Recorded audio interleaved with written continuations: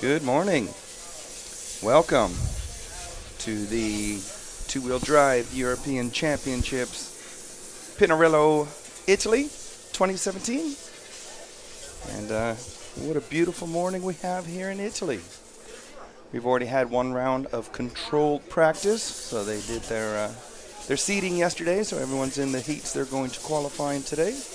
We'll just have a break in between the rounds of practice, so we'll be showing the second round of controlled practice here shortly. I'm David Church, DC, call me what you like. Still got a bit of a froggy throat, so apologies for that. We're doing everything we can to try to get rid of it, and it is better. It is a lot better. And thank you very much yesterday for all of the support. Fabulous to see so much support going on out there, and I think we had a very interesting day. Good morning, Paul. Say hello. Hi, Dave. Hi, everybody. Yeah, it was very interesting yesterday afternoon. I see he's okay. Flew by. Maybe I should do the computer and you do the talking. No. As you can hear in the background, it's chaos. It's normal. Well, chaos. It sounds chaos. Everything's going really smooth here. The organizers have done a great job. You know, can't really complain about much here, can we? Is there anything? Is there anything you can think of to complain about? I can usually find something to complain about. Yeah. I mean, I suppose that the one thing that shines into my mind is there's only two portable toilets for everybody. Oh, you mean here? Here, yeah. Oh, That's thinking about you keeping me up last night and things like that. Complaining about is that? Yeah, but you like that. So we're going to have a bit of a subdued start to the day. I'm going to ease myself into it, and we'll be in full force later once qualifying starts.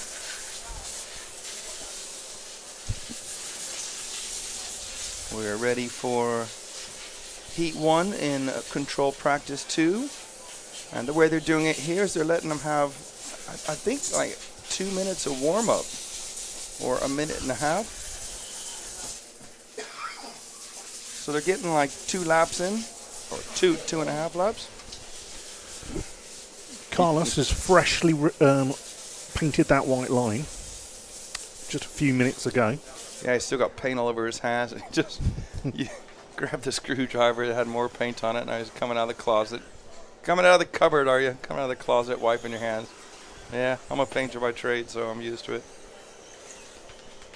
So what do you think of the white line you painted then? I think it's really good. I'm not so sure how happy the organizer's going to be that he just painted all over the track markings, but hey, it works. So yeah, as we're saying, that we got like a 2-minute warm-up or something like that. I'm not sure. I'm not sure they're sure.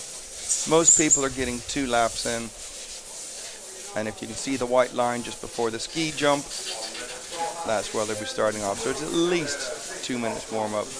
I mean, they're going on to their 3rd lap now. No, I guess it's 2.5 laps. I'm just trying to think about it because where they start from the pit lane. Yeah. And they're calling them off in starting order.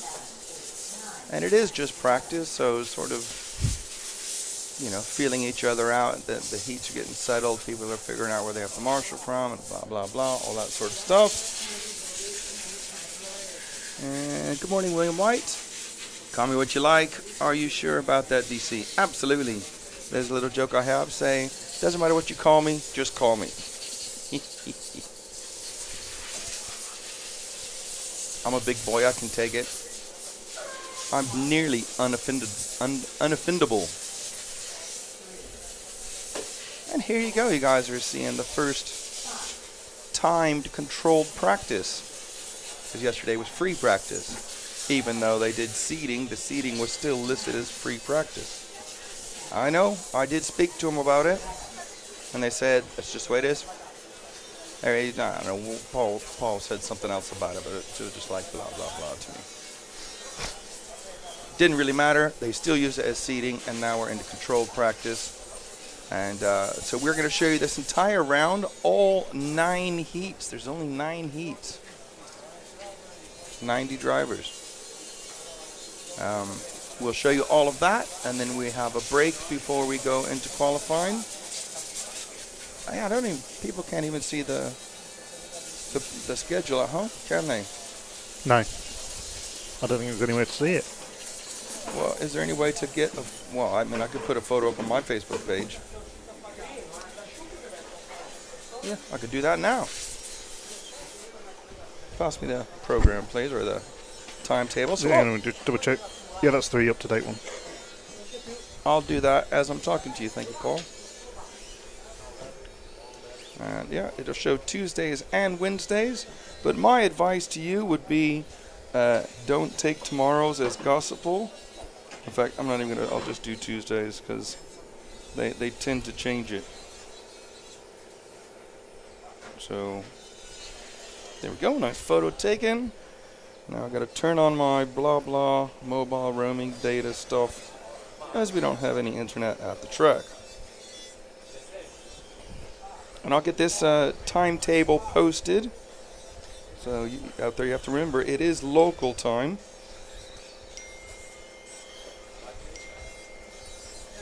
Yeah, yes I do, Mr. Poulter. Oh, you know what? That's not worked at all. Right, I'm gonna just take a live picture. Then you're gonna get it all. You're gonna get all of it. I wouldn't say tomorrow's is gonna be correct because they've changed it every night.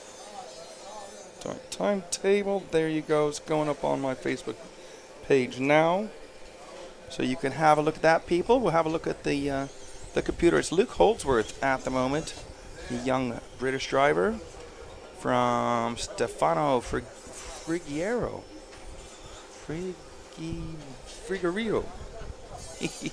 Yeah, it's going to take me a while to get my head around the names as well. Right, let me turn my mobile data off so I'm not burning it up while I'm chatting to you people. And I am at my hole in the window again. Nice little place here. People are going to be stood right in front of me all day, so they'll be listening to me talk crap.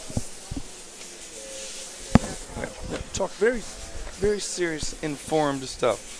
Let's try to find number 2 on the track.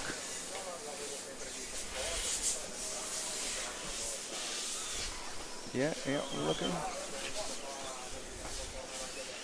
I don't know actually what Luke's colors are, so I'll tell you what I can do. I can look at the progress bar, and he's underneath the ski ramp now. Harry's already got him, so into our big back section over the big triple, and it is spectacular to see. They were struggling with that jump a bit yesterday. Pretty much everyone was, but they're nailing it down. The traction is good. I was actually talking to Tristram about it, and he was saying that some of the guys back in the UK from Team Schumacher were saying that it looks like really grippy. Well, it might look that way, but it's not. I would say the traction is good, but it's not, come out of the corner and nail the throttle. It is very much, you still have to feed that power in very, very precisely, let's say. I'm not going to say carefully, precisely. If you've got your motor combination, your motor right, your pinion right, your speedo settings right, and, your setup right, yes, you can get more traction out of the car, but you still aren't going to be coming out of the corners and just nailing the throttle. There's an absolute art to it driving on this type of surface compared to what we're used to in the UK. Unless you're racing outside in the winter, and you'll know what it's like. But they have really tuned their cars in yesterday to the track. They really have. And we're out of time now. Luke Holdsworth is going to be top of the pile in this one. So they're finishing as they cross the line. That's really my first time trying to get my head around this different timing system we've got. It's X-Racer Net. It's a different program for the timing. Luke Holdsworth does 8 laps in an 06 split with a best lap of a 36.0. Now I didn't realize yesterday, but apparently Michael Orlowski did a 33.6-second lap. Well, that definitely breaks 34 seconds. It does. And I was saying to Paul a little while ago, ooh, look, we are going to get into 33s today. Then I was talking to Trisha and goes, yeah, I did that yesterday. Oh, missed that one. But never mind. I mean, we got these air compressors, and they are about, I don't know, 10 meters away from us or so. But it sounds really loud, doesn't it? It does. Let me try something. Hang on a second.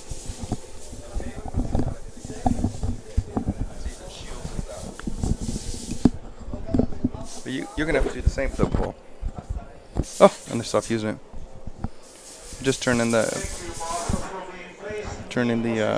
microphone a different way on my headset to see if we can shield that sound a little bit. Yeah, and we're definitely not closing the door, I can tell you that much. Because it would be very, very warm in here. Anyhow. Simon Moss, do you see any online results anywhere today other than Facebook pics? You want the long answer or the short answer? Well, it's going to be the same. Pretty much no. I tried to get him to understand since yesterday, and I said to him, look, we need to get it out there. So I arranged for Carlos, the EFRA rep, to go upstairs and let the timekeeper use his mobile data to stream online, but for some reason they decided not to do that. And yeah, they were trying to get us to get it in a PDF file and upload it after every round, but we don't have access to the EFRA website, so I don't know what we could do. So apparently Carlos is going to load it up after every round. That's the best we can offer. I mean, yeah, I suppose once the round is finished, Paul, one of us could pop upstairs and get the results and take photos and put them on a Facebook page. But unfortunately, there's just nothing else that's going to happen here. I'm going to say all week long. So sorry about that. Yep, I agree. Simon Moss saying pretty poor for Euros. It is indeed. Michael, good morning, guys. Please follow Cohen Middlecoop. Number 8, please, if we could follow that first. And we're happy to follow the drivers you ask during practice and I suppose qualifying as well. So when we come to finals, we'll be a bit more. Well, we won't be taking requests then. And also, in qualifying, when we get towards the sharper end, we'll probably be picking who we want to follow ourselves, which is more relevant to the way things are going on. And I suppose this is for you as well, but also for Paul and Harry, the cameraman, that obviously with only a 5-minute run, we'll have to be a lot quicker. That changed. We can't follow one car for 5 minutes, really.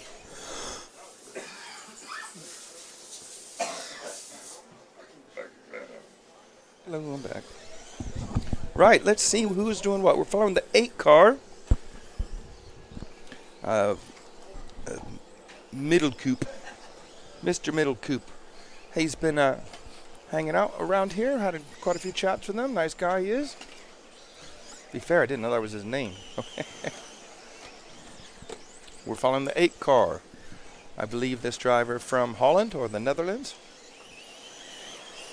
And I only noticed today that Wesley Van Helmen was here. And so I'm asking Koen, I said, how'd he get here? He goes, oh, I brought him. There you go then. So the 5 cars pulled off the track. That's Nicholas Child. Yep, he needs to learn how to glue these tires up because they popped off after 2 laps.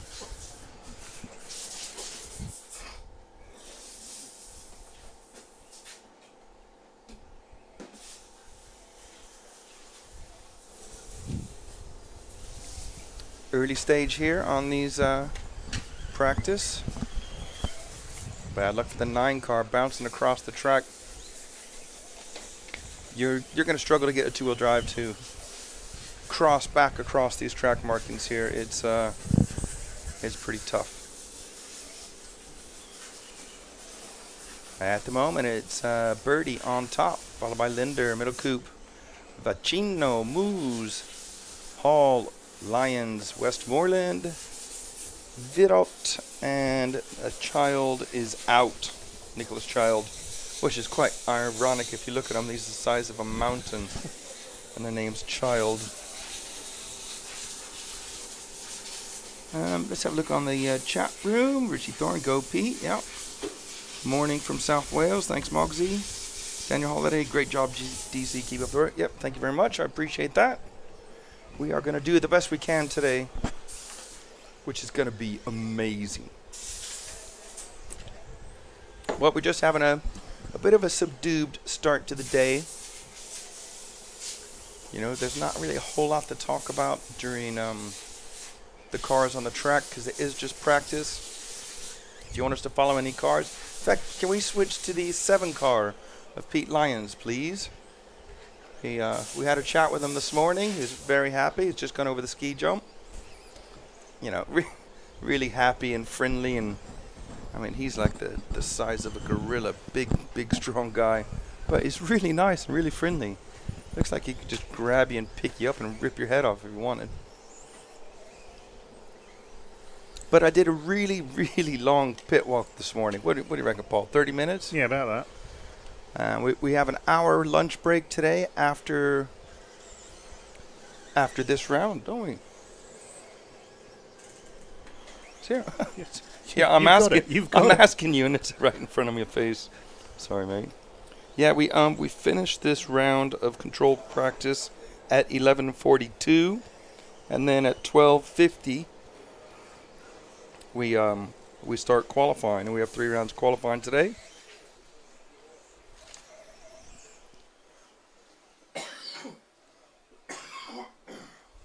Oh dear. Yes, so during that just over an hour-long break, we're going to play this pit walk.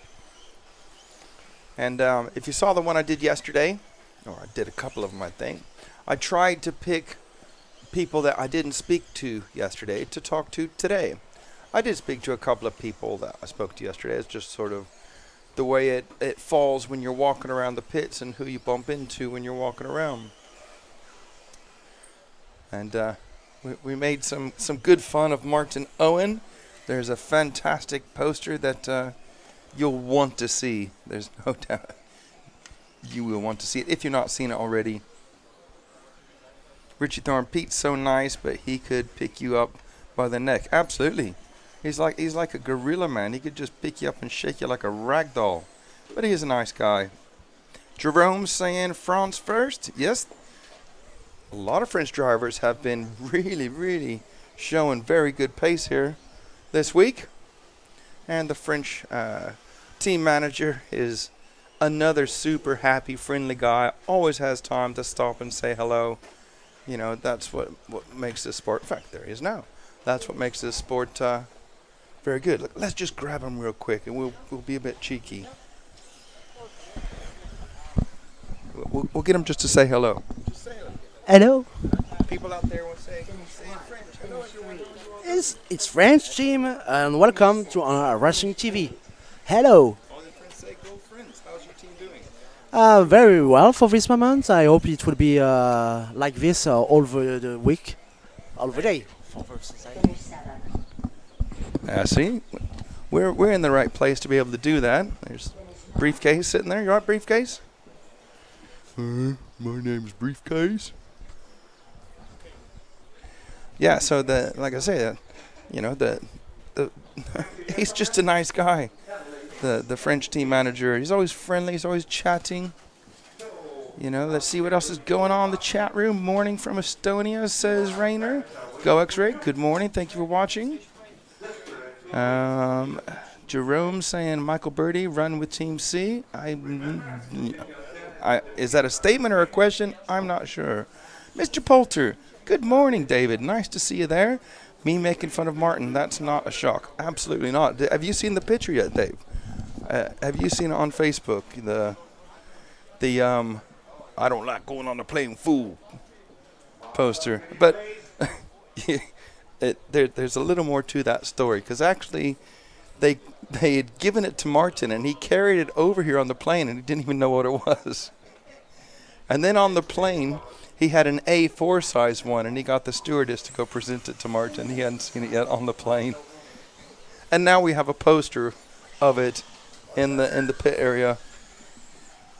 Yep, so if you're friends with any of the PR racing guys, or Alex Springer, or Kev Lee, Martin Owen, all that type of people, then you'll see that. And guess what? On the track, like it was planned, is Martin Owen. So when we get started, if we could follow car 5, please, Harry. Thank you very much. And we'll give Martin some airtime. So as much as we like to poke fun at him, and oh my God, we like to poke fun at him. Yep, you've seen it. Poulter says he's seen it. I mean, Dave, I'll tell you what, you're probably like me, right? When you thought the 10th European Championships events, let my brain catch up with my mouth, was going to be on an 8th track, you thought, you know what, forget it. It's just, we've done it before, and a lot of us weren't really happy with it. I can tell you, this track is excellent. It is a little bit long, okay? So we're doing, like, the best lap we've seen is 33 seconds. I think they could have cut out one corner down here on this end, and it would have made it, I don't know, 4 seconds slower. So high 20s, you know, early 30s for the slower guys like me. But it really works good, this track. Really good, and these jumps are spectacular. I mean, it's gonna be something when we start racing, and you got 10 cars on the first lap close together going over that jump. My word, that's gonna be spectacular. Right, let's have, Poulter says, was that the same flight as Briefcase was on? Nope, Briefcase came on a Sunday. He booked the wrong date. Good job, Briefcase. You know, living up to your name. And Tony Adoka says, Joe's cocktail, laughing something off. Ollie Dillon, is Westmoreland in the live timing? James Westmoreland from BSB fame. I don't think it's the Superbike rider, but I could be wrong. I don't know. I've not heard anything like that, so I'm going to stand up and come over to my doggy window, and we're following car 5, Martin Owen. You know, pity the fool. And, you know, the PR guys have done well, I would say. It's been, you know, yesterday was a big scramble of trying to get your head right. Oh, Martin. He told me earlier, he said, I'm over jumping that, and I'm hitting the 3rd one. Well, that was an under jump by huge levels. Let's watch another lap or two of Martin, and then we'll switch to someone else. Over the big jump section, he's out of shape, and he sticks it beautifully. Really good there. Oh, and I guess that's what Tony was laughing about, because Joe is supposed to be in this one. And I'm guessing he broke it on the warm-up lap. Good job, Joe. Okay, I see a car stopped over there, and maybe we'll stop embarrassing Martin. Is anyone asked to follow anybody? No? Right, let's pick out the 2 car, please. Another British driver. Easier for me to pick on the drivers we from the same country as me. So we're going to pick up the 2 car. I don't know if we have or not yet. Yeah, we do now. Perfect. Thank you very much. It's easier for me to ask you than to actually try to look and figure it out, because I'm lazy. Oof, cars are... Oh, that was Martin again crashing over the big jump. Yeah, Martin's struggling. He is struggling bad. I think the fun thing is going to be, for me, is that as I'm just sort of got my head out this window watching the track live, people are like, who's this guy talking to? And they're looking around, you know, swinging their head around and looking at me like I'm crazy. Well, yes, I am crazy. And who am I talking to? All of you lovely people. Okay, now I've picked up the 2 car myself. This British driver, I've actually not had the pleasure of meeting. Edward. So if you keep an eye on the chat room, Paul, if anyone wants anyone other cars followed, if you could let us know. You know, if we get a lot of requests for people, we'll just give, you know, like a lap and a bit. You gotta remember, they're only doing 8 laps, so we could in theory follow 8 cars if we give them a lap. Pretty clever, that, you see? Is that Owen upside down again? Well, take a bow, son. He was telling me how good his car was. Maybe it's just him. He did say he was tired. Bless his cotton socks. Morning. Oh, Martin's over again. Well, let's follow someone that's doing well. So I'll actually watch the 2 car. When I said, well, let's follow, I meant I'm going to look at it with my own eyes. Off of the steps and down the main straight, right towards our cameraman. Now that's a big, difficult braking section into this the first corner, I suppose, but it's a corner tabletop. That's very, very difficult with these 2-wheel drive cars. And actually, when I was talking to Lee Martin earlier, he reckons the track's starting to break up a bit. Hopefully it will be okay. The weather's looking a lot better, Paul. We're seeing that the mountains that are close by were completely covered in mist, weren't they? Only about an hour ago, wasn't it?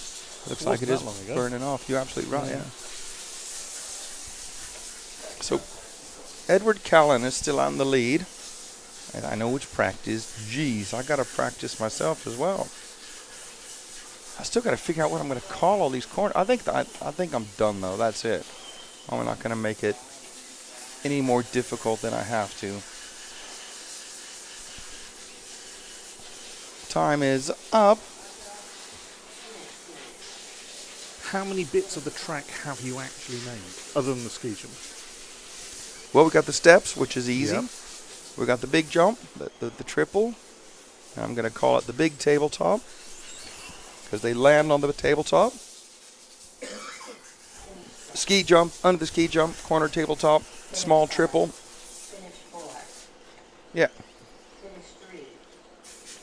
That's it. It's normally what I do when I do track speaking or commentating at the track where the racers can hear.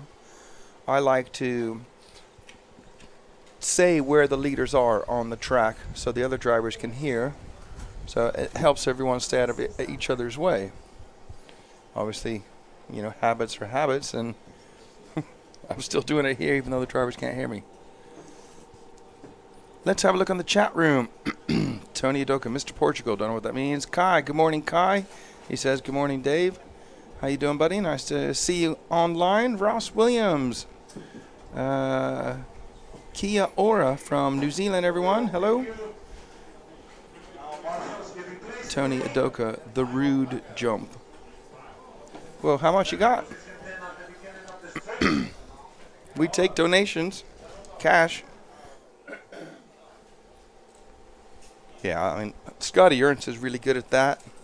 And actually, I did it last week. We had sponsors. I suppose we should name something the Jeep something. The Jeep jump. The Jeep jump? Yeah. That makes sense.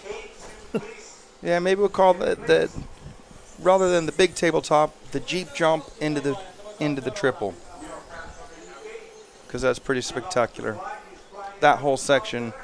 And a lot of drivers are just saying that when you get it right, it's just, yeah, you get that warm and gooey feeling inside. That's not rude. What do we want, Tony says. I'll tell you what we want. We want things to stop eating us alive. My legs look like a piñata. I've been chewing on them. Yeah, I'm not the one to make that decision, Mr. Adoka. You'd have to speak to Mr. Nick Damon about that. So, hello? Carlos is here after breaking the broom. I think he was going to sweep out our room. I got to use my duct tape. I'm going to charge you for that. No way.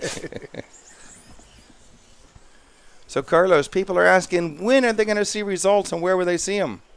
When I have time enough to go and upload it at EFRA and probably, yeah, EFRA for sure.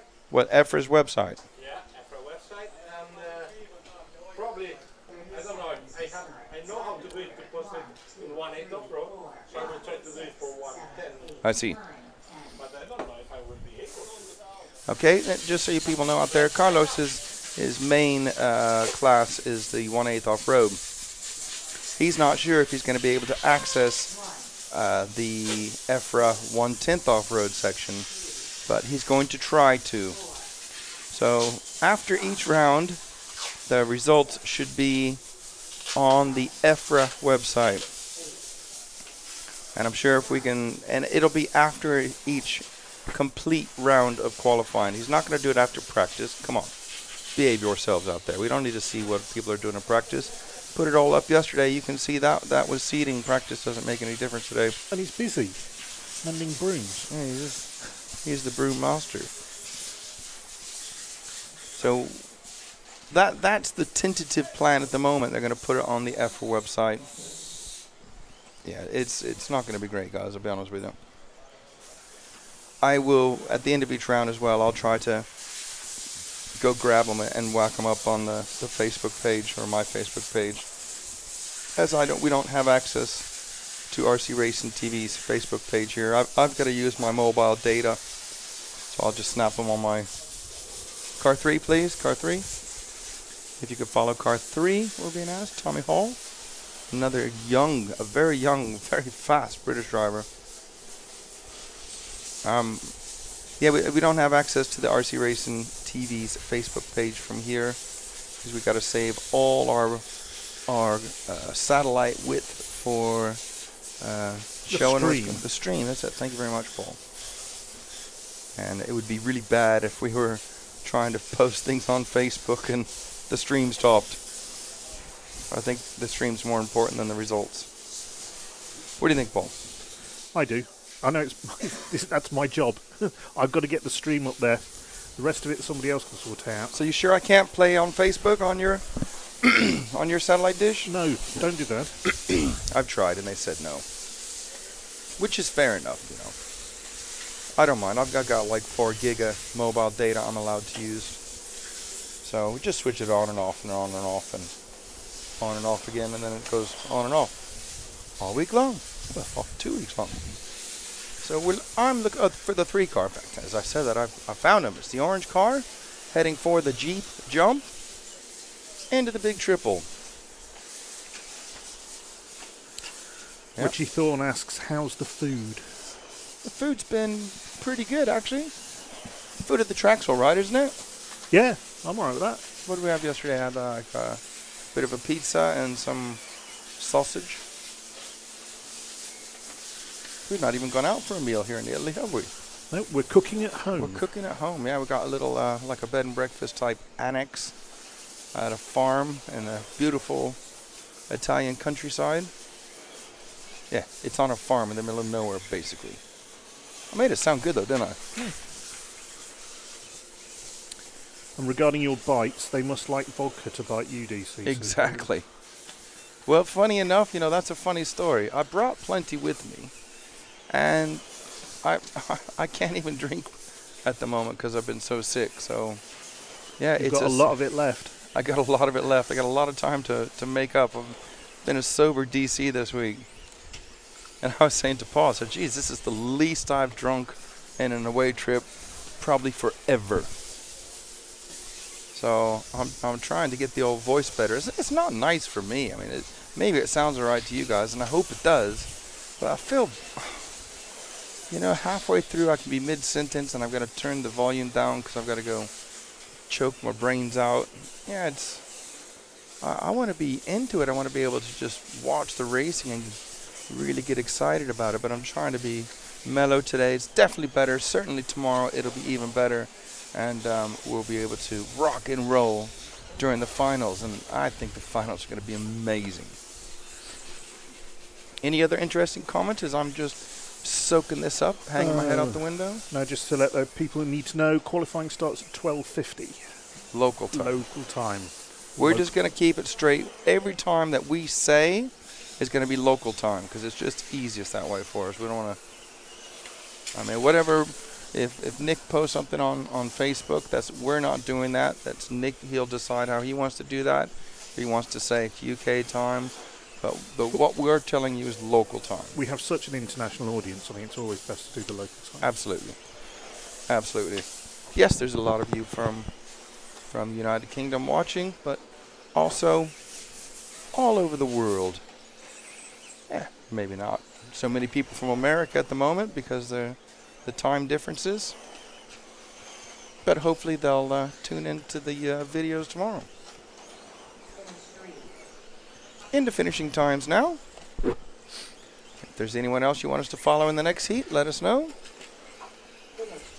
We're gonna finish this round out. What heat is this? This is. I'm just trying to get my head around this timing. Doesn't say. It doesn't say anywhere, does it? It says heat 2WD practice number 4. Yeah. So is it heat 4? It doesn't say. I don't think it's heat 4. Yes, I don't even know. Can't tell you. I haven't got a clue. Maybe it is heat 4. Andrew says hi from Arizona. I seem to remember. Andrew, weren't you with us last week as well? Have we got some I people from remember you Arizona? commenting on the stream. Hello, thank you very much for watching.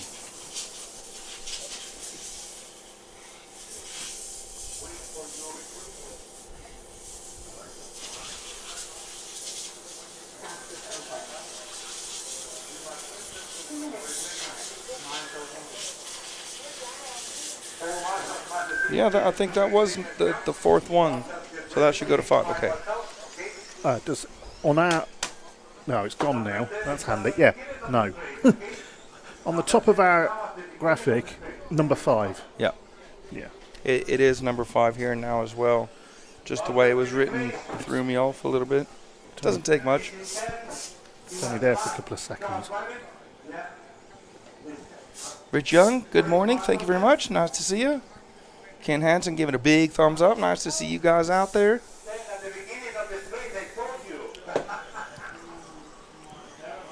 Yep, we're going to watch Springer. If we could follow car number 10, please, first of all. Cameraman just like, you know. He says, yes, I'm toying. I can tell you, Paul, he clearly had a good day yesterday to be in this heat. Martin. And his first practice was awful. It was, well, Springer and Owen were, they just looked awful, let's be honest. It was bad.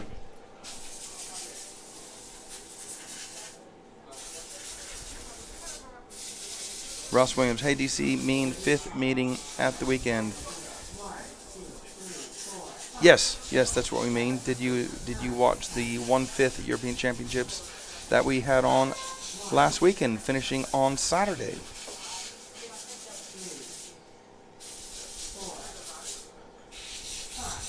Okay, we're going to follow Alex Springer.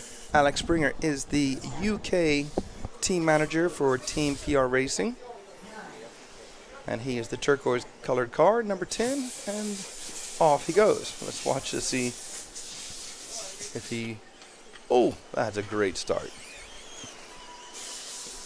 Poulter, I can hear you laughing from here, Poulter. Like I said, clearly Alec had a good day yesterday. But he's not enjoying this morning at all. I don't know what happened.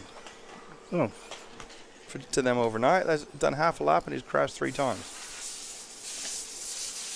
I'm waiting for something spectacular for a replay. Oh, yeah. Oh, if you keep following Alec, you'll get it. I mean, the last time Alec did a European Championships was 2007 in Vasa, Finland. and he crashed every lap on the jump. Now he can make the jumps, but he's crashing everywhere else. Definition of irony. There you go. That was pretty spectacular. No? Sorry. Oh, you caught me again. What?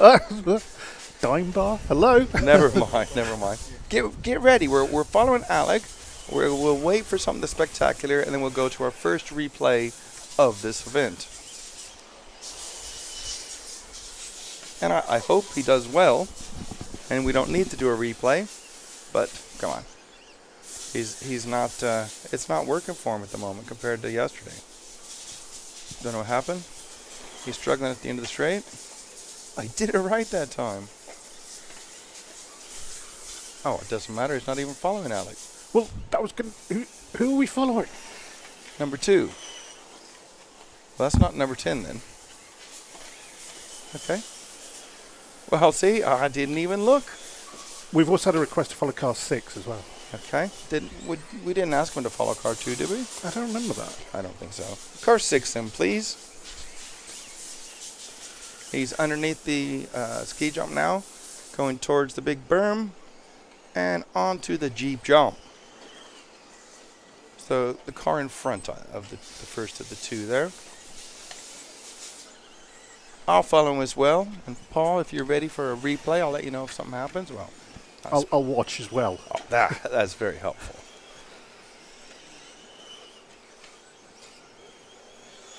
Yeah, as you can see, the track's working good. There you go. Oh, you missed it. Well, he landed it. Yeah, but it's still. So a replay, if you landed, it's not worthy of a replay. I just wanted something a little bit bigger. Okay. Am I being too picky? Am I being too picky? No. You be however you want. That gives me more to make fun of. I thought we were just gonna test the system and make sure. Well, how was that? No good. No.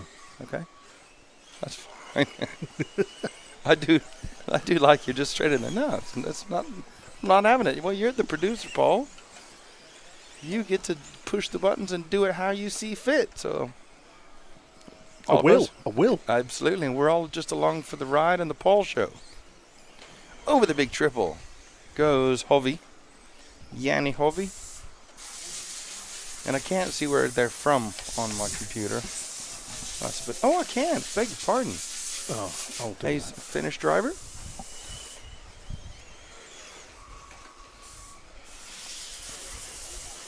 It is quite ironic, though. These 3 cars together on the track all look very similar.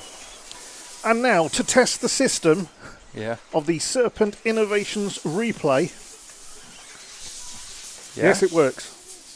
It works. I knew it would work. Oh, you just did it. Oh, did we do something spectacular or did we pick something boring? It was all right. Okay, good. I didn't even see it myself, so. Couldn't even be bothered to lean back and look at the monitor. Well, I didn't know what was going on. I'm sorry. There's a big one. There you go. Do that one. Here we go. Serpent Innovation Replay. Coming up. Here he goes. Over this key jump.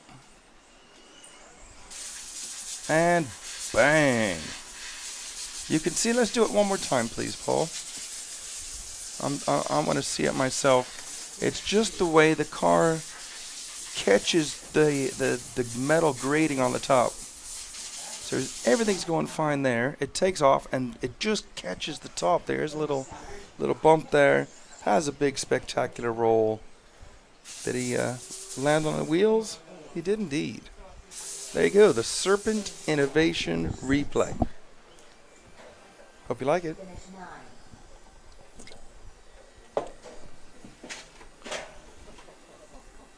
Right, I'm gonna have them.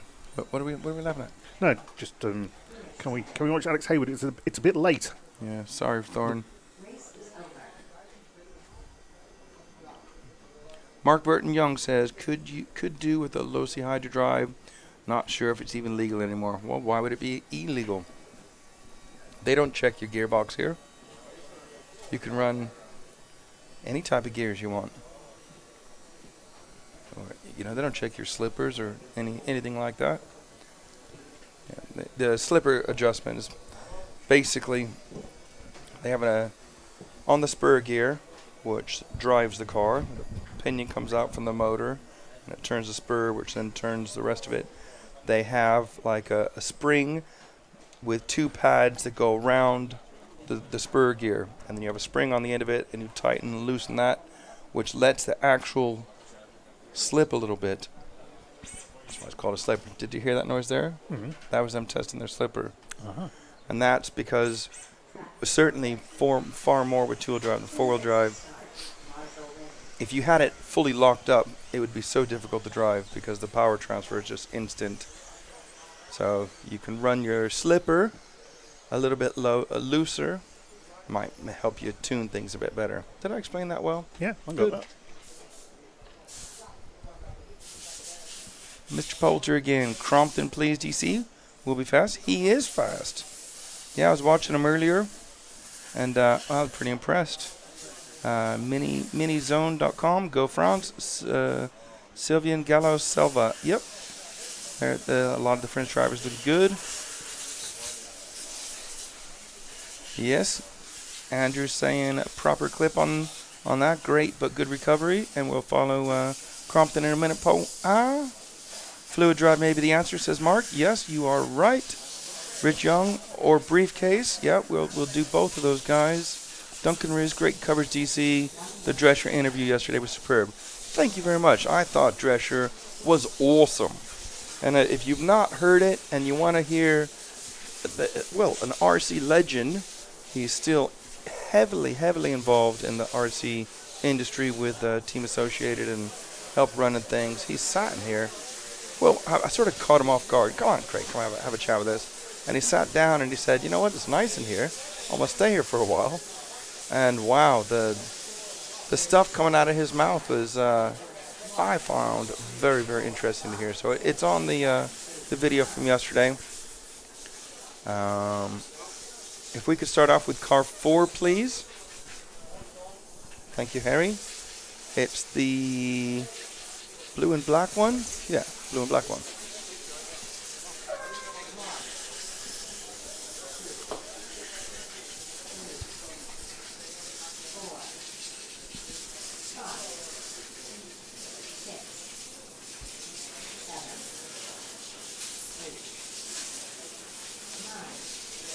Yeah, Ollie saying your question earlier was about Westmoreland. Is it Westy from the British Superbike Championship? Honestly, mate, I don't know. I've not heard anyone say that a Superbike rider is here racing RC. I don't think so. I don't think it's them, but... He doesn't say, is it? He says it is. Oh, it is. Oh, I beg your pardon. So we have a Superbike racer here racing RC. Yeah. As we got Crompton upside down. Okay, I beg your pardon. I'm trying to read the computer from far away, and I am Mongo sometimes, so it is. So he used to be a Superbike rider. Wow, fabulous. I will investigate further later then and try to get him to talk if indeed it is. All right, well, Crompton's just stacked it again. Let's follow William Venables, car 8, please. That's briefcase from that TV show or film. I can't say the second half of his nickname because it's a rude word. I've not seen it, so I don't know. You've not seen it? No. Neither the TV show or the film? Oh no, I've seen a few episodes, but For anybody who doesn't know, it's the In-Betweeners. yeah, I do know the In-Betweeners, but I found it a bit cringe comedy. Right, and here, cringe comedy. Computer says no moment, so out of our control what just happened there. In fact, we don't even know what happened, do we, Paul? Now, how long were we down for? I haven't got a clue. That would involve actually... Cringe comedy, when you said cringe comedy. So that's about 3-4 minutes. Sorry about that. Did they miss Olo Tristan then? Yeah, sorry guys, we didn't even notice it. Well, I didn't come up with an error message. It came up with an error message last week to say it's gone down, and this time it didn't. Okay. Sorry. We'll have to just monitor it a bit closer. Say last week we were getting an error message if something happened, and we had to re-hit the stream button. Is that what it is? Stream. Yeah. And hadn't even noticed. No error message come up. Nothing really looked different on our display here. But then we looked down at the chat room and it was off. And yeah, we will do better. We apologize for any inconvenience caused to you wonderful people out there. Isn't that nice of me, aye? God blimey, governor. Right, let's see who we got on the track now. I think this is 7 out of 9 on the track. Some fast drivers in here. Kopovic, Verlander, Bruno Coelho, Sebastian Honcha, Marcel Snyder, Patrick Hoffer, Kaya Novotny, Lucas Grainer, Wesley Van Helmen, and Thomas Musso. And I can tell you, I was watching the first practice today, and Thomas Musso, my goodness, he was flying. Getting some great looks at people and stand outside this window. Wonder who I'm talking to, because I'm going to lean out the window and just do what I want in it, bro. You know what I mean? And they look like, are you sure you're right to be talking like that? Yeah, that's what we do. Let's get involved with. Oh, these it's nice this time because they're all stood down further away so I can see. I'm gonna get me a little stick actually, and then I'll just start tapping people on the shoulder if they get my way and ask them to move out of the way because I want to see the track.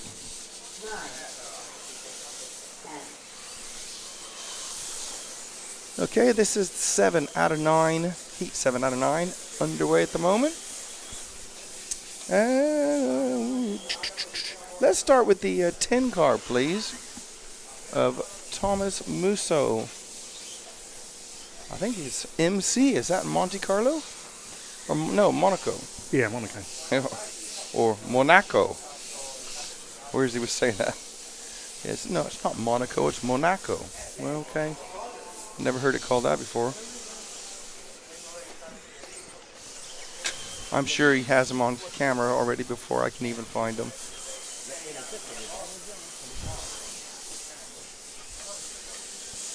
All right, let's pick him up. And I'm picking him up, first of all, because he is driving the Hot Bodies car, which normally it's David Ronafalk flying that flag for Hot Bodies, but they've opting to prepare for the 1/8 European Championships that start in a week on Monday or a week on Tuesday, something like that, in his home country of Sweden. So he's really keen to be on top form in the 1/8 stuff. So he's opting not to be here. So I picked him because I was watching Thomas earlier, and he was super quick with it. I mean, proper flying along with that thing. And I believe the car has been designed for more this type of surface than what we traditionally race on in Northern Europe. Oh, and he's over. Go for a replay on that one? A Serpent Innovation replay? Oh, I'm going to have to get that. Get me head around that. So here is the triple. You see it was a little bit squirrely. Boom, comes up short, cases it on the roof. Okay, let's look for another driver. Let's go for, let's look for the 3 car, please, of Bruno Coelho. And we also had a request for car 2 as well. Okay, well, let's go ahead and go straight to the 2 car then.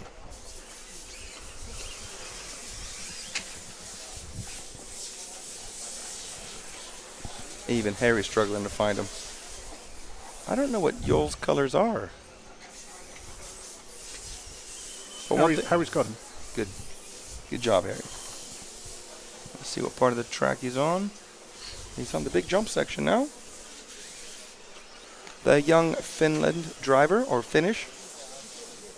Looks like an X-ray car. Over the little double now. Heading towards the steps. Down he goes. And down the main straight. Let's look at his times. That lap was his best lap at a 35.1.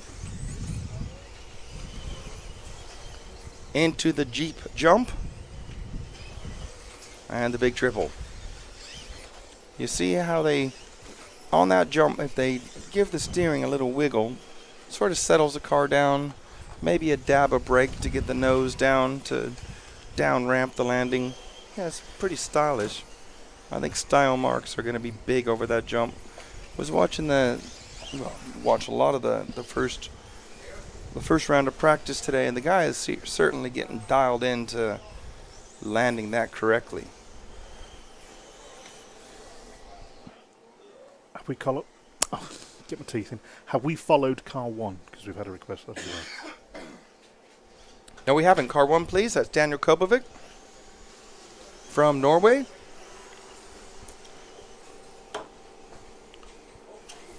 Oh, well. There you go, then. And it's Cinder RC. No problem, Cinder. Hey, Lee Cheeseman. Dave, he's trying to be professional. I'll go easy on him. Who's trying to be professional? Yeah, Me? I must have missed that. Yeah. I don't remember any of that. Oh, there he's up there higher. I didn't see it earlier. Mr. Cheeseman from Australia. Hello, Lee. Good friend. We met up at the Worlds in 2011 and had some chaos over there. Lee's a very, very good racer. I think he's won the stock nationals over there. And then, of course, you know, life gets in the way of his racing. You know, wife and children. I'm sure once, the kiddies grow up a little bit, you'll be flying around the world again. I'm sure we'll meet up together at a race meeting sometime. So great to see you out there, Lee. And me, professional? Hello. Come on, you should know better than that. I'm just a guy that knows about this class, and we just want to try to make it more interesting. You're welcome, Cinder RC. That's what we do. We're here to help out. And Niels is asking for car 5 now, please. Oh, well, you might be able to catch a half lap if you can try to find car 5. We're into finishing times. That was Marcel Schneider. Certainly come back, don't leave. How's that one? And then we'll try to give them some airtime in the first round of qualifying. But if you do want a car followed, remember we only have 5 minutes. And remember, you're almost a minute behind us. Correct. So you are 45 seconds to a minute behind real time. So if we do the math, it's a 5-minute run plus the in lap. Take off 45 seconds on a long lap. It gets a little bit tricky. So yeah, just get your request in early. Like I say, even if we got to just show 1 lap, if we got 5 cars that want following, show 1 or 2 laps from each car. We've got 3 rounds of qualifying today, starting at 12:50 local time. And what is the time now? Half 11. Half 11. So in 1 hour and 20 minutes. I figured that out. See, well done. I used my brain. And someone saying hi, Cheese, Brent Howard. Hi, Ben. You guys all. Bunch of bromance going on out there. Oh, isn't that sweet? And see, Lee is a popular guy. Well, and let's ask you, Lee. They race on a lot of dirt tracks in Australia. The Australians racers tend to be a lot more pro dirt racing than we are from the UK, I'd say. I think that's safe to say. What do you think of how this looks, Lee? I'd be interested to know your opinion. And as it is a 45-second delay. Why haven't you answered yet? See, that's what I call professional.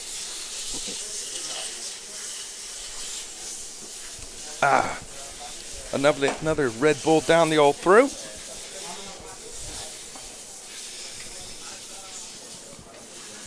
Majority dirt, says Lee Cheeseman. What the heck does that mean? Oh, wait, he's 45 seconds behind. Nice, but a bit long. Absolutely correctly. I've got to say that from the tracks that we've been to, myself, the grip here seems better than the tracks I've been to, and it's not a lot of dirt racing I've done in my life, so I'm speaking with very, very little experience. Can we follow JQ, says Rayner? Of course we can. Car number 8 to start off, please. Harry?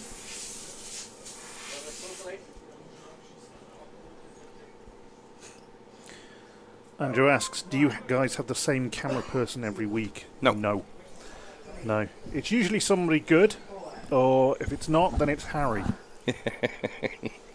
That come out wrong. What? Following car 1? Is that what you're saying? Car 8. You want 1 water? What's right, the significance of the 1 finger? I don't get it. Yeah, he's telling you you are number 1. It was Harry last week and Harry this week. Actually, Harry's doing a lot this summer, so... Yeah, basically the way it works with RC Racing TV is you have 2 or 3 different people that do every position. And they're sort of, everyone has a normal job or a normal role in life. And not everyone can have 6 weeks a year off or 7 weeks a year or whatever it is. So I'm very lucky that I get to do a couple, and obviously the 1/10 is my passion. So yeah, I'm very lucky to be here.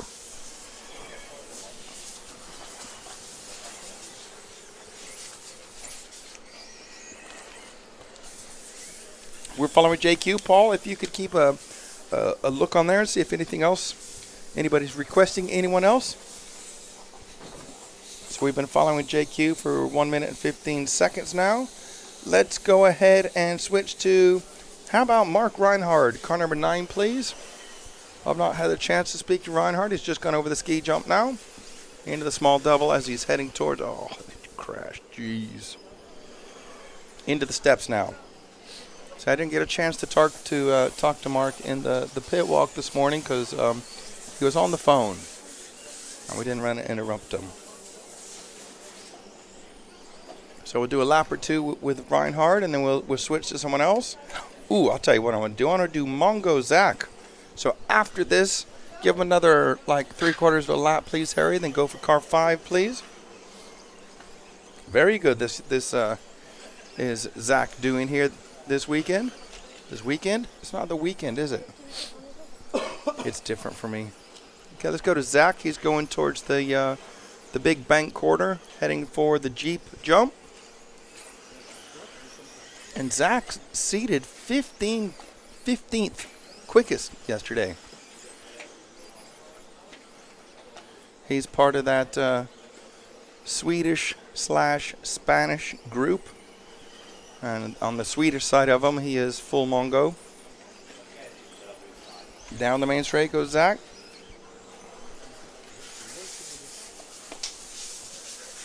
So looking really good. I mean, he's got that car working well. He's driving well. Over the Jeep jump now. Into the big triple. Beautiful landing. And the switch back now. The small drop off. And the double jump into the ski jump. Now you see how he backed off the power there. You've got to do that or the car's going to just really launch up into the air. Let's follow car 4 now, please. That's Kari Salmela. See if I can find him real quick. You don't beat me to it. Over the big triple now. I know Kari's colors. He is a Finnish driver, red and white car. On the drop off now. The double before the ski jump. Again, you see how he's letting off the power before he gets to the top of that. You can't have the power on. And Ketty has seated himself 14th, so that's super quick as well. Again, he's a Finnish driver, and they do drive on this type of surface quite a bit. And they like it, and they're good at it. Into the bank corner, over the Jeep jump now, into the big triple. And you see a little wiggle on the steering wheel there, that just sort of helps flatten the car out. Why? I don't know. Find out one day. And we have 45 seconds left. Anybody asking for anything, Paul? Nope. No, okay. Well, let's go for the 3 car of Matthew Shafferdon. Had to get it right in my mouth. Try to figure out where he is on the track.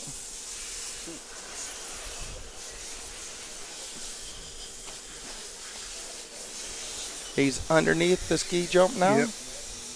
Good job. So he's right behind Zach, who we were just following a moment ago. So you get the 2 for 1. And Matthew was a bit unsighted there because Zach had trouble in between the Jeep jump and the triple. So he had to come off power and come up short on the big triple. And that little double jump there, that's proving very, very tricky to get the run up correct on it. So we are out of time in this one. Just waiting for people to finish their in laps.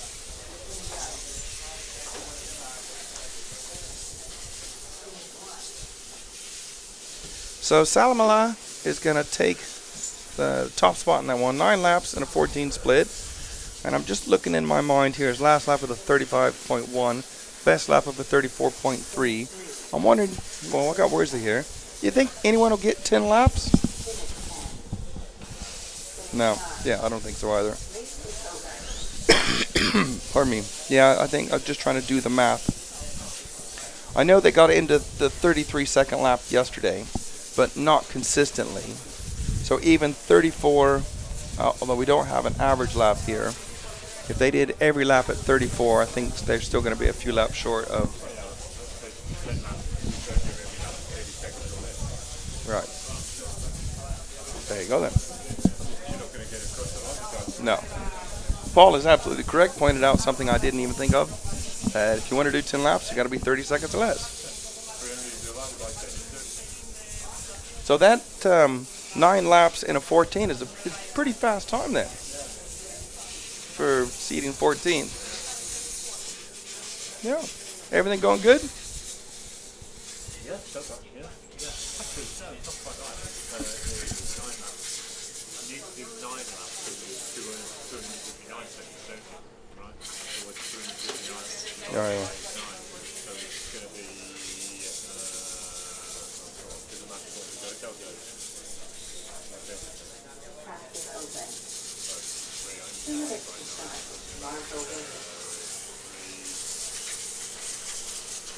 Sorry, we're just listening to Paul here. You've got to be sort of just below 33 seconds. 33 seconds, just below. Otherwise, you won't get over the line and get to 300. Right. Okay. Well, I don't think we're going to see 10 laps in. We could possibly see something like 9 laps in a 5, though. We should have a little gamble, Pauls.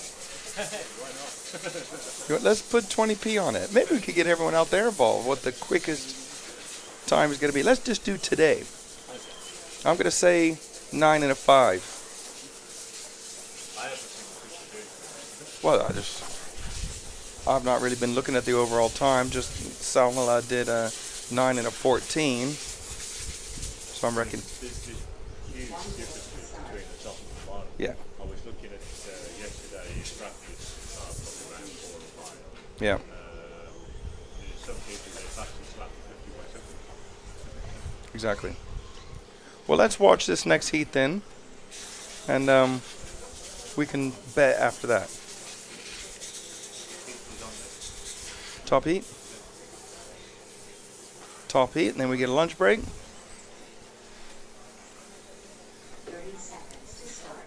And 30 seconds to the start.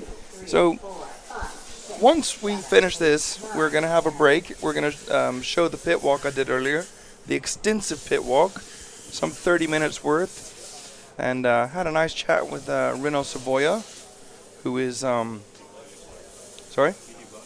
He did very well yesterday, Paul is saying. Absolutely. Had a nice chat with them. Let's follow the one car to start with, please. Yellow and with a bit of orange on it. That's Renault Savoia there. Our top-seated driver after the 2 controlled practices yesterday, which was over 2 consecutive laps. Any requests? Get them in now. Time is short.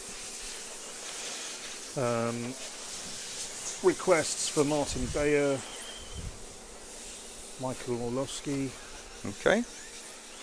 Well, if we do it this way, we'll finish this lap for Savoya.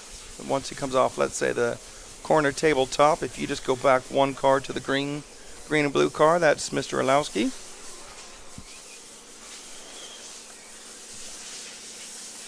And then we'll go from there to Bayer. We'll just give a lap or so. As remember, we're only getting 9 laps. Orlowski over the big triple. Looking good. A little bit of a front end bounce up on the landing. Our little switchback, drop off now.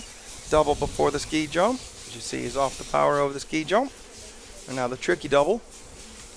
Just land a little bit short. And then off of our steps. Let me find Bayer. If we could pick up the orange car going over the ski jump now, please.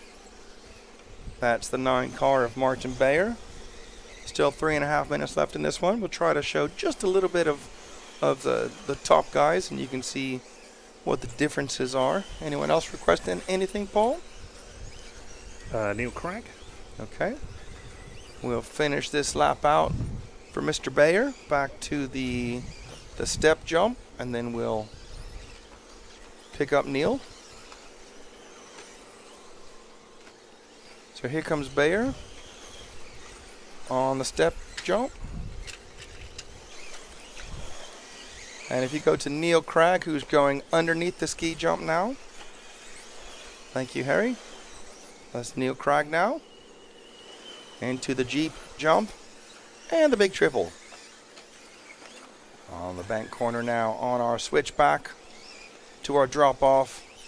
And the double before the ski jump. The ski jump, of course. And then the tricky double. Tricky because the run up is short. If you don't get your acceleration, well, your turn and carry enough momentum, you're not going to be able to put the power down, and you're going to come up short, and your car is going to flip over. Let's go for Lee Martin now, who's going underneath the ski jump now. Give you a bit of Lee Martin as well. Into the bank corner. Jeep jump. And the big triple. Good landing there for Lee into the switchback. A little bit of oversteer there, or a loss of rear traction. Over the ski jump, again letting off power before the takeoff. And the tricky double, no problem for Lee. Wow, that was good, very, very good. 1 minute 45 left. Let's find the 4 car of Malin Carlson. I'll try to pick her up for you if you don't find her first. Over the big triple now, the car at the front. She has a bit of a purple car, number 4, purple and white. Young Malin, who's been on like a 3-week tour of dirt tracks, just stacks it over our ski jump. Is it? How old is she? 12. Jeez. Paul's just telling me it's Malin's birthday today. She's 12 today. So is that why she got Marshall now?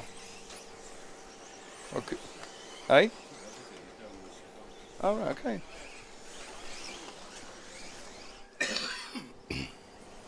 So she's out there marshalling for herself now. I know that when she's in the Nordic countries, there's different rules on that.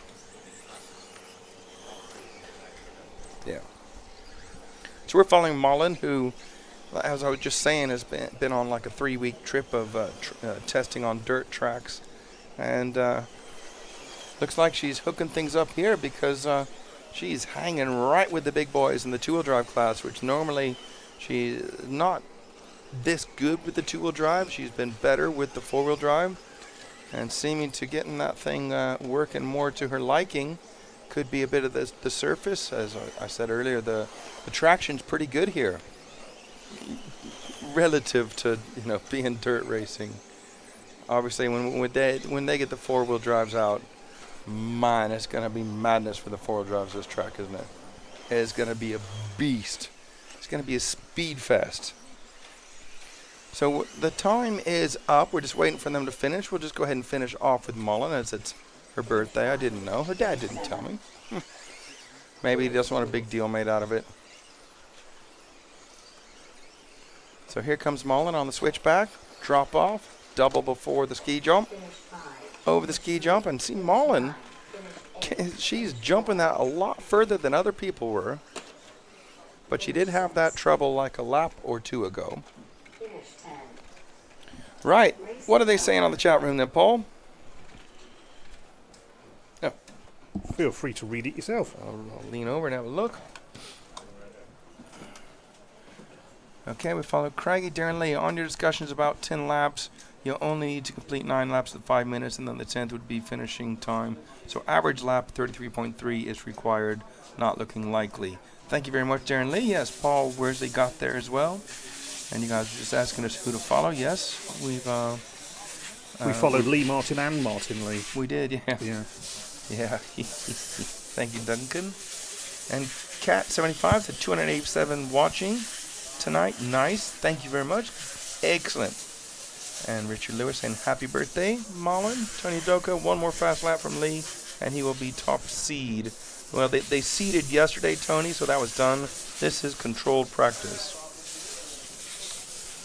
Okay, I think it's time to play in your pit walk. So if Harry's ready. Okay, yep. Not yet. Hang on a second, Paul. Let me just say quickly, it's about an hour that we're having off. We're going to play this pit walk, which is about 30 minutes, and then we'll come back on. See you in a bit, guys.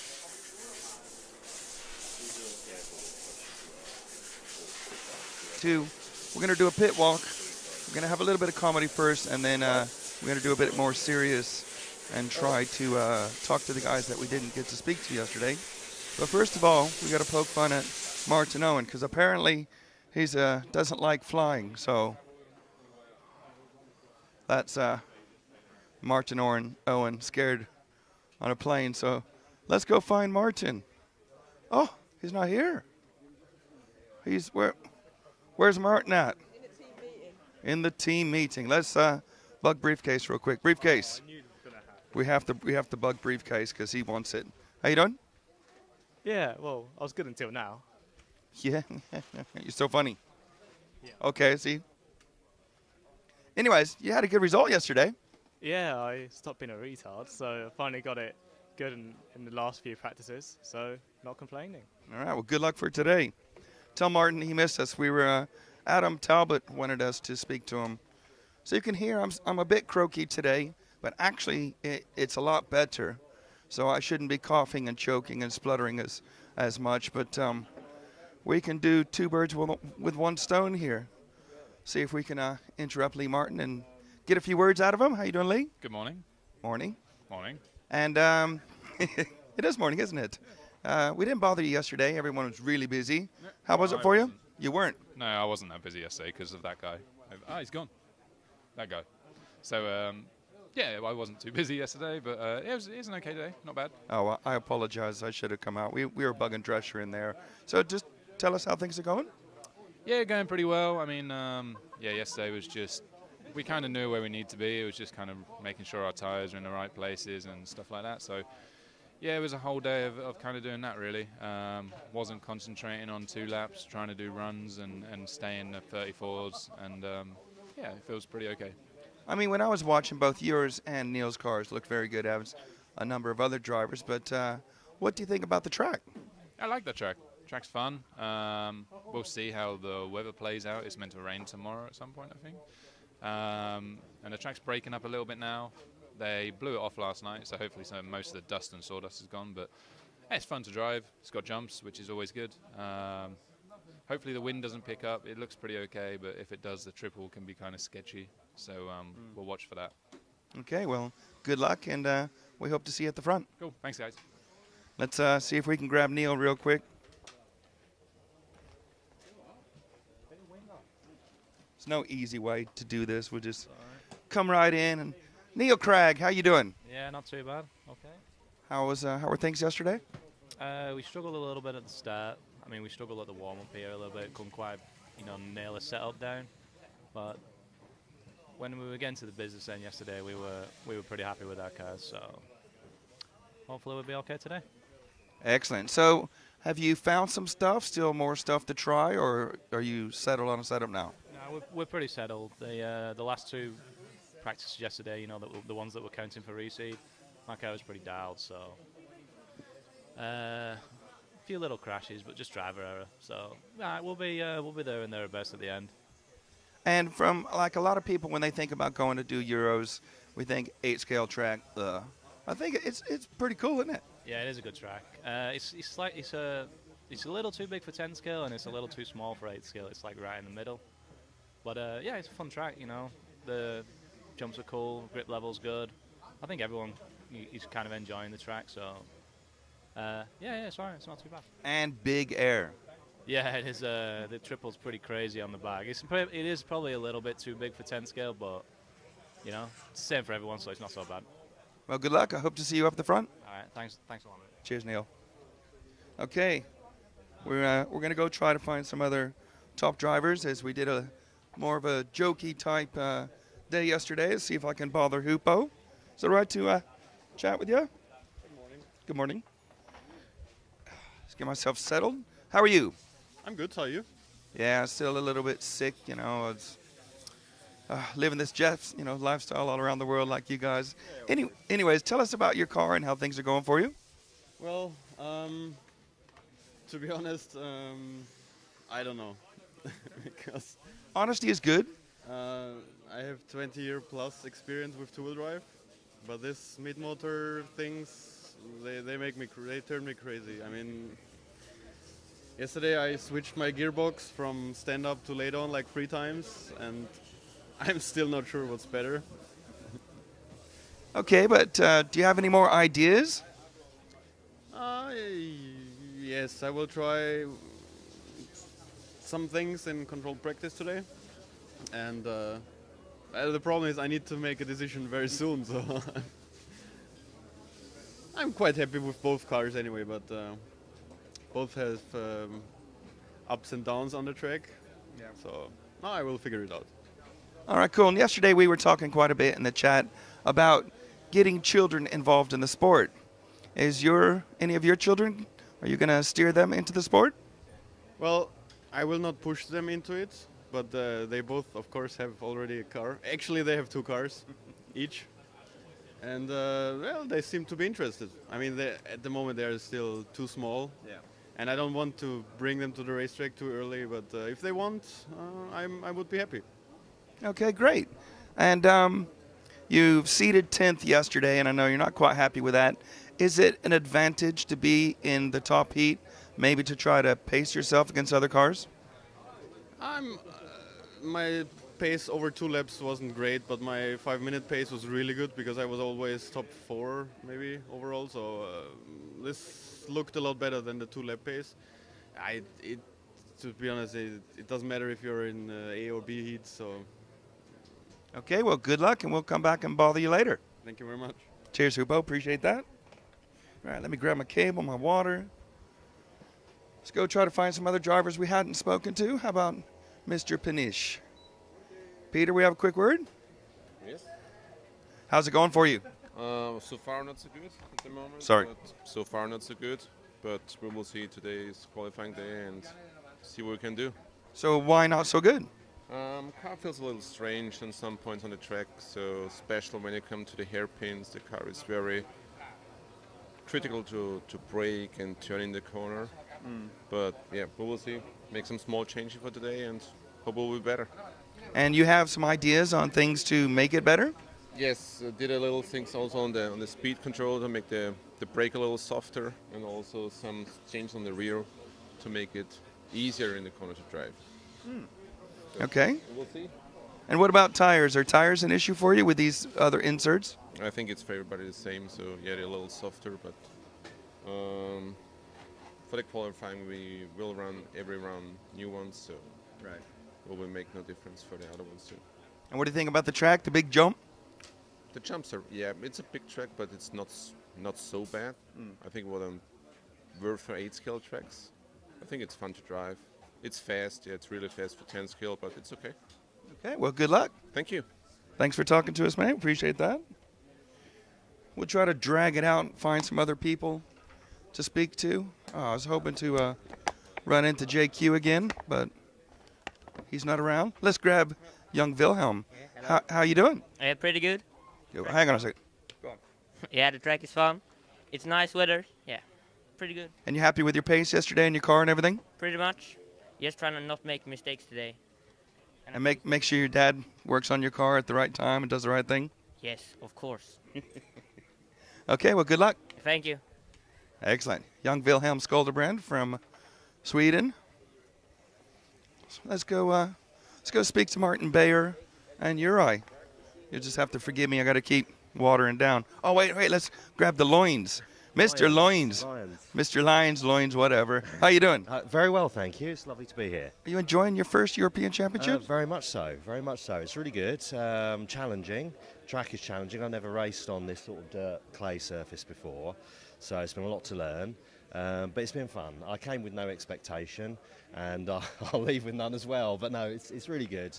And you got a big smile on your face. Oh, I always try to. It's you, DC, isn't it? Oh, thanks, it's mate. Nice to see you in the morning. But no, it's a good team here.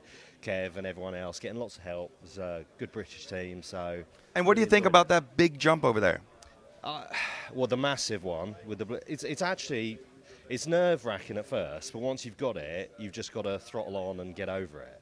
It's actually one of the, I think, easier parts of the track. Right. I've found the more difficult sections is to keep it tight on some of the corners where it's been a bit loose, and a specific jump just after the metal crossover is quite tricky because you haven't got much of a run-up. But it's a lot of fun, actually, getting that big jump. When you get it right, that whole back section, it's really, really good. Okay, well, we'll catch up with you, in these quieter times and see how if you're still smiling. Thanks a lot. Thanks a lot. Cheers, mate. Cheers. Let's go over and see if we can talk to Mr. Bayer. Do you have a moment for us, Martin? Excellent. How's it going for you, Martin? It's pretty good. It's pretty good. I like the track. Track is pretty challenging. The grip is good. So, really good day yesterday. And are you happy with the car and the setup and everything? Yeah, everything is fine. I think my starting setup was really good. So I just enjoy and it was very good. So. Do you have any more changes or ideas and things to try to make it better for you? For sure, we're playing with the gearbox and position of the shock. So with two-wheel drive, there is many things what you can really do in every round. So yeah, we're still looking for best compromise. And what do you think about the track and the big jump at the back? I like it. It's selecting the drivers. So I think it's really good. I think it's going to be some fantastic racing because there's lots of overtaking opportunities. Yeah, definitely. Already the warm-up was very good and very nice to watch, so I think the mains will be really nice. Okay, well, thanks for talking to us and good luck. Yeah, thank you very much.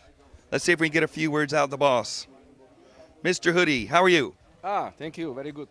I know your English isn't very good, so I will talk slowly. More easy. More easy, yes. Are you happy with your car? Yes, of course. I must be happy because we make big improvement last weeks, and now on the old track home we testing was very good, and also this track I like a lot. And you like the big jump? Yeah, for me it's okay, no problem. No problem, I have stiff car, and it's good. It's X-ray. Okay, and do you have to make any more setup changes? After yesterday last practice, not too much, only a little refresh, oil, div, and some small detail. There you go. Good advice for you out there. Thank you very much and good luck. Okay, thank you. All right. I think we'll go talk to Mr. Carlson, Mullen's father. His name is Bent, B-E-G-N-T or something like that. I'm making this awkward, Bent. Oh. Good morning. How are you? Hi, David. Good. How happy after yesterday? Yeah, things were going well in the end. She was struggling a bit in the morning, getting used to the different feel of the tires with the different foams. But once we made some small setup changes, it was good. And what is Mullen's comments about the track and the jumps and all of that? Well, she likes big jumps, so it's perfect.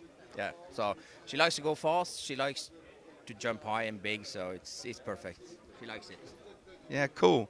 And normally she's better with four-wheel drive than two-wheel drive, probably because of the traction. But fourth after yesterday could that be because of the better traction? You get in your car better? Do you have an idea? No, we actually been here in Italy for 2 weeks now and actually practice on this kind of surface, not the exact same, but on this exact kind of track layout and similar surface and everything. So it's just in Norway we don't have these kind of tracks, so that's kind of the main problem. She never runs 10 scale on this kind of surface at all, so just getting used to it. So she's fast whatever surface. And yeah, any more changes? Are you settled on your setup? Well, we we made a not so successful change for the last practice run yesterday, which didn't work very well, and she lost the spring cup as well. So that's why it was horrible at the end. So we gone back. She ran pretty consistent 34-2 rounds or laps yesterday with no issues. So we've gone back and start there today. So we'll see. Okay, well, good luck. Thank you. You're welcome. As I just invade his table with my water bottle, let's go hunt down JQ and try to get this controversial driver. Well, controversial. Maybe that's a little bit unfair. I like JQ. Let's call him an outspoken person. We can go right down the line here. So, morning, JQ. Morning. We have a few words from you. Liam was hassling me all day yesterday. Go talk to JQ. I said I already did. Yeah, on the radio. On the radio. But we're going to get you this morning. How are you today? I'm okay. I'm looking forward to qualifying. Should be a good day. And how'd it go yesterday? Did you get your car to where you're happy with it? Not quite, but we still have 2 practice rounds, so hopefully it will be good. And you have ideas on which direction you want to go with your setup? Yeah, I made some changes now, and I have already planned changes for the second practice, so we'll see how it goes. We were talking to Craig Drescher quite a bit yesterday about testing and stuff, and he has a lot of interesting ideas, and we're trying to get through to people out there that it's not just, you don't just go to a track and bomb around, do you? You have to have like a plan. Yeah, I think so. It pays to know your car. Obviously, I don't know this really that well because I haven't run it much, but I've run enough 10 scale that I kind of know what to do. But the more familiar you are with the car and what changes do what, and you have kind of a few changes in your back pocket that you know to do. So you aren't really experimenting with new stuff. You just do stuff that you know what it does. That's the best way. Okay, great advice. And do you have like a overnight maintenance plan or a program that you do, like a minimum? Yeah, I think for two-wheel the diff is really important. So I just pre-built some diffs and I break them in practice. So then during the race, if I need to, I can just pop another one in. So you're not here in between rounds taking it all apart and worrying about stuff falling off and that, just put another one in? No, I build the car really well before the race, and then I have the pre-built diffs, and then the maintenance is really minimal during the race itself. I like it. See, that's smart. And what do you think about the track? I like the surface, but the layout for me isn't really good, especially for two-wheel, because you drive really fast into hairpins, and that's really difficult. It's not really my favorite for racing, but overall the facility is super good, I think, and the weather's awesome. It's Italy. The food is good. Our hotel is right there. If you jump on the other side of the wall, you'll jump into the pool, so that's perfect. I've never been to a race where our hotel is right by the track. Awesome. Well, good luck, and we'll catch up with you throughout the rest of the week. Thank you. Thanks for talking to us. Okay, there's some nice words from JQ. Oh, like I turn around. It's Mr. Savoya. Can we have some words with you? Good morning. Morning. Hi. And obviously, top-seeded driver after yesterday. Are you happy with everything? Yeah, of course. I can't be happier. I mean, the car was perfect at the warm-up. I got there with exactly the same setup, and it was great since the first practice. So I think I still had to learn a few parts of the track to make it smooth and really easy, but it's really good. So you're more well-known for the eighth driving, and you're coming over to the 1/10th. Is that hard for you to adjust? Yeah, I'm not driving that much 10 scale. I mean, I've been driving on carpet through the winter, but on dirt, I think it's my second race this year. So with the car, it's my third race on dirt. Second race with the new car. We came up with the new TLR 4.0. And it's been great. I mean, it's just small details from the 3.0 to the 4.0, but the car is amazing. I'm having a lot of fun. It's just at the beginning it was tough for me to learn the ball diff and everything because, I was not used to it. So at the beginning I was just putting pinions and I was like, yeah, it's easy. You just go higher with the oil or softer. And then they say, no, it's not going to work like that. So you got to get all these little balls out and grease them up and polish your plates off and do all that stuff that we stopped doing 10 years ago. And even you set it up through the manual and then you say, oh, it's great. And the mechanics say, no, it's not going to work. You know, it's scratchy and it's not going to work. And then you put it on the track and actually it's not working. So then they built my diff for the warm-up and the car was great. So I said, that's maybe the way to go. And it made a huge difference on my car. So now it's great. So I build it now, so I feel I'm okay now. All right, cool. And what do you think about the track? It's great. I thought at the beginning it was a little bit big for a 10 scale, but I had a chat with some Italian guys and they say it's too small for 8 scale. So I think it's a great 10 scale track.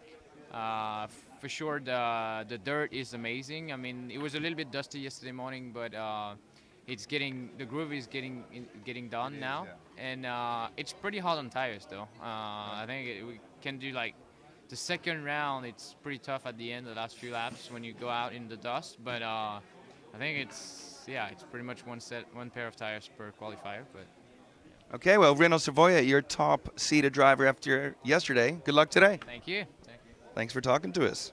Right, just pan around and show while I get a bit more water on me. Oh, yeah, that's better. Right, let's see if Martin Owen's back. There he is. We'll walk over and talk to Martin Owen. Let me grab the cable. Thank you, Harry. We tried to get the drivers today that we didn't get the other day. I was really conscious to not. Let's just say hi to Malin. Hi, Malin. How are you? Good. Are you happy after yesterday? Yeah, very. And is your dad doing a good job? Yeah. You make sure you watch him and. Yeah. Okay. Well, good luck today. Thank you. Hey, young Malin, and the family here. I know her English is dramatically improving, so I didn't really want to try to press her and have that little awkward bit. You know, she's only young. She's mixing it up with the big boys. And we'll walk down here. Look, we can speak to Mr. Reinhard. Oh, nope, he's on the phone. Let's have a quick word with Mr. Craig. How you doing, Mick? Cool. How are you, Dave? Yeah, a little bit froggy, but bit throat. Got sick last week. Actually, at Boughton, I camped and woke up Sunday. Never mind. How'd it go for you yesterday? A bit of a struggle yesterday, to be honest. Early on, we just couldn't get a balance with the car at all. Really struggled. Really struggled. Yeah. Didn't think we were going to make it, to be fair, but a few changes for around 6 and 7.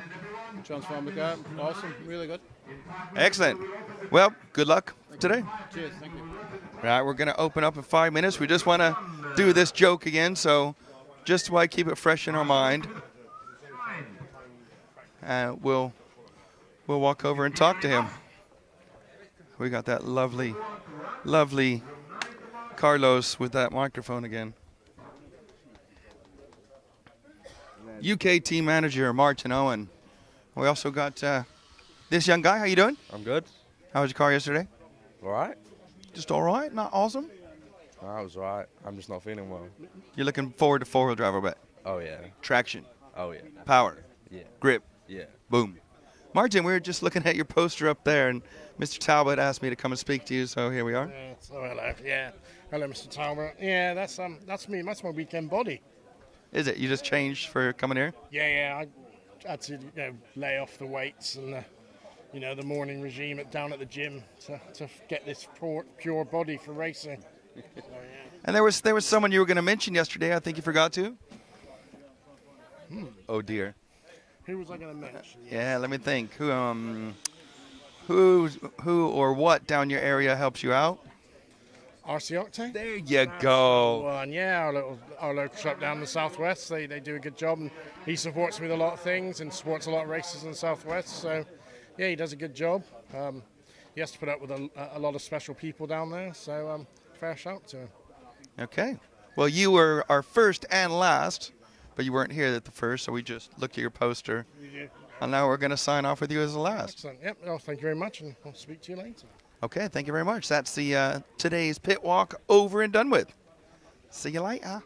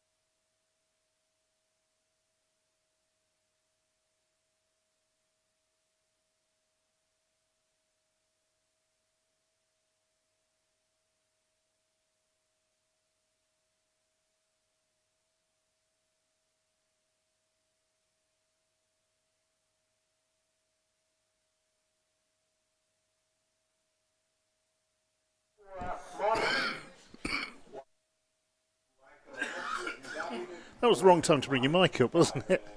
Only for you guys have to listen to me. Are we on air? Yeah. Oh, wow. Sorry about that, people. I thought we were doing that 45-second thing. No, we haven't stopped. Oh, I see. Well, just so you know that when we initially go live, Paul says, okay, we're going to go live. And then he goes, right, next time you hear yourself in the microphone, we're live. And we got to wait 45 seconds, obviously, blah, blah, blah. So here I am thinking we're going to do that 45-second thing. And he goes, oh, well, you get to hear my choking. Isn't that exciting? We have a nice young man here who's come along to see our setup. What do you think about it? Is it amazing, he's saying? Well, we make it look amazing from the outside because we are amazing. Anyways, how are you guys doing out there? Say hello, come to the chat room, thumbs up, support us. Let's show EFRA how many people are out there watching it and that you like it. I think it is very important to get through to EFRA that you guys are liking it, you're supporting it. We get the feedback, and then we can show EFRA that you are enjoying it. Cat75 says, welcome back. Yes, we are welcome to be back. And guess what's happening now? We are going to start qualification good and proper. Yeah. Someone earlier was saying, make sure you get plenty of drinks so you don't get a dry throat. And we've got plenty of drinks. That's not the problem. The problem is the other side of it. So... But we do have a break in between each round of qualification today. We have 3 rounds of qualification with about a 30-minute break. My God, watching the warm-up, that car nearly jumped over the fins. Oh, but it did break. Savoia picked something up. I think that was the 8 car. Just don't mind me while I talk amongst myself.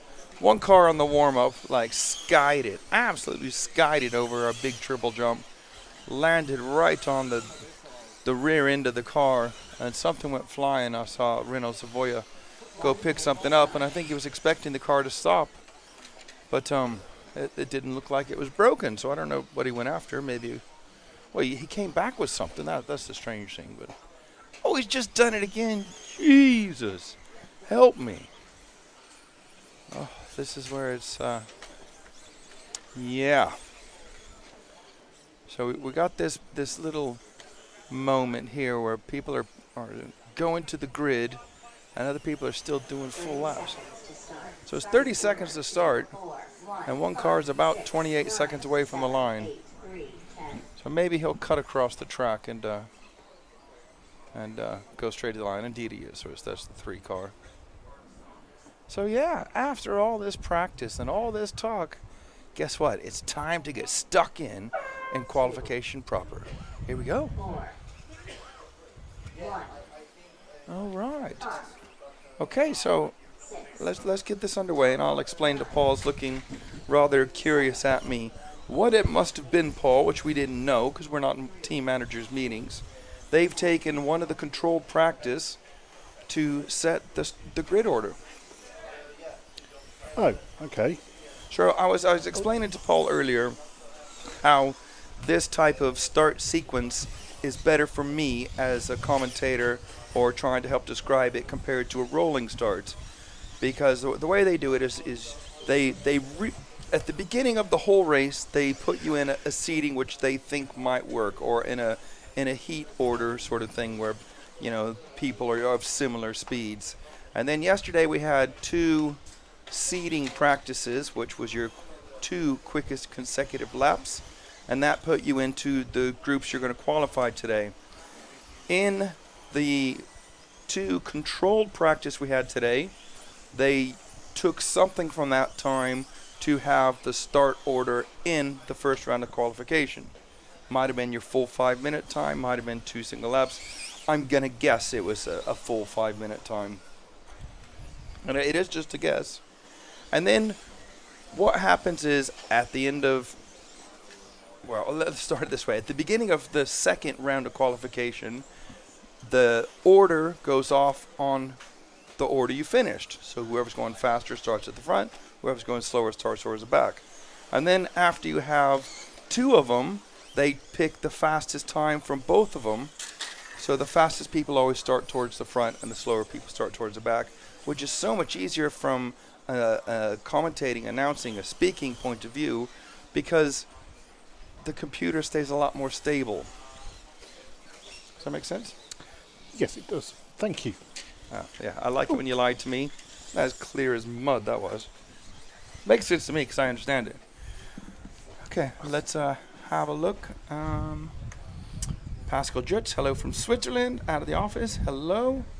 And we didn't actually eat lunch. He's asking, do we have a good lunch, Stefan? We didn't actually eat lunch because we have a 30-minute break after this round of qualification, and it was a little bit early for us. Daniel Holiday, I would like to try as a commentator. What's the chance at DC? Absolutely every chance. Just go get involved. I mean, I'm nobody. I'd never had any experience. I went to a race and walked Scotty Ernst. Next thing you know, I'm commentating. Let me have a look at the racing a little bit. At the moment, Stefano Frigorio. You're going to have to bear with me while I wrap my numb brain around these names. So the Italian Frigorio, yeah, is out front. Calan second. Weidman third. Amato fourth. McChild fifth. Dockel sixth. Barsotini is seventh. Muller eighth. And what happened to Luke Holdsworth? I didn't see. Maybe that was... I don't know. I don't know. I was too busy blabbing away. 1 minute 30 left. And it is going to take me a while to get used to this timing system because it is a little bit different. But Stefano Frigorio from Italy has over a 10-second lead on the field. So he is obviously enjoying some conditions. If we could find the 4 car, please, Harry. I'll give you an idea. I think it just crossed the line. Looking at my progress chart, it might be the green car down the main straight. Nope, Harry must have picked him up though. Ah, good work, Harry. It's the orange car coming onto the main straight now. And he's done a best lap of a 38.6.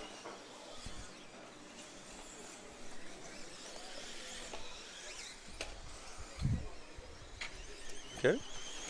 That 8 car is pulled off the track for some reason. That's my big pregnant pause. 30 seconds left now. And Stefano Frigorio. Cracks myself up. I struggle to say these words. Yeah, we're still a bit sensitive and everything's a little bit... So you have to bear with me, people. It's... I wouldn't want to be anywhere else, though. And I've been a good boy. Going to bed early, getting up early, drinking lots of water, very little alcohol, to try to get myself in perfect condition to bring you this wonderful race.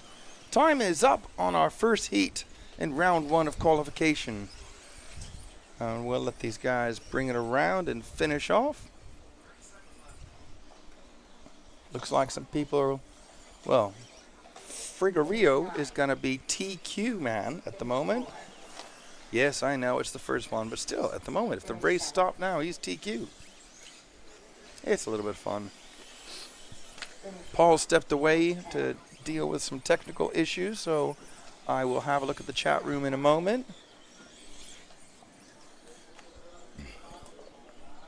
So it is Stefano Frigorio is going to be TQ at the moment. 8 laps on a 16 split. Let's have a look here on the old chat room. So what you guys are talking about. And Nigel W says, hi and hello from Italy. Hello, Nigel.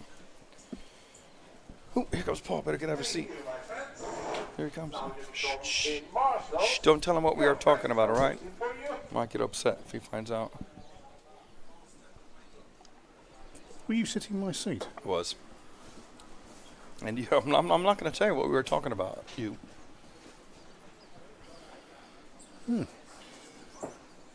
We don't have power over there now. It's not working. And do we know why? No. Do you want me to fix it? Yeah. All right, excuse me. I'll be right back. I'll go get Eugene to sort it out. Oh. Or you want to do it? Yeah, I just saw it. He's over at, well, it's normally by the tire tech, but wherever you saw him. Yeah, basically we've got a second static camera sat over on the top right hand of the track, like the opposite corner from where Harry is at. And we've got an extension cord ran out there from the organizer, and they've got something else plugged in there. But we don't know where it goes back to, and it seems to keep going on and off, so someone doesn't realize our camera's plugged into that. And we're losing signal from over there. We want to give you a couple of different shots. So up next, we got heat number 2. Yeah, we're just going to go low-key. Let's see. And what are people saying? Let's have a look. Pascal Jutz, where can we take a look at the results? Well, unfortunately, Pascal, you can't. There is nowhere to see at the moment. Aaron Dexter asking the same thing. No, you can't find him at the moment. Fortunately, Phil Slay. How you doing, Phil? Dan, get involved at the UK Nationals. It's too quiet this year. Absolutely, Phil. Yeah. I will be at Southport, but I'm now choosing that when I go racing, I want to race. If I'm coming to a race to do commentating or presenting, I want to do that. To do both, yeah, it's not as fun for me anymore. It's not as fun. So, you know, I'll be at Southport next weekend racing at the 5th round of the BRCA Off-Road Nationals, and I won't be commentating. I did a bit last time at Boughton, only because no one was there, and Tristram Neal asked me really nice. Right, who can we follow first? I think I would like to follow car number 7, please, Pete Lyons, because he's a nice guy, and his wife was out there watching. Exactly. See the power I have. It's amazing. Right, so we're following off with Pete Lyons, which looks like he's already done that once or twice because his wing is completely mangled. Good job. Good job, Pete.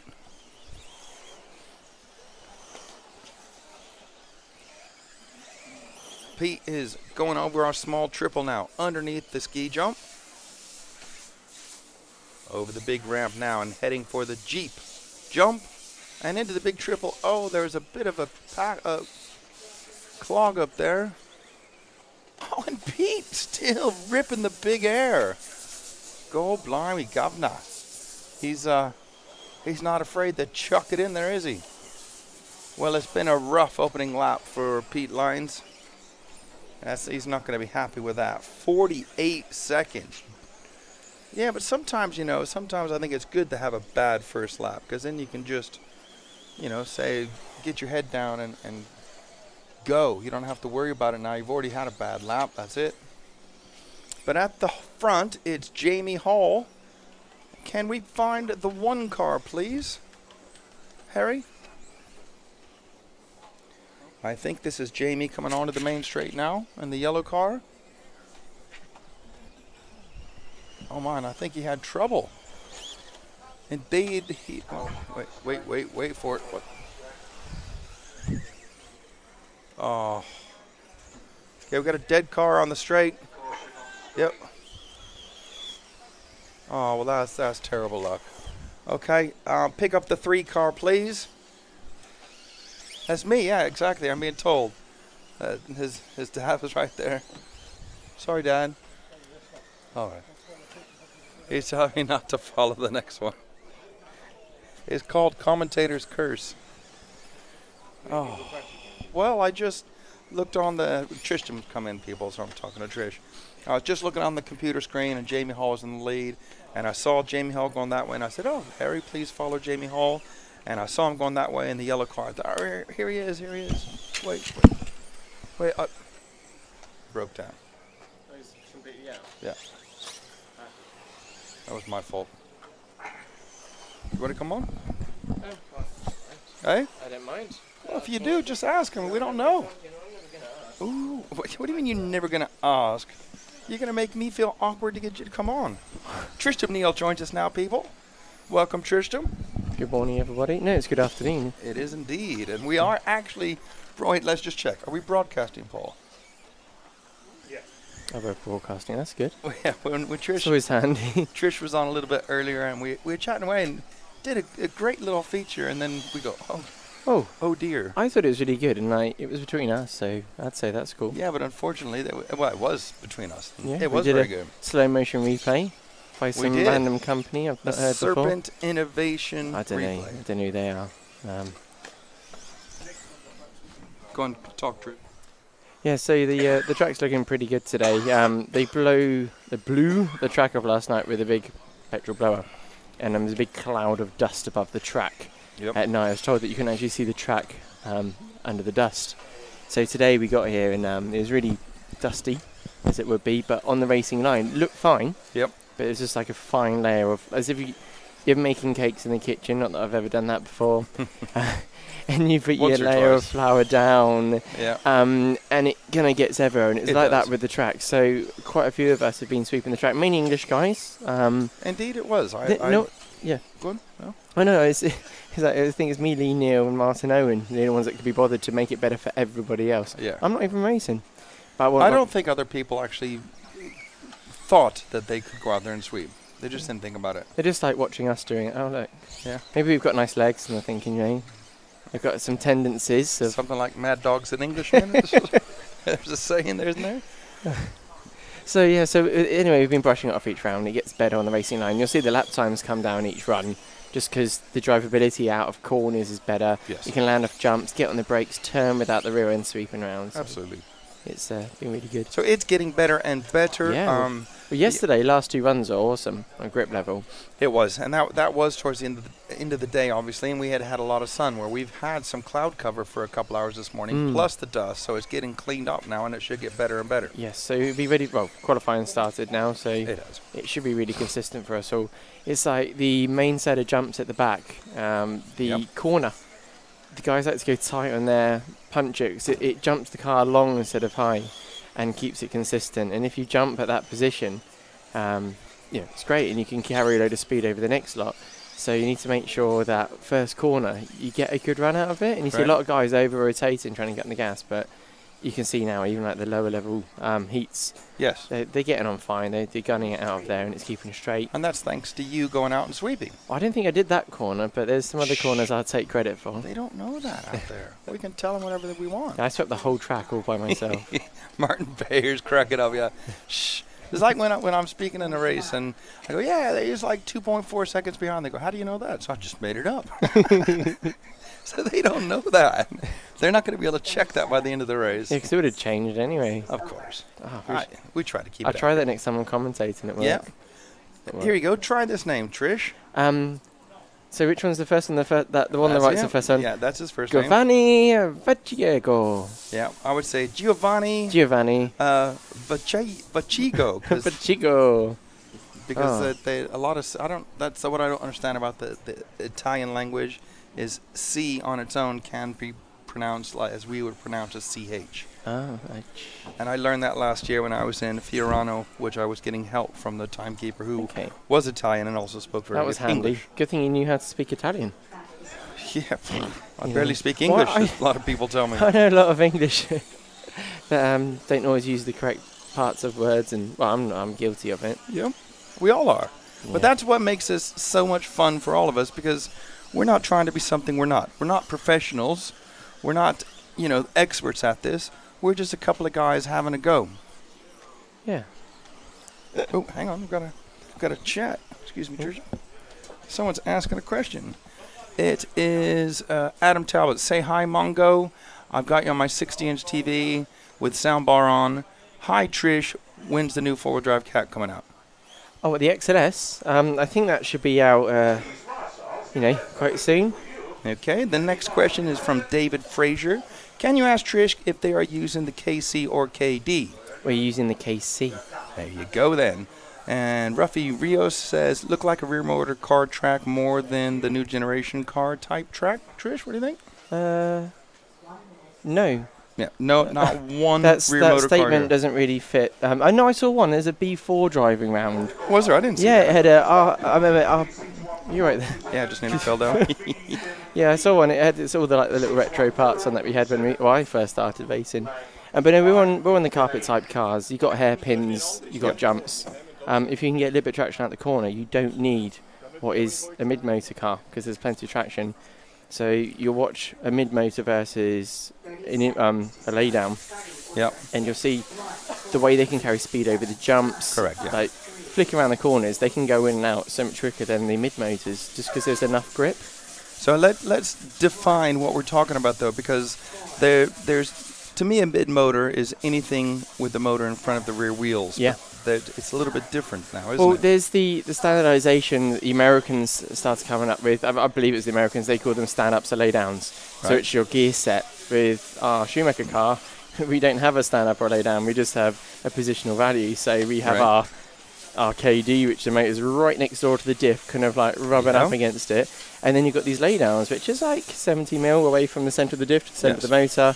So, you've got a bit of air between them. And it's good for carrying speed, the motor's reactions, working with the car in a way that allows you to have that mixture of grip and corner speed. Exactly. So the way I've heard it described is a mid-motor and a forward motor. Yeah. So the forward motor would be the one that's 70 mil up in front.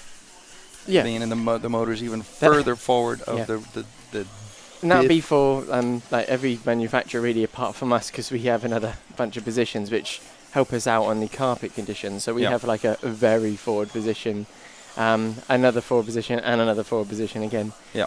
But we differentiate them by giving them numbers, and we generally stick on number 4 when we're racing on most surfaces. Yeah. So. Who would you like to follow, Tristram?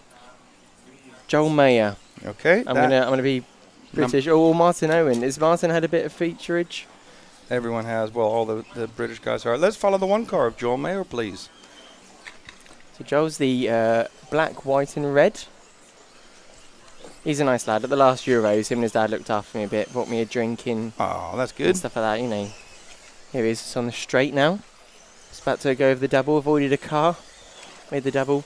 Yep. All these bits look pretty easy on the video. I've had people go, oh, it looks really high bite. It's like, no. I was talking about that earlier, actually, explaining that you've had a number of messages from the UK saying the grip looks good, and it's more like these drivers are making the grip look good. Well, the one thing to reference it to, giving a track a shout out, is Worksop. They have a cork track, which has got, it's not a loose surface, but because it's a cork floor, you don't generate as much grip as you would on the carpet. And all these things, it's a bit like that. When you're watching them go around, it's flat.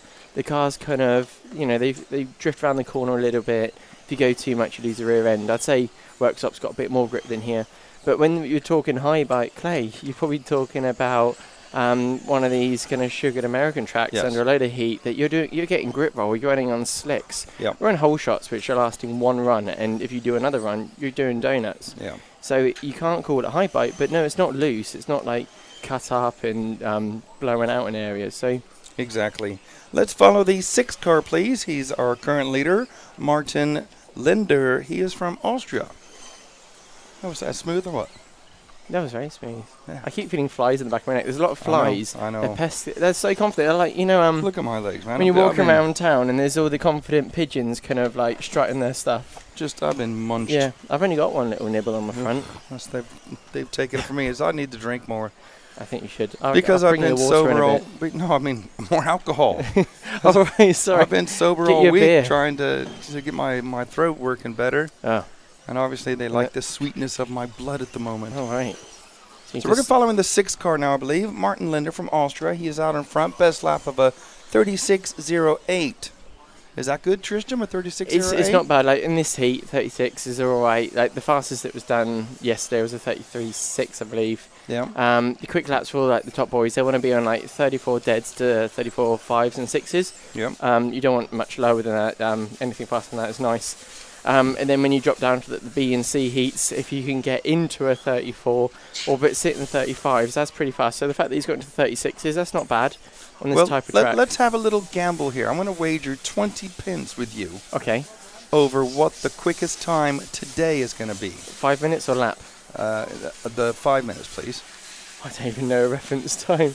People have been doing 9 laps. Correct. And I can't remember the split. I didn't actually look at the. Was it like an 18 or 15? I didn't look at the top one, but the second top one was a 9 and a 14. Right. Shall I go first? I'm gonna go for 09. Okay, I'm gonna go for an 05. 20p. All right, on it. It's on. Yep. We'll pay next week at Southport. That's fine. And it's today only. Today only. Okay, that's fine. I see. It's fun.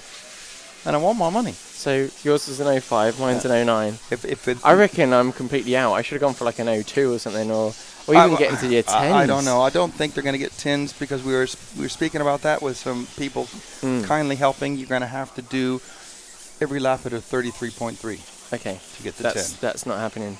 So that's Unless why. There's sugar on the track. If you would have let me go first, like I offered. Oh, and you could have offered me that information. I've got to think about the average lap. Wait there. I'll work it out on my phone. It's too late now. The bet's on. It doesn't matter. This isn't the bet. This is what I believe. Let's go to the 5 car of Martin Owen, please. Just heading towards the tricky double and the corner. 9 laps at 3:02.4. That's going by Michael's quickest lap yesterday. But if he could do that every lap. That's the ultimate lap. Yeah, that's if he could do his quickest lap every one. That'd be a 3:02. So 3:05 is a pretty good shout. Yeah, 3:05. I reckon that's going to be spot on. TQ. Yeah. I'll be coming back in a minute. I bloody hell, DC. Oh, I've lost 20p. Well, I had a little bit of insight. I was trying to help you there. No, you should have thought shut about this me more. down. You just should have done some math. Well, but yes. What were you doing all day yesterday? Didn't you watch any of the times? I was looking at kind of consistency, and because they weren't really doing 5-minute runs, they were doing 4-minute 28s and stuff like that. To be fair, I only looked this morning myself. I had no clue what was going on. I'm having too much fun not focusing too crazy on the times. They're just details, you know. Yeah, well, unfortunately, there's no live timing out there for people to see. No, I heard and there's not. They don't even have any sort of anywhere to put the results up. So you're reading out like round scores at the end and stuff like that, or no? Well, no. Can you not even access them? No. All right. No. So I really need someone to get you a copy of the sheet from over there. I will do that. Ooh. Sorry, Trish. That's all right. I will do that afterwards. I'll go up and I will ask for a in-round result, and I'll post it on my Facebook page. Your mic won't reach over there, will it? No. You need a little wireless jobby and have a little walk over there. Yeah, well, actually, what I've done is I know they were trying to contact Phil from Neo Buggy to send him the PDF, because that's how they're going to get it, to put it up online, is the timekeeper gives it to him in a PDF. Okay. We can't put a PDF on Facebook. Oh. Facebook do not accept PDFs. Didn't like it. So we can't even put it up. We don't have access to the RC Racing TV Facebook page. It's a very simple system getting even your top 10 out there. Well, but what I'll do is, like I say, well, I'll either go get my own copy, which would be preferable, or I can walk over to the result board and take photos and put it on my Facebook page. So you're the lifeline. You're the lifeline for the Euros for everyone. I'm trying my best to help out, man. So without UDC, they'd be lost. I know. They need me. They just don't all know it yet. So this is Heat 4. Heat number 4, yep. Out of 9. That's right. So we lost a heat yesterday because some people didn't bother turning up for various reasons. But what it has done for us is it's made it a very relaxed day. Yeah, yeah. Because it's an hour and a half between rounds, isn't it? From us, yeah. And there's a 30-minute break in between 1 or 2. Hello, Alec. Come say hello. How are we? Good, thanks. You? Struggling on. Well, we how about Thursday? I'll make an appointment with you to sit down and talk about all the stuff we discussed before. Thursday next week? This week. Oh, okay. Are you going to have time? Yeah, of course I have. Well, unless you want to do it. Always have time, Dave. Unless you want to do it during the day today. Always have time for you, Dave. All right. Thursday's fine. Come in now for an hour. No, yeah, might be struggling now. But you just said you always have time for me. Not now. Okay. Thanks, Alec. So I want to talk about DC on this one. A young lad that I know, Tommy Hall. Oops. He's got the red and black PR car. If we could follow number 3, please, Harry. Yeah. I went to the Coventry track, I think it was last year, doing the regionals. And I had the best day. I went into the B final. I qualified second behind Tommy. I thought I'll be past this kid in no time. He's about as high as my hip. And he was absolutely fantastic. He held me off the whole time. He was quick. I couldn't work my way past. And I was like, you know, I wasn't going to damage my own ego or anything, but he was fast. He was genuinely fast. He is indeed, And yes. he's a couple, you know, he's in Heat 4 out of this lot. He's going around. He's never done dirt racing before. I mean, maybe you can take a shot just on the rostrum and show him. Okay. Of the driver's stand. Can you see? It's the kid with the little baseball cap. He's How's tiny. how's that look, Paul? Can you see? He's showing Tommy on Let's have a look. So Tommy, where is he? It's a little bit difficult. Oh yeah, he's down the end. He's on. You can see a little baseball cap poking out the bottom, and he's like looking past people. I think. Was that a controller? He's tiny, but no, he's a good lad. He's a good lad. Yeah. So his brother also races, Jamie. He was in a couple of heats before. But if we pick him up on the track, he should be here somewhere. Should be. What colour is his? Find him. What It's colour is red, his colours? red and black. Red and black. No, he didn't start. Look at the thing. He hasn't triggered the loop, so he must have had a little problem. Well, that would explain why I can't see any red and His- black cars on there. His last practice run, he drove around like just Pick up the keeping it one cool. car, please. Sorry, Trish. That's fine. That's how we communicate with our cameraman. He's listening to us as well. He's a good listener. Good job, cameraman. That's Harry. Harry, hey Harry. Harry, Yeah. you're a wizard. There's a lot of jokes in there. See, I hadn't thought of that one. Boom. I thought of other ones that I've not dropped on him yet. Seems like a nice guy. The word association game. Have you ever played the card game? Is it Words Against Humanity or something like that? No. Oh, it's fantastic. You get a question on it or a statement, and then you can put something with it. You'll get cards, and someone gets to pick which one was the best. Right. It's quite funny and a bit rude in many ways. So there's been a big pile up after the double jump. So you got the start line. You come round, hop over there, and the amount of times people are crashing there, drive into the pipe. Well, I'm calling that the tricky double. Tricky double? What, after Yeah. Richard Taylor? No. Oh, okay. Just because it's hard to do. All right then. So we got that. That's the tricky double. What about the tricky triple? No, that's the big triple. Oh, the big triple. And that's the Jeep, our sponsor, Jeep Jump. Jeep Jump? Who Yeah. are Jeep? What do they do? What do they sell, DC? Cars. Cars, nice. I've never heard of them. You've never heard of Jeep? Oh, what, like the big ones? Yeah. Oh, right, I didn't mean like an RC one. I was No. like, what? No, There's we a company called drove Jeep? here in a Jeep. Oh, nice. And they sponsored you? They did, yes. That's nice of them. Let us use a car to drive here. That's good. So the Jeep Jump, the Jeep Jump. big triple. Big triple. And then if we follow, what car are we following? That might be car 1. That's car 7, that one. Where's he at? Here he is. On the right, he just went over the tricky double. Okay, so these are the steps. So what are the steps called, DC? The steps. Oh, okay. That's a nice The new main one. straight. See, that And one... this is the small triple. Okay, small triple. Underneath the ski jump. Okay. I've been calling that the crossover. Didn't put it okay. out there. And then the Jeep Jump.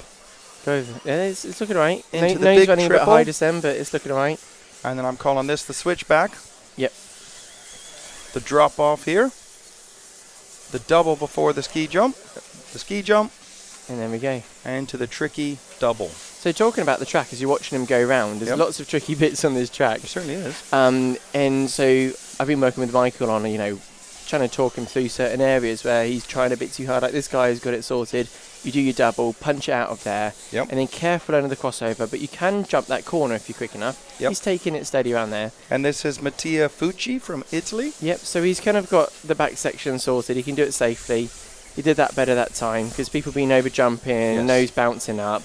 Then next thing you know, your rears come round. It's a nightmare. Well, I think that, it's a very well placed bit of blue carpet Mm. between the big tabletop or our Jeep Jump and the big triple, and it gives you plenty of traction to get enough pace to clear that. Like the little step downs don't seem to bother anyone. If they Yep. get it slightly wrong, you can send yourself off the track. But like, if we have a look, he's going over under the crossover now, or the ski jump. Exactly. Again, you've got to keep it tight coming out of here because that's the best place to jump it.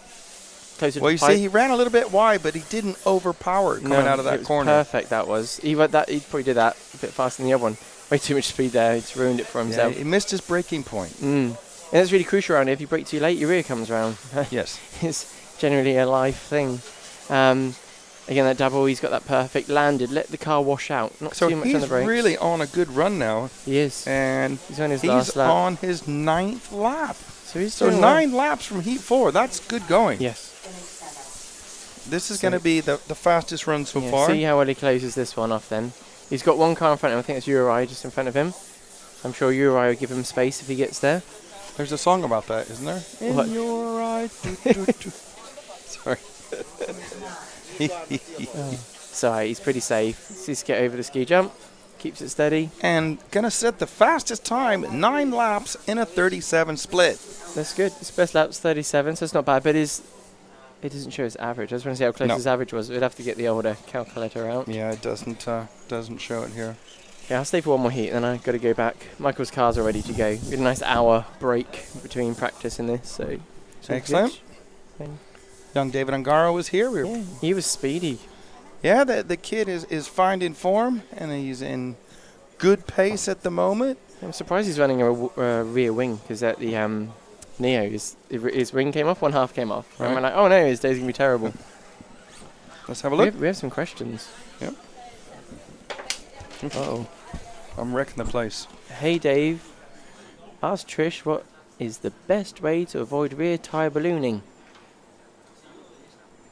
Haukenberg out there, hello. Wins the fast heats. How can they are heats 8 and 9 coming up? We'll just deal with that in a second. Dan Murphy, can you follow Martin Owen? Well, we tried.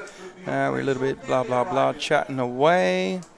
Let's see what else. Motor Wine 7.5. I don't know what they're running here. What's Michael running? Trish? He's on an 8.5. There you go. Yeah, so I think 6.5 and 4 drive because of being able to do the double at the back instead of a single down on the top and down. In regards to the ballooning, it's not something that I've got much experience on. If you're ballooning tyres when you're coming out of corners, generally your diff's a bit light or whatever if you've got oil in it.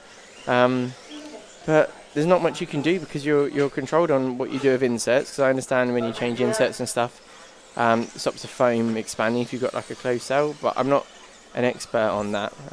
We have control inserts here though, don't we? Yeah, which have been a talking point on Friday. Some of you probably saw on Facebook. Indeed, yeah. The scenario was that they were different to what we've always ever had, and that they're now different. They're softer on the tyres. So the tyres have got a flatter profile now, and I don't know if that's one reason why the tyres aren't lasting as long. Could be, yeah. So, you know, again, I've spoken to a few people that have already seen this issue and tested with them before, but we're all on the same insert. But I mean, I think as far as tyre ballooning, these tyres, if you're comparing them to the Schumacher tyres we run in England, of course they're going to balloon because they're much softer rubber than what we run over Super there. Soft. So you're always going to have an element of ballooning down the main straight, aren't you? Or when you get up to the higher revs and higher speeds. That's it. Like some of our softer compounds do just that. You know, you can't avoid it when you're spinning something free, like off the bench. Yep. But you know, they're only going to be ballooning on the straight when you're on full RPMs. The cars can only lift a couple of mil. The weight of the car is going to stop it a little bit from happening. So it's not being an issue. Like, we're not talking about it. It's not a talking point. No, I've not heard anyone complain about it. So it's just Mongo Talbot trying to get stardom again and speak to Trish. Car 6, please, Harry. Car 6, we want you to follow.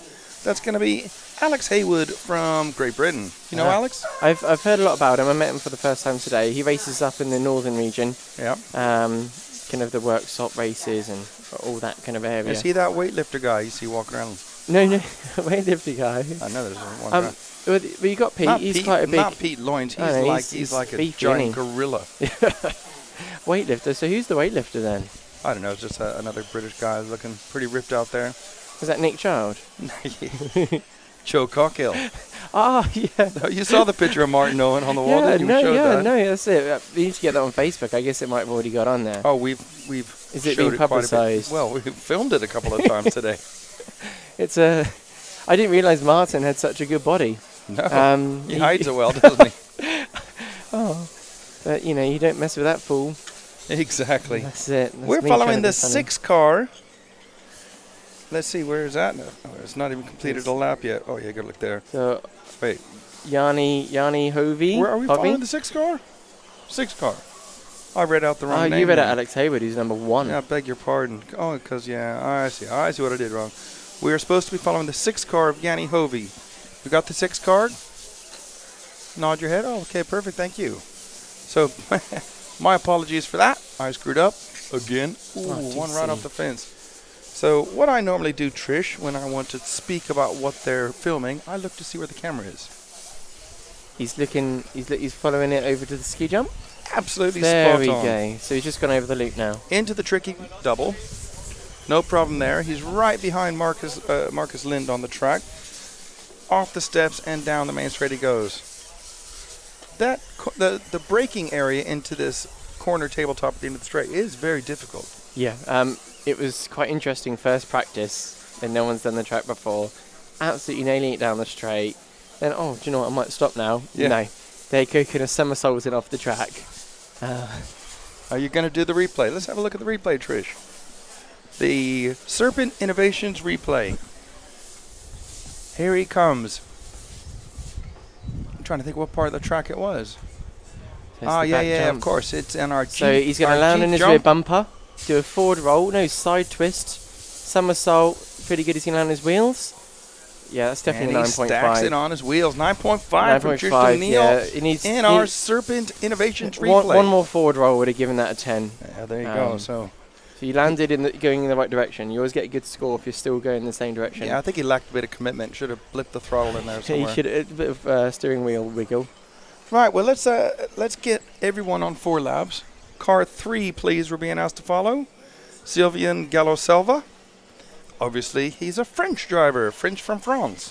France. So that's car 3 then. So if we look at the camera, look at where he's looking. He's looking for it himself. Yeah, but he doesn't quite know himself. There he is. He's found it. So where's the camera going, DC? He's turning left a little bit. Turning right. Oh, it's the car. It's the car that just had an error after the tricky double. He's just coming on the straight now. Had a little drag race with car 9. Oof, car 9's just nipped up on the inside of him. Indeed. Over the small triple and under our ski jump.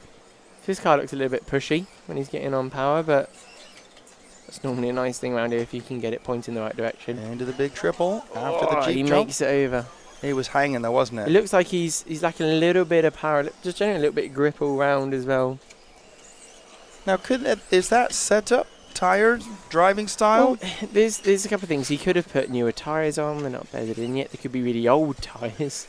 So let's discuss that real quickly. Bedding them in. How do you do that? Yeah. then? So you've got these. Wait, ribs. hang on. Let me just back up a little bit further. No, go you were saying they were only lasting 1 run. So how do you bed That's them in? the rears. That's the rears. So the rears are lasting 1 run. Yep. You don't want to bed them in. They're great from fresh and towards the end. You could probably do half a run after that, but it's going to be not enough So we're talking bedding in the front tires. Yeah, so bedding in the front, that's been a talking point. So when we've been going through practice, we think, right, we need to bed some more tyres in for the race. Yep. So when we do want to put some newer tyres on, they're not fresh.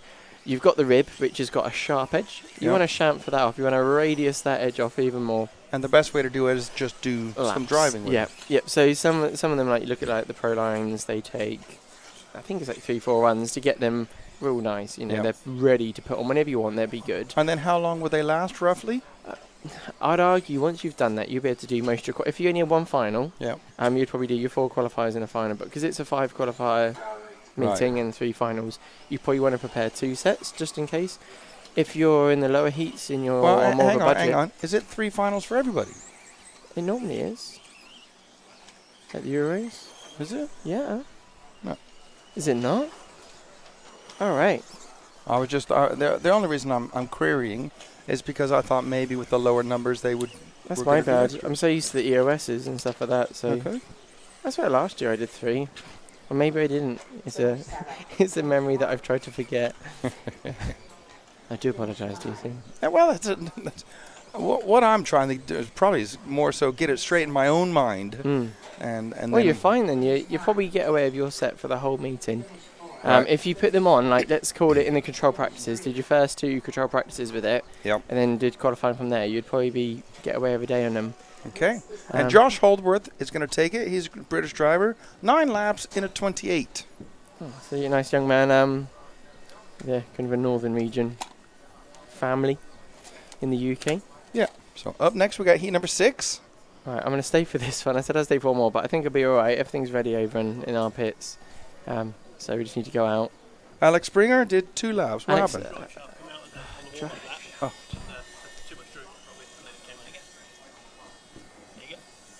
Well, bad luck for Alec, or Bad preparation? It's Kev's fault. Okay, that's official. Kev Lee sabotaged Alex Springer on purpose. It's a bit harsh. And there's Kev now. Yeah. Let's talk about Kev. Let's do it. Go on then. So Kevin's my good friend from the UK. He's a nice gentleman. He's currently blocking the pit lane. Paul Compton's trying to aggressively work his way past, which is how... Oh, now they're having a little kissing match. I thought the cameraman would have got in on that. A bit of action going on. He's like, he sits down in between. Oh, you can't sit down. The pit lane's where all the action happens. So you got a Lee Martin look-alike with the orange and white car? That is young Wilhelm Skolderband from Sweden. And here's his dad here. We're just talking about your Lee Martin look-alike car. Yeah, and then we got Bartek's, one of the other ones I know, Michael's other Polish teammate. Yep. So I've been sitting on the Polish team table for various reasons, looking after a young man. And what cars Bartek drives? Bartek drives I believe the company's called Yokomo. Right, yep. And it's a YZ2 dirt thing.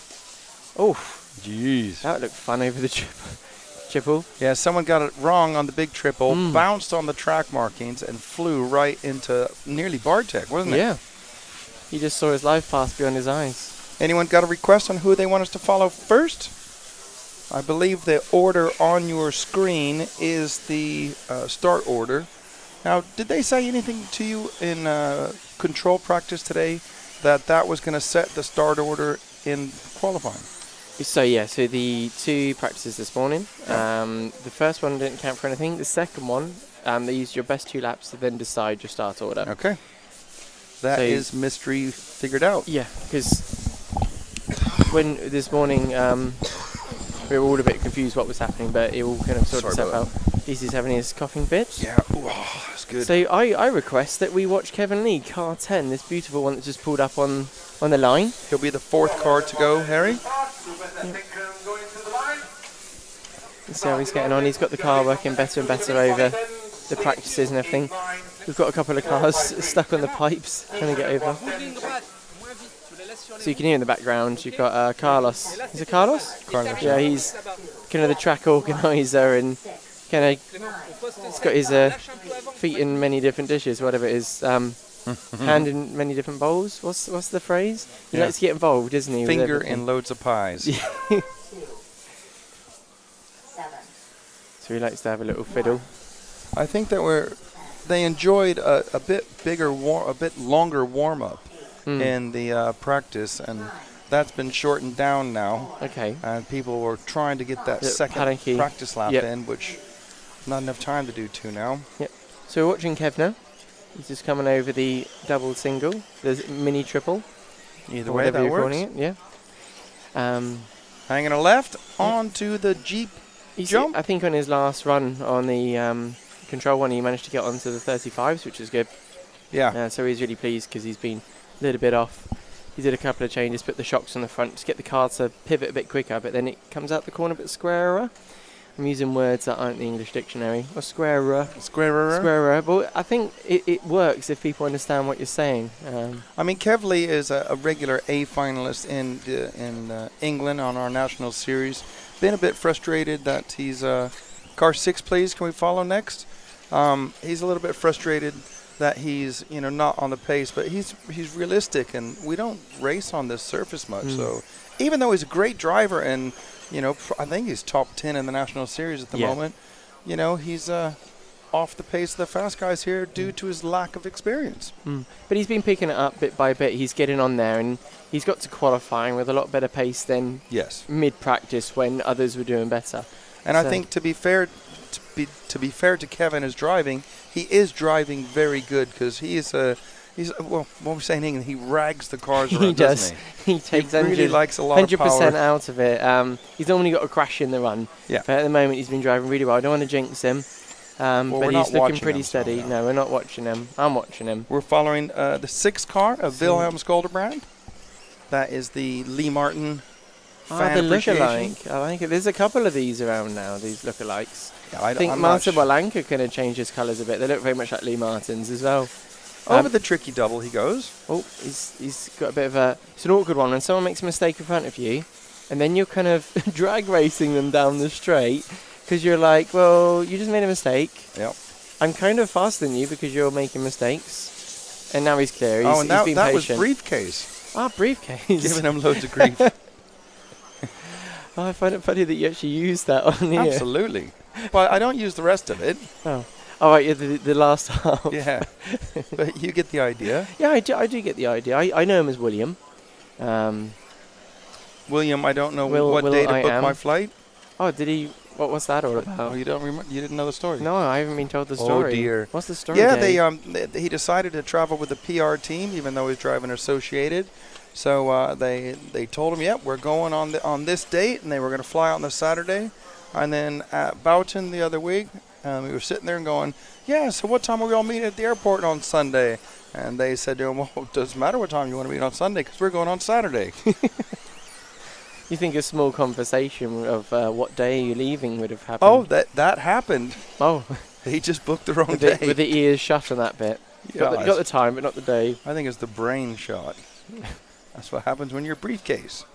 Anyways, 1 minute and 30 seconds left. Let's look at the 2 car of Carlos Pineda. Pineda. Because he is leading this with a fast lap at 35.0. That's not bad at all. That is really good. In fact, yeah, yes. Well, it'd be nice to know what his estimate is. Oh, someone's got a 34.7. They have so indeed. Luca. Yep, Luca Albanzi. Yeah, that's pretty fast.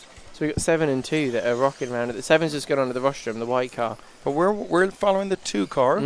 That is the Spanish driver, Carlos Pineda.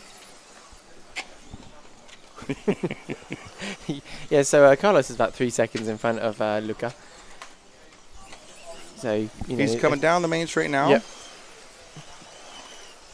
Or not. That's Briefcase. Now he's coming down the main straight. car 3. Shouldn't have tried so hard. Okay, we're on the 2 car now.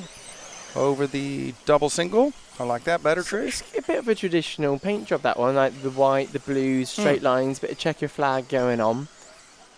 Over the big triple now. Just came off of the Jeep jump. Got to keep plugging that Jeep. Oh dear, that Marshall was slow coming back, wasn't he? And over the ski jump he goes. So let's have a look and see how far ahead he is. Well, we got to get him on the same lap. Yep. We actually have a gap. Look at that. 3.3 clear of the field. And then it gets bigger and bigger and it was bigger. one freak lap because at the last laps, Carlos did a 0.3 quicker one. Oh dear. Compton's not having the best run. It's car 4. Should we pick up car 4 for the... Oh, it's all finished now. There's probably no point. Yeah, there's... Oh, that popped my ears. Forgot there's a microphone there and I went to move my glasses. My ears are a bit ringing now after that. Briefcase just had a crash just on the loop. Good job, Briefcase. He's had a crash on the double. It's all over now. It's fine. Good job, Briefcase. I know. Yeah, he's finished. It says stop next to his name. Right, DC, I'm going to check out. No problem. Thanks, Trish. Thanks for having me. Thanks for coming. I might be back later. You will be back. Right, see you in a bit. See you later, bud. Bye.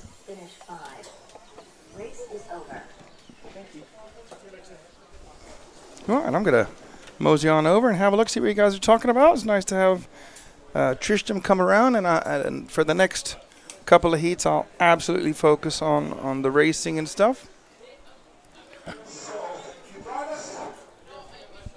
Right, got the glasses on now. Hauken has asked to follow Wilhelm, which we did. Yes, Joe Hoon. No, there's no live timing. Sorry.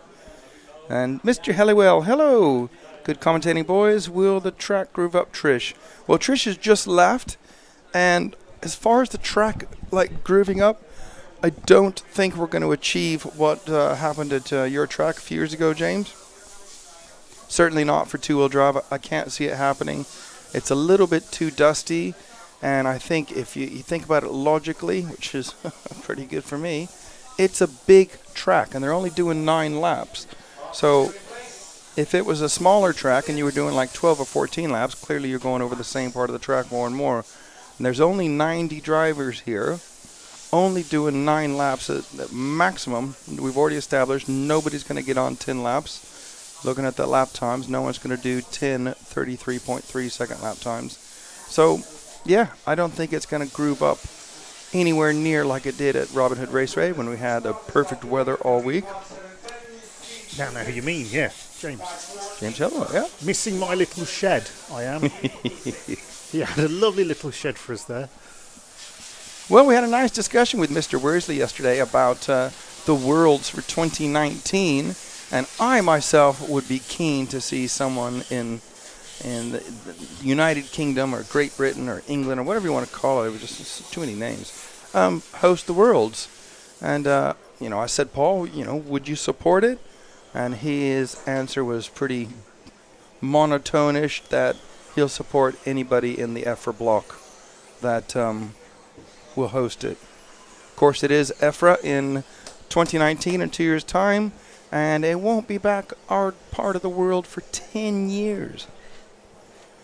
So, yeah, that's that. And they start discussing the track, the club applications next week.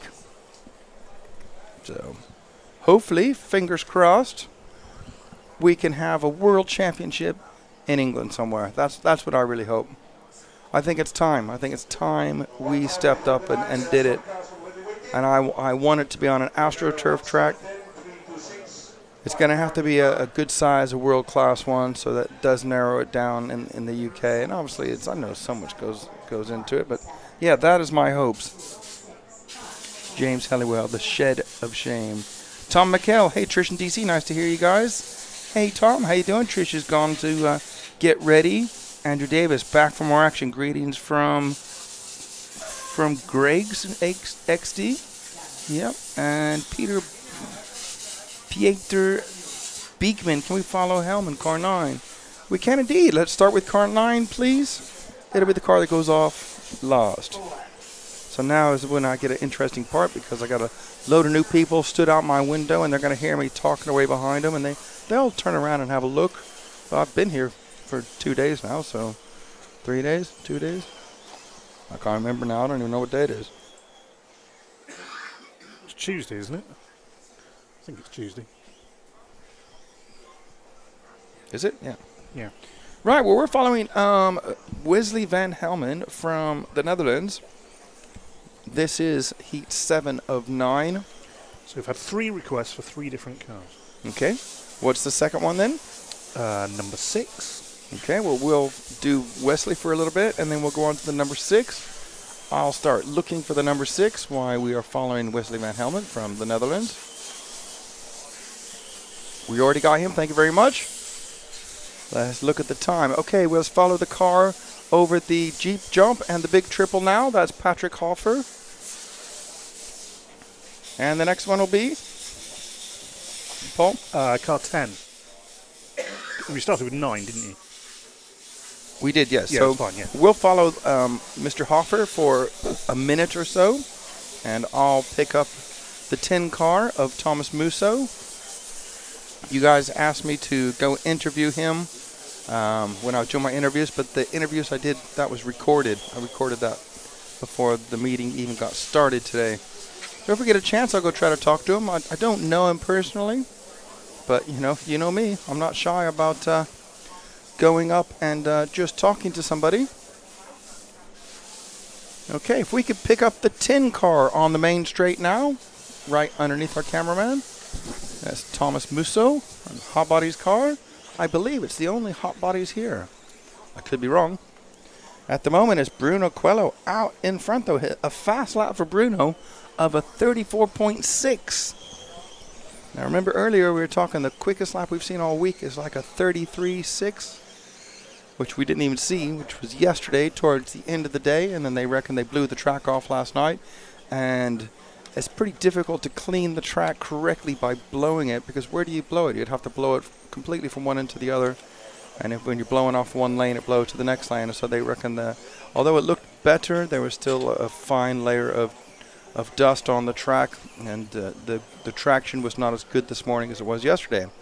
Over the Jeep jump goes Musso. He is currently running 3rd in this heat, and he's just 0.4 of a second behind the leader. So let's get them all across the line. And I don't have to really give out running orders, but I kind of do because it's what I do. Kobovic, Coelho, Musso, and they are Kobovic ahead of Bruno by 1.6, and Musso is 3.0 behind our leader. 1 minute 35 seconds left. Anyone else want to follow anything else? Okay, cool. Well, let's go to the 3 car of Bruno Coelho, please. I'll try to help you find him if you don't find him first. Got him. What am I shouting? I'm going ahead. Excellent. Thanks, Paul. You got him, but I don't. Coming down the steps. Excellent. Thank you very much. Okay, Bruno is in the white car. I got confused yesterday between Bruno and Martin Bayer.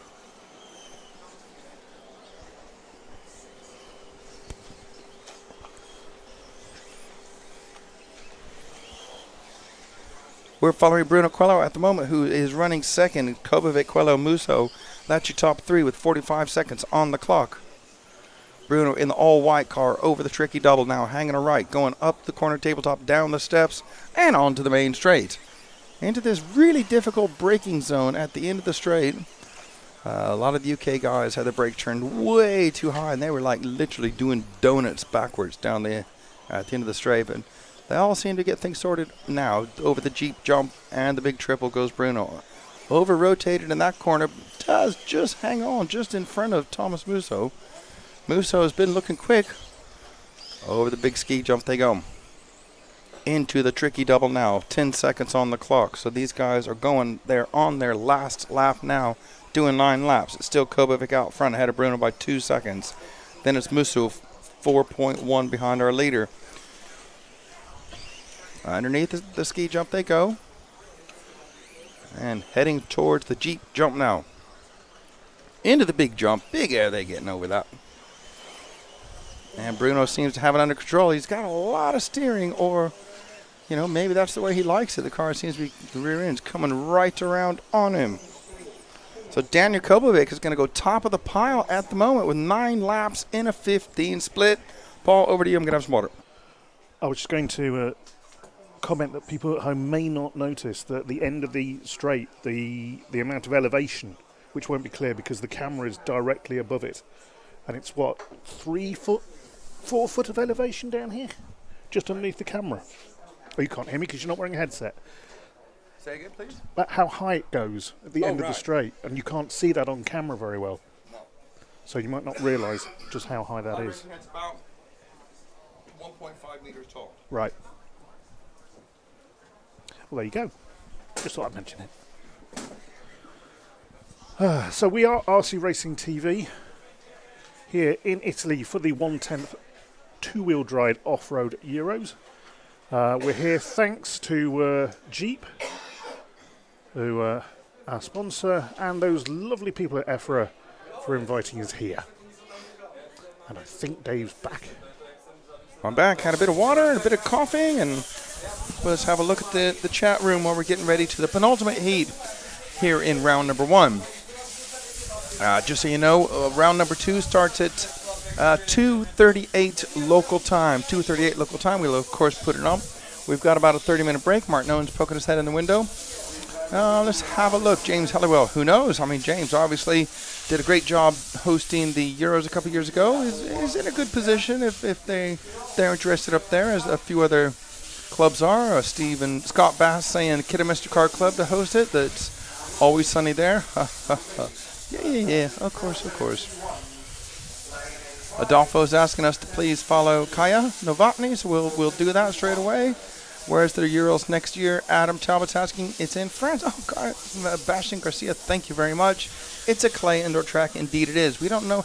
I'll tell you what, Bastien, if you could tell us what is the dimensions of the track itself. Like, you know, it's like 30 meters by 50 meters, you know, just the overall footprint. And I'll ask Paul to have a look and follow behind there. What are you doing, Martin? What was that? What are you doing? Picking up voice messages from work. Yeah. Yes, you are.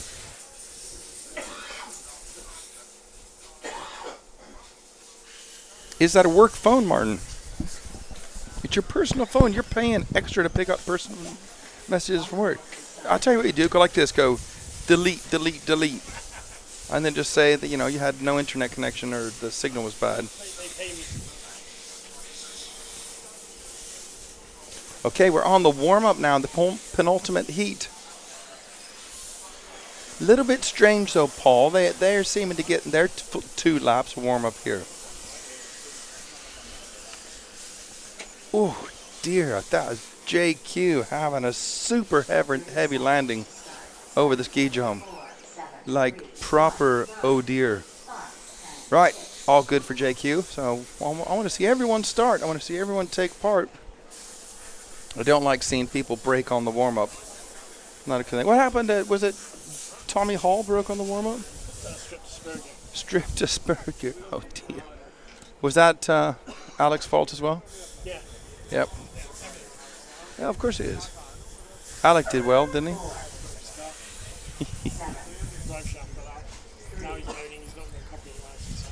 Yeah, but it did.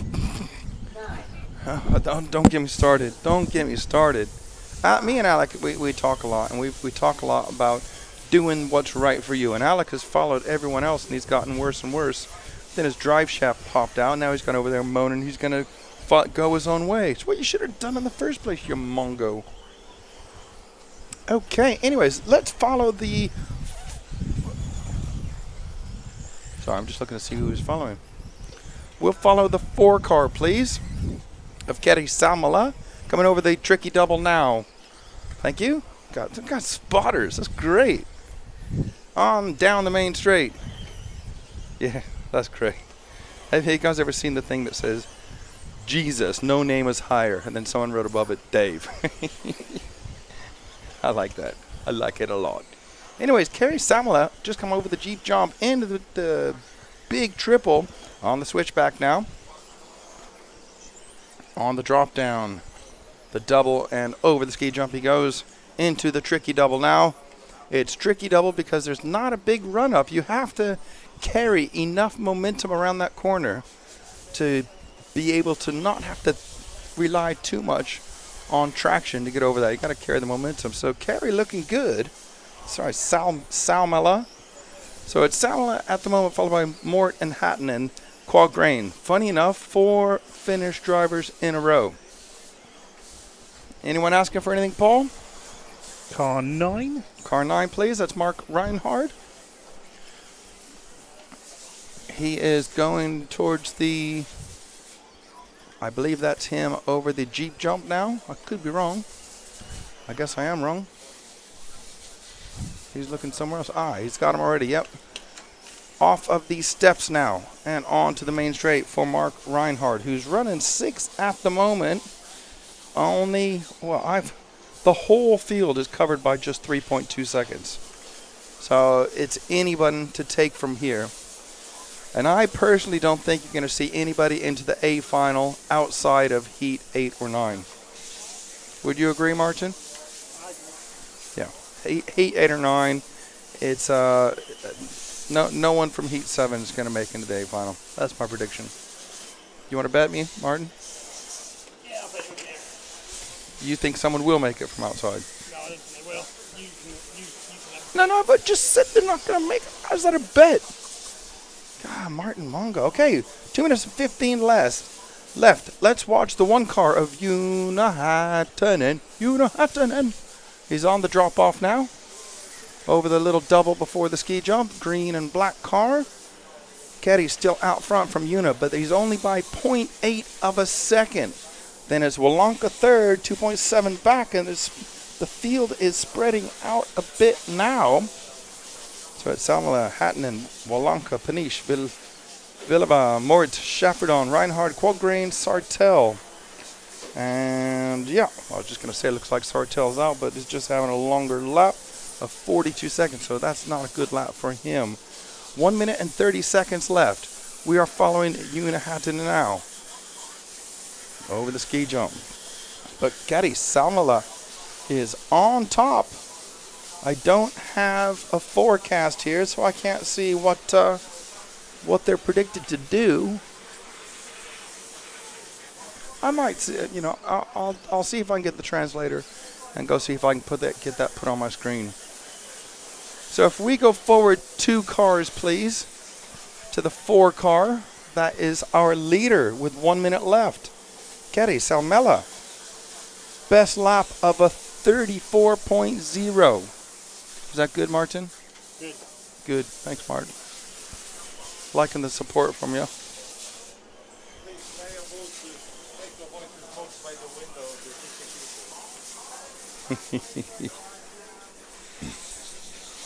With 30 seconds now. What? This had the last one, but yeah. Oh yeah, I keep telling them off for smoking in front of the, well, in the pit lane. Really, to be fair, it's not just for me. It's for the drivers. If they're up there, you know, driving and they get a face full of cigarette smoke, it's not very nice, is it? Anyhow, with the last 10 seconds now, Una Hattinen actually had taken up the lead last time round. So Una ahead of Caddy, but look at this, Martin. That's the lead. It's blank, so I can't even tell you. But Wolanka in third is 1.1 behind. Then it's like down to 4.3 for Paniche. So it's really close between Hattinen and Salmela. Yeah, the other Finnish driver's not doing so good. Una Hattinen's going to take it, which has set the target time fastest of the day, and it's 9 laps in a 13 split. And if you remember back, Paul, me and Tristram have a bet. You want to get in on this bet? The bet is what's going to be the 5-minute time of the day. I say 9 and a 5. Trish said 9 and a 9. 9 and a 7. 9 and a 7. Ooh. But if you lose, you have to pay us next week at Southport. All right. Good. Not a problem. I'm not there. So then you can't be in with the bet then. Go to Southport, you mongo. What the heck is? Shut the front door, man. Okay, up next we have the top heat in 2-wheel drive. James A. Martin. James is asking, what is the track called in Bristol? What's the name of the track in Bristol? What's the name of the track in Bristol? What one I'm traveling? Mendip RC Racing. Mendip RC Racing, James. And another question from Adam. What about the new indoor RC facility opening in Bristol? Okay. I don't know about a new RC facility opening in Bristol indoors. Right? 50 by 30. Yeah. Right, let's see what Phil's talking about. Why the heck do they have an official standing in the track during the first lap? Good job. Ellis isn't there. Carlos would have a broken ankle. True, and that's why official standing in the middle of the track, because it's Carlos. David Frazier, thank you for promoting us. 408 watching, only 59 likes. Come on, guys, hit the like button. Give us a hand here. 410 watching, Martin. That's good. Thank you very much for all your support. Okay, we will follow the top seed straight away. That's Savoia, Renault Savoia. Although, if you look at the timing screen now, let me just make sure on the feed. No, it's different there. That's going to be the start order. Hold on. Hang on a second, people.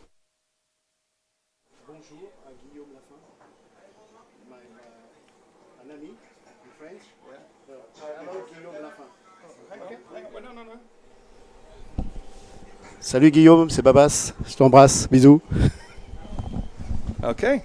There's a fan wanting to come along and say hello to people out there. We actively encourage that. If you want to anytime come in and say hello, we like it. No problem. Here we are. Hey. God, I look good, don't I? Okay, this is it. This is the top group. We're going to see the TQ set from this one, I believe. Now, the start order is the fastest 2 laps from their second controlled practice today. Is that right? Thanks, Martin. You didn't even know that, did you? Okay, and it's Michael Orlowski that leading us off. We're going to go around with Savoia for a couple of laps first, and we're going to change thick and fast, Harry. Thick and fast, 5 minutes is a little bit different to what we were doing last week. We had long, 10-minute qualifying at the 1-5 scale, 5 minutes long here. So we're only going to give them like a lap or just over a lap maximum. But you are with Reno Savoia, the fastest seated driver after yesterday. Over the big ski jump he goes. And let's see who has the quickest out lap. But we got to get everyone across the line. And it's going to be Orlowski, Martin, Bayer, Honegel, Savoia, Craig, Lanthemu, Ongaro, Berthon, Carson. Let's go ahead and switch to the 2 car of Michael Orlowski, please. Coming to the drop-off. He's our current leading car after the opening lap. Nice and steady, these drivers going over the ski jump. The only one I really see him taking big air consistently, Savoia just did it and had a tumble, is Malin Carson, and she's actually had a little bit of trouble with it. Over the triple, or over the double single for Orlowski. On the jumpable corner tabletop, but he goes steady into our Jeep jump now. On the big triple, big airs, nice down lap landing for Orlowski. But after 2, it is Lee Martin. So let's go backwards 1 car to the orange-blue car of Lee Martin, please. 3 minutes and 15 on the clock. We are just going to bounce around back and forth, and we're going to try to end up on the car that's in the lead at the end. And on that last lap, Orlowski takes it back up from Bayer, Martin, Savoia, Craig is your top 5. As I say that, Ongaro. And as I say that, Hupo up to 5th now. So it's Orlowski, Bayer, Martin, Savoia, Hupo, Honegel. But we are following Lee Martin. Why don't we follow the 9 car of Martin Bayer? Let's find him on the track. And he is heading towards the ski jump now. Orange, mostly orange with a bit of blue now, over the tricky double. So this is Martin Bayer on your screen. And as I say that, Bayer has gone top of the pile with a quick lap of a 34.7. Lee Martin at the 33.9. Nobody else into the 33s. Everybody into the 34s. But it's Bayer with the most consistent at the moment. 2:15 on the clock. Running order is Bayer, Orlowski, Martin, Savoia, Honegel, Ongaro, Craig, Carlson, Lanthemu, and Berthon. I'm sure it's Berthon in French driver. No, it's Italian. Ricardo Berthon. 2 minutes left now. We got to get 5 laps on the board, and we'll see who's leading it. We'll try to follow someone we've not followed yet. Let's follow the 3. Well, let's go to the 10 car of Hupo Honegel, please. He is running in 5th. And let's find Hupo on the track. If you don't do it before me, he's on him already underneath the crossover for Hupo. And heading for the Jeep jump now, 1 minute 30 on the clock. Lee Martin still on top, it looks like. 1 minute 15 left now.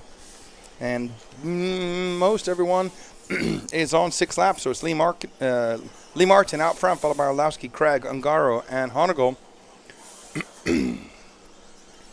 But saying that, it's changed now. Martin, Orlowski, Craig, Ongaro, Hupo. That's your running order. Everyone is on the same lap. Let's pick up the 5 car, please, of Neil Craig. He's into our switchback now. And the drop-off. Heading towards the ski jump. 45 seconds left.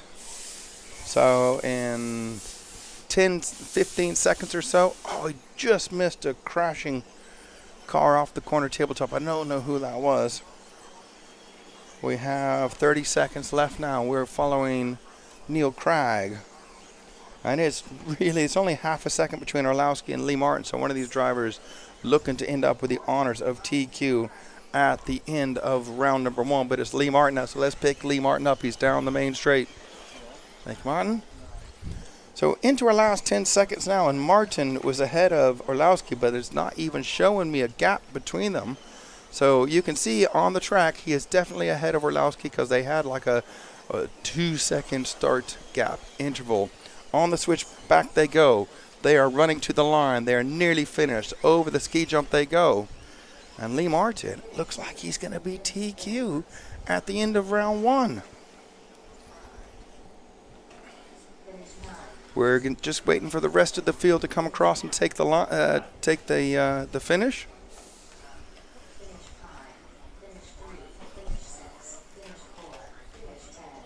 And we're just waiting to get everyone across the line.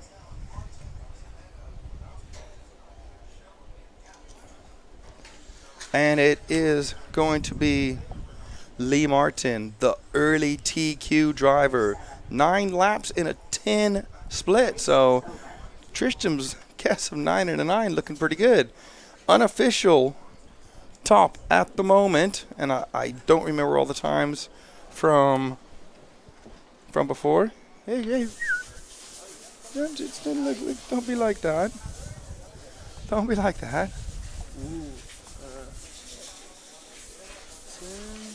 So unofficial at the moment is Lee Martin, Orlowski, Ungaro, Cragg, Honegel, Bayer, Savoya, Carlson, Berthon, and how would you say that last name? No idea. No, it doesn't have an N in the beginning, it has an L. Exactly, Lanthamo.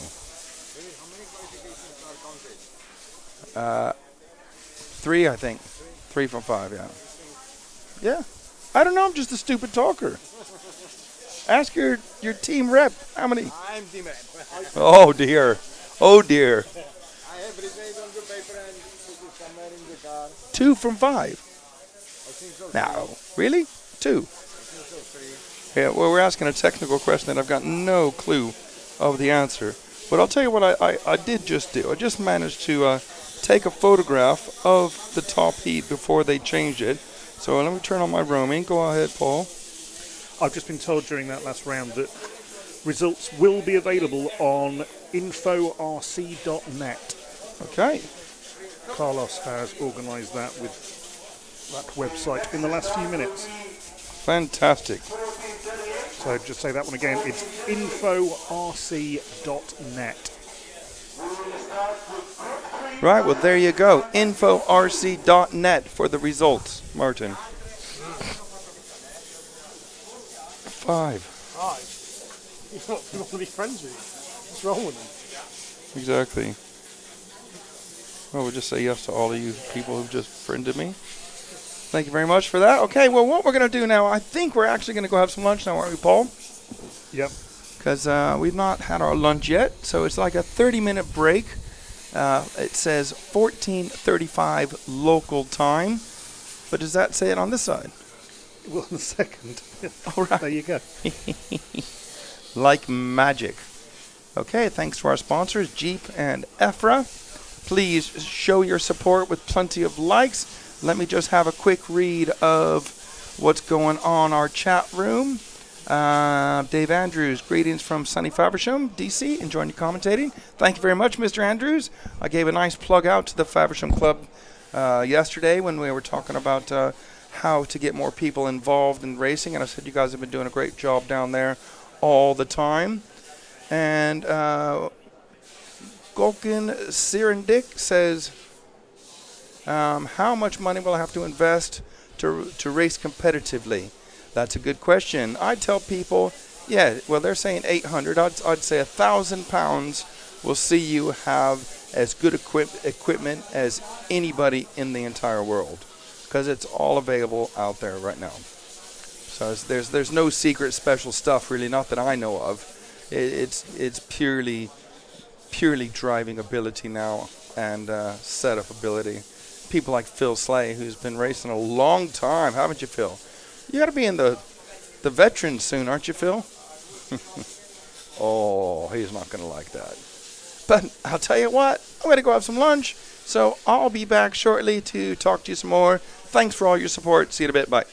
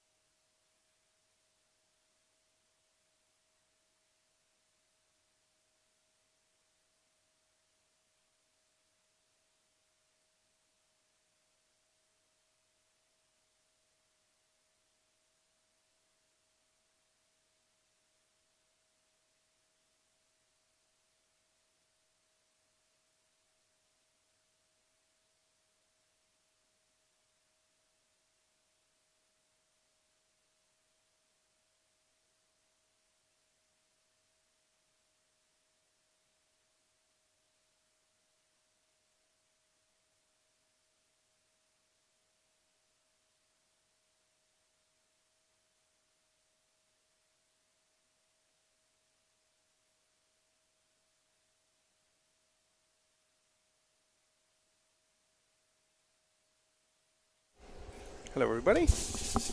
Are we back? Are we live? Hello, hello, hello. We are back. That was a quick 30 minutes, wasn't it? Okay, we are starting with heat number 3. We have staggered starts in round at European Championships. So that'll be 3, 4, 5, 6, 7, 8, 9, and then 1 and 2. And the last round of the day, we will start with heat number 5. Yep. That's the way it works. So I have posted pictures of the overall results on my Facebook page if you want to go in there and have a look. Didn't really have time to like do it properly, so I just went over there while we were waiting for our lunch to be made and snapped a few photos and just whacked them up there, no description or nothing. I know there's some bits and bobs getting out there now, and hopefully Carlos has sorted it with somebody. You're not going to see live timing. That's just not going to happen. I don't know why. Don't ask me. I don't know. It's not going to happen. It's not my RCM. They're not really into that here in Italy.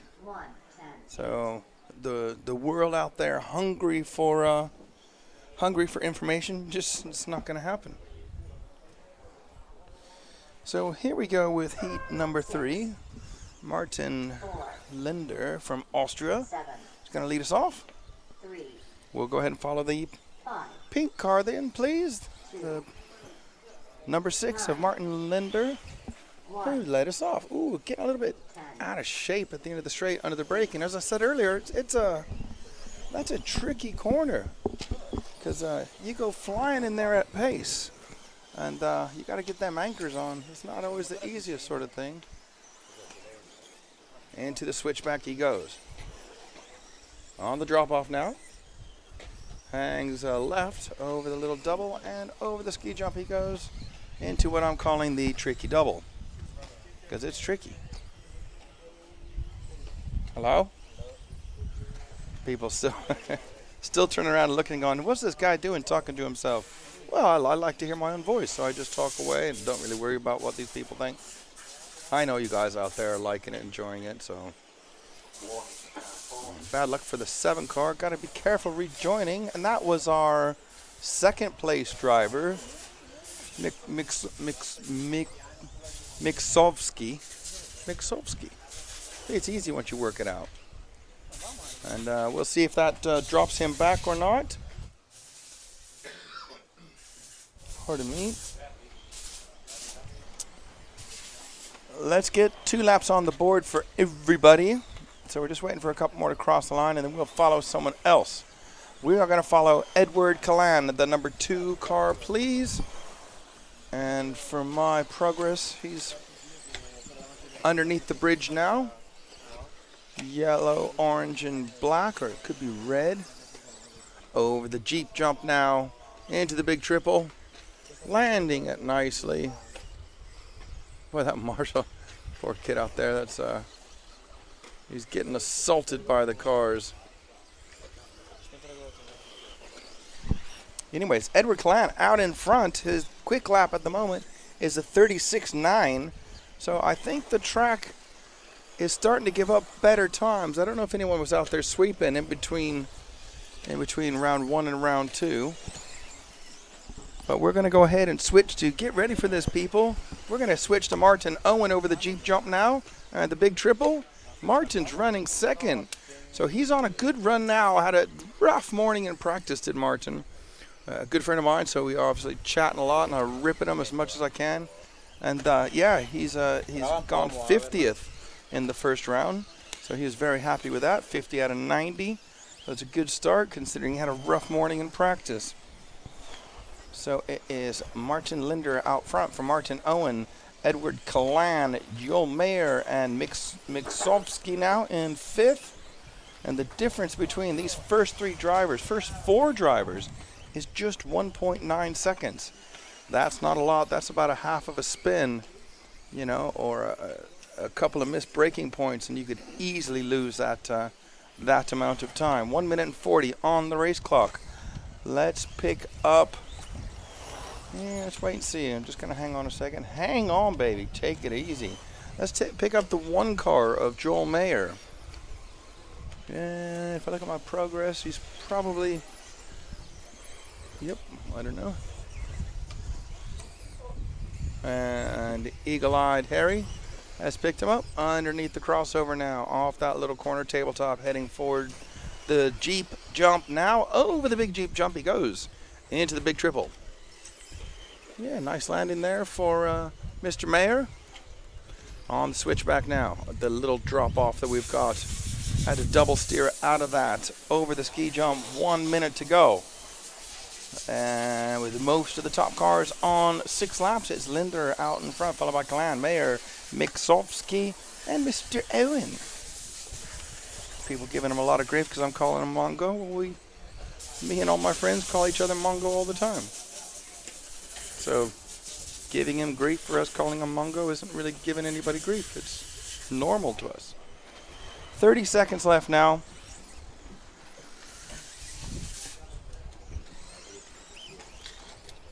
And we're still Linder out front, followed by Kalan. Miksovsky now third. Mayer and Owen rounding out the top 5. Then it's Halluin, Dissler, Oswald, and Joe Cockle. Oh, we didn't give any time to Joe Cockle. Let's find the 8 car. I believe that's coming off that little corner tabletop now, heading for the Jeep jump, and he's out wide. I thought I'd just give it a bit of track time. And this is funny. His tires coming unglued. See that? So you can see his tires. Guess who glued Joe's tires? John. So, and it was Carlos saying that he was gluing them because they knew how to glue. Obviously not. Obviously not these tires. Never mind. Good job, John Cockhill. Well, maybe Joe glued these up himself. But anyways, Martin Lindner is going to take that. 9 laps in 5 minutes 31. That's good. Remember we were talking, Paul Worsley's here. We were talking about the time, and it was 9 laps and a 10. So nowhere near 10 laps. Maybe with 4-wheel drive though. Yeah. No. No, there won't be many doing it. Absolutely. Well, why aren't people sweeping the track then? I don't understand. These guys are experienced, so they. So why don't we get on the microphone and encourage them to sweep? Yeah, but don't forget, these guys are finishing. It's the next guys. Yeah, but no, I didn't see anyone sweeping before. Oh, right, okay. They're allowed to sweep, aren't they? Yeah, that's why I had to put there purposely. You would think that the... They were going to blow the track, you see, and I said, Yeah, don't blow track. they did it last night. They blew it. Do it last night, that's fine. Yeah. You've got 2 control practice with that. You don't blow it during a round. But the guys are allowed to sweep it and you would think that the lower heats would be more keen to have better traction, but no one's sweeping. Look, no one's sweeping. Top guys always do it. There we go.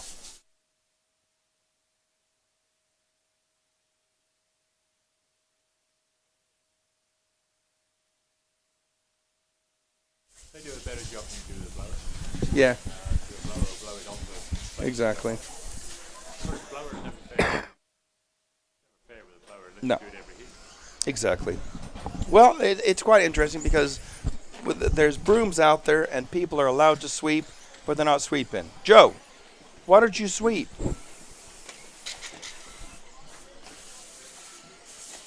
Trying to get Joe Cockhill's attention.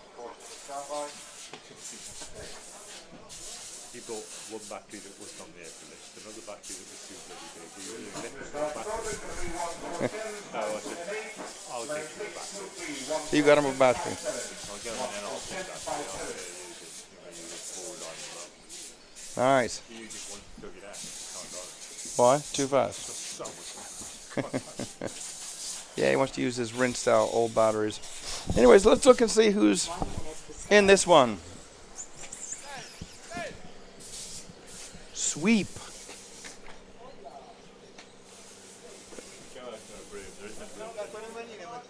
Of course there is. Why isn't everyone sweeping? I think we need to encourage them over the microphone. Because if it's done all day long, it'll be better. There was 4 topsides on the track in between the golf practice. Was there? Okay. Yeah. Well, we're trying to. I'm trying to figure out why people aren't sweeping. I think it's funny. Well, Paul is doing something on the computer, so I can't see the chat room. Thanks, Paul. That's not. We're not going to let you stop for lunch anymore if you're going to carry on like this. That's a joke, of course. Paul's the boss. Mattia Fucci from Italy is leading us off, so if we can follow the 1 car, please. Over the big jump. So clearly having the best run out of this 10 drivers in round number 1 as he's gone off first. Over the ski jump now. And the tricky double. Plenty of pace to get up over that. Onto the steps now. And on the main straight. Hang on, let me just talk to Carlos.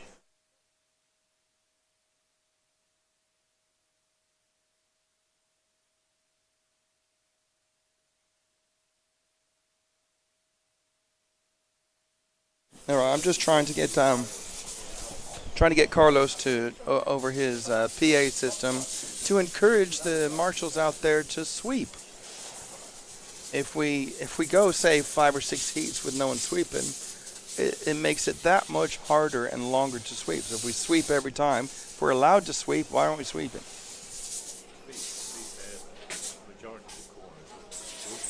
Yeah, they're pretty good, but you know, it only takes 1 or 2 guys to run out wide and give full power and flick all the stuff across there. Yeah. Yeah, the track is in good shape. You know, I get that, but it's always better just to keep on it, keep on top of it. Ah, here we go. We got the chat room back. He was busy. Thank you, Paul. He was busy working, I guess he calls it. Let's see. Fireman, you can find result Facebook David Churchfield. Oh yeah, that was me. I put that up. What day is the final 2-wheel and 4-wheel drive? Says Ben Howard. The 2-wheel drive finals are Wednesday, and the 4-wheel drive finals are Saturday. And Fireman says, "Go Team Finland, go Sammy."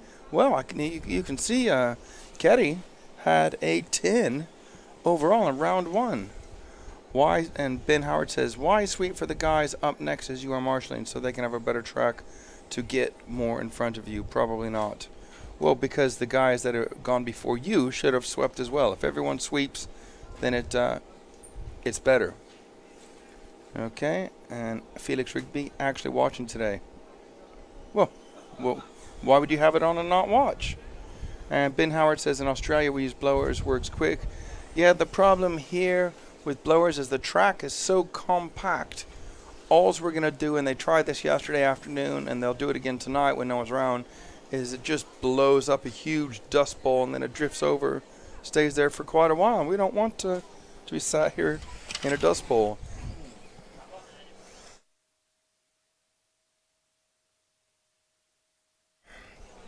And Paul's back. Hello, Paul. Hello.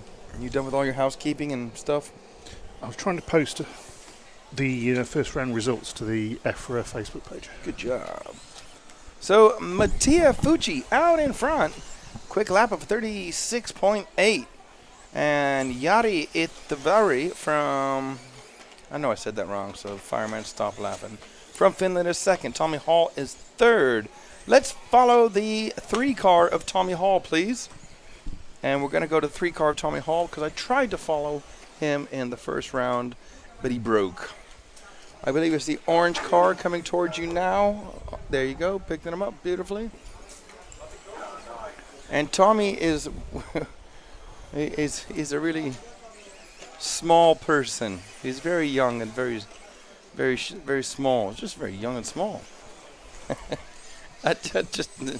Okay, yeah. Anywho, let's see where he's at off the corner tabletop now, heading towards the. Oh dear.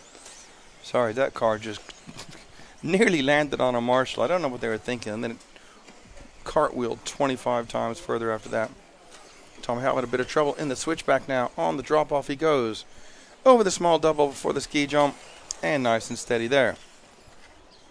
Into the tricky double he goes. Nice landing for him there. Up onto the corner tabletop, down the steps he goes.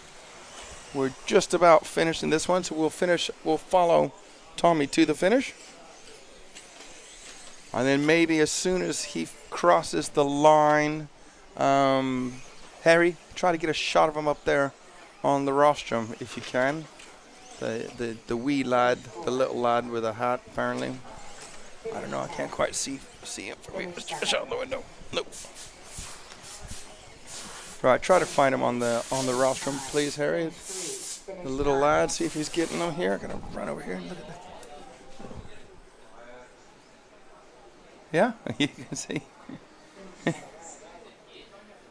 Look how small he is. He's so cute, isn't he? Oh, you want to give him a cuddle? Yeah, I know, a bit silly. Let's have a look at the chat room again. Richard Lewis, you're never going to please electric racers, guys, almost women. Nitro is here to stay, the future. Well, I disagree with you, Richard. I think that there's enough capacity in the RC world for both people to be happy. So there you go. You know, I've been to lots of races where there's been upset 8 people, you know. But, well, I'm trying to figure out why you even said that, because no one's complaining. I'm just asking why people aren't sweeping. So, yeah. But never mind. Ben Howard said 8 scale cars are not as affected by track conditions. That is true. And certainly when it comes time to the 4-wheel drive cars here, it will not be as much of an issue. It's just on the 2-wheel drive cars, it's a lot more difficult when the track has dust on it. And I just simply am saying, I find it a little bit odd that you can sweep, but nobody is sweeping. If every person swept in between every round, then the track would be better.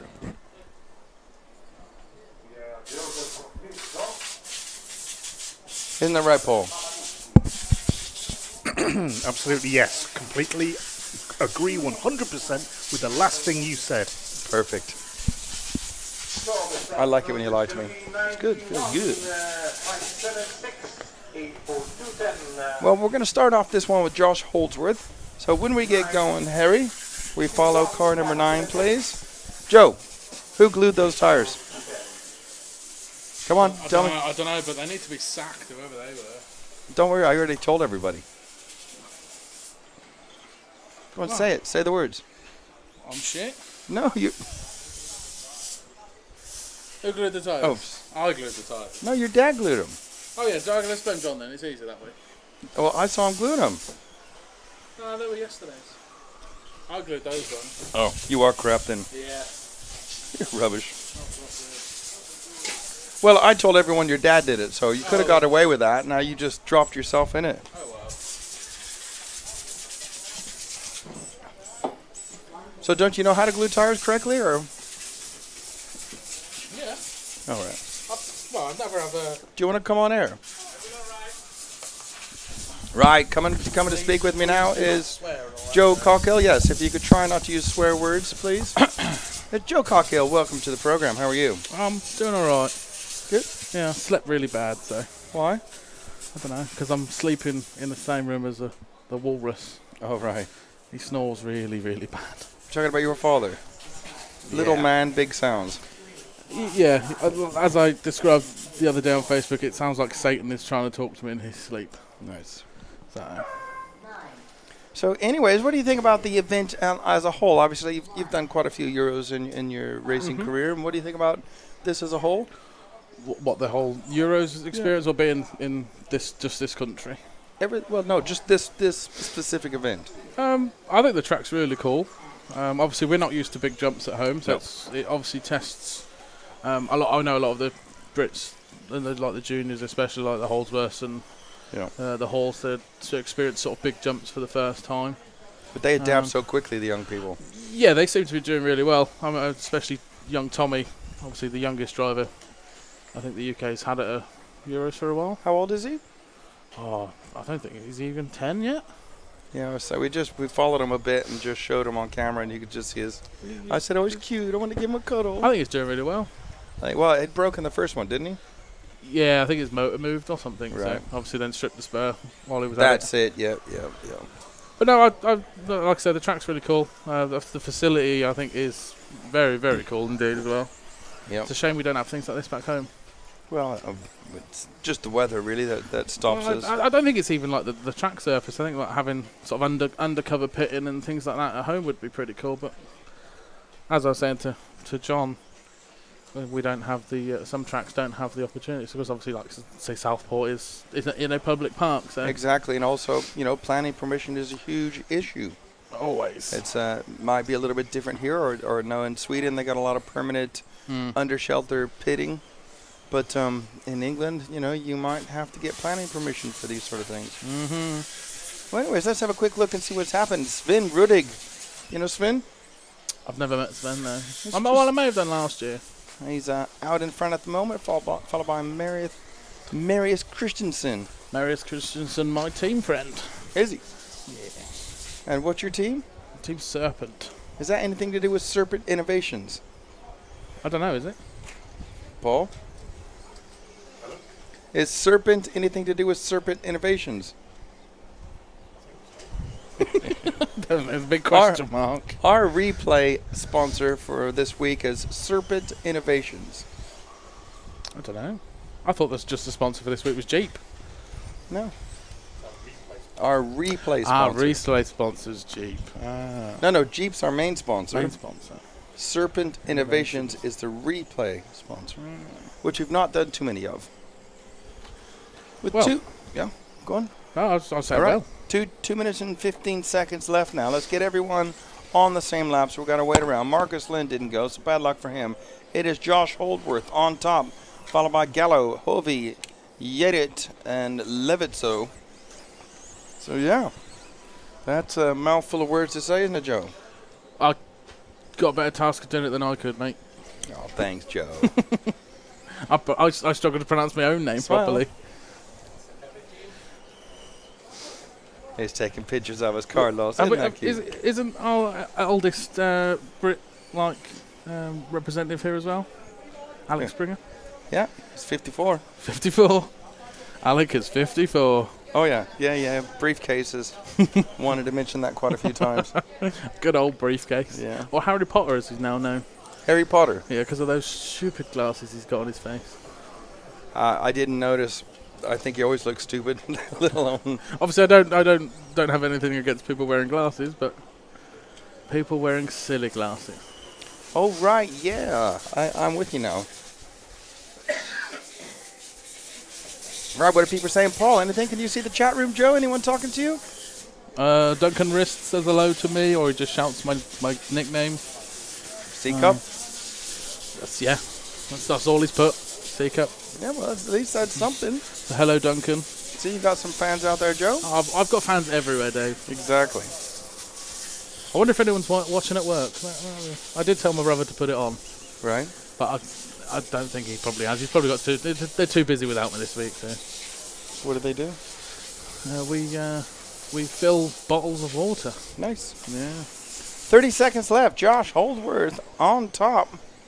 Looking at doing, I don't know, best lap at 35.7. Have you done a 35.7, Joe? I don't think I've done a 45.7 yet. Right. Let alone 35. Oh, dear. You're not going to be in the bottom final with Nick Child, are you? I hope not. It's only 2 runs to count. You still have 3 more to go. Yeah, but...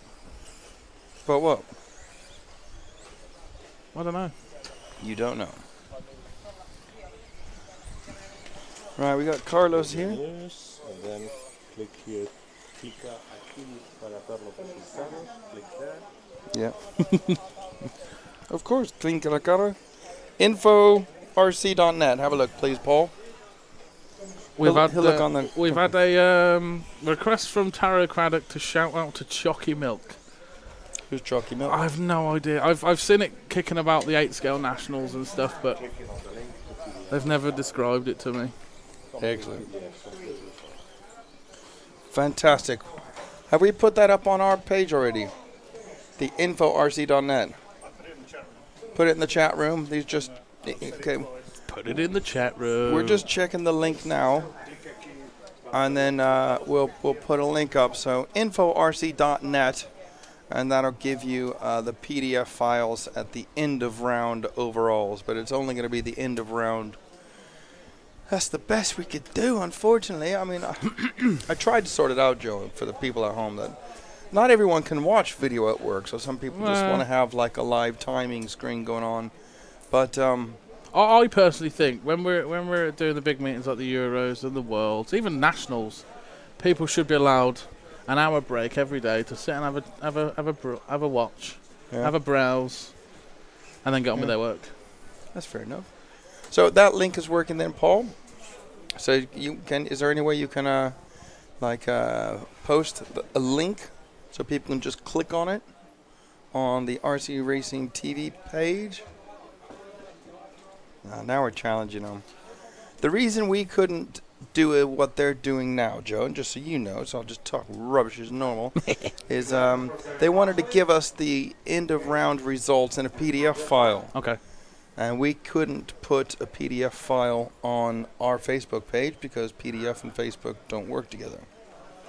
And we don't have access to the EFRA website. They said try to put it there, and then you can just click on the link and open up the PDF. So after blah, blah, blah, blah, blah, Carlos has found this info.rc.net that are sharing the links of the PDFs. So now that makes it so we can actually get it achieved. I mean, I'll do like I did, and I'll try to take some photos and whack them up on Facebook for you. So from your point of view, Dave, watching out this little tiny window you've got here, just taking off round one of qualifying, who do you think is going to go home with that big trophy at the end? Well, I said it yesterday, and Lee and Neil both looked really good. Lee obviously shone in that first one. And when I was talking to Lee earlier, actually, in the pit walk I did, he said that he wasn't really bothered about his 2-lap pace yesterday. He was focusing on getting the balance of the car right. Consistent 5 minutes. Yeah. He said his 5-minute time was good, you know, with a couple of mistakes, blah, blah, blah, so his driver. I know Neil's a little bit frustrated at the moment. Not quite getting the best out of it. But you know what it's like with Neil. It's boom, and it's there. And I was talking to Mick Cragg about it as well. And Mick said... Neil always shines through at the end. Well, yeah, I mean, he said that it only takes one good run to switch it on. You know, so if you're downhearted and things are a little bit frustrating, you know what it's like after you have a good run. And I'm not just saying this because they're British drivers and I'm British or Americanish or whatever you want to call it. No, you're Canadian, Dave. Whatever it is. They did look very good yesterday. You know, of course. Now, if you look at the whole picture of everything, clearly Lee and Neil have done a lot of racing on surfaces like this. The other quick drivers yesterday were like Malin Carlson, Renault Savoia, Michael Orlowski. So those 3 cars were very fast on the 2-lap pace. I don't think they have the racecraft to do it on this type of surface. I think Orlowski has, because obviously 2015 at Robin Hood, he obviously showed his... He did show it, but that track had more grip than this. I think the grip's out there at the minute. It's coming slowly. But yeah, I mean, absolutely, Orlowski, you know, winning the European Championships was fabulous. I think on this particular surface, the more experienced drivers, you know, and the more mature drivers. Yeah, I think you've got to be more switched on. Yeah. And obviously not saying Michael isn't going to be switched on, but yeah, I think with he's his still very young. That's the problem. His age and his experience. That's what I mean. He did brilliant at Robin Hood to take the win, and it was an awesome drive. But the different conditions. This track is different. So that's what I was saying. So. Yeah.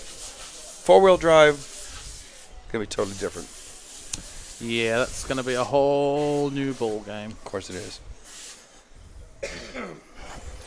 Right, let's have a look at actually what's going on the track. Max Gotzel now in the lead, followed by Kevli and Bartek, Crompton, Skolderbrand, Pineda, Aroma, and Suitcase, Venables, Boda, and Albanzi. Briefcase, Suitcase, Harry Potter, whatever. They know who we're talking about. I'm sure they all do. Well, if they don't, his real name is William Venables. He did he surprised me yesterday with looking at this heat alone, and you've got like Crompton, Kevin. Yeah.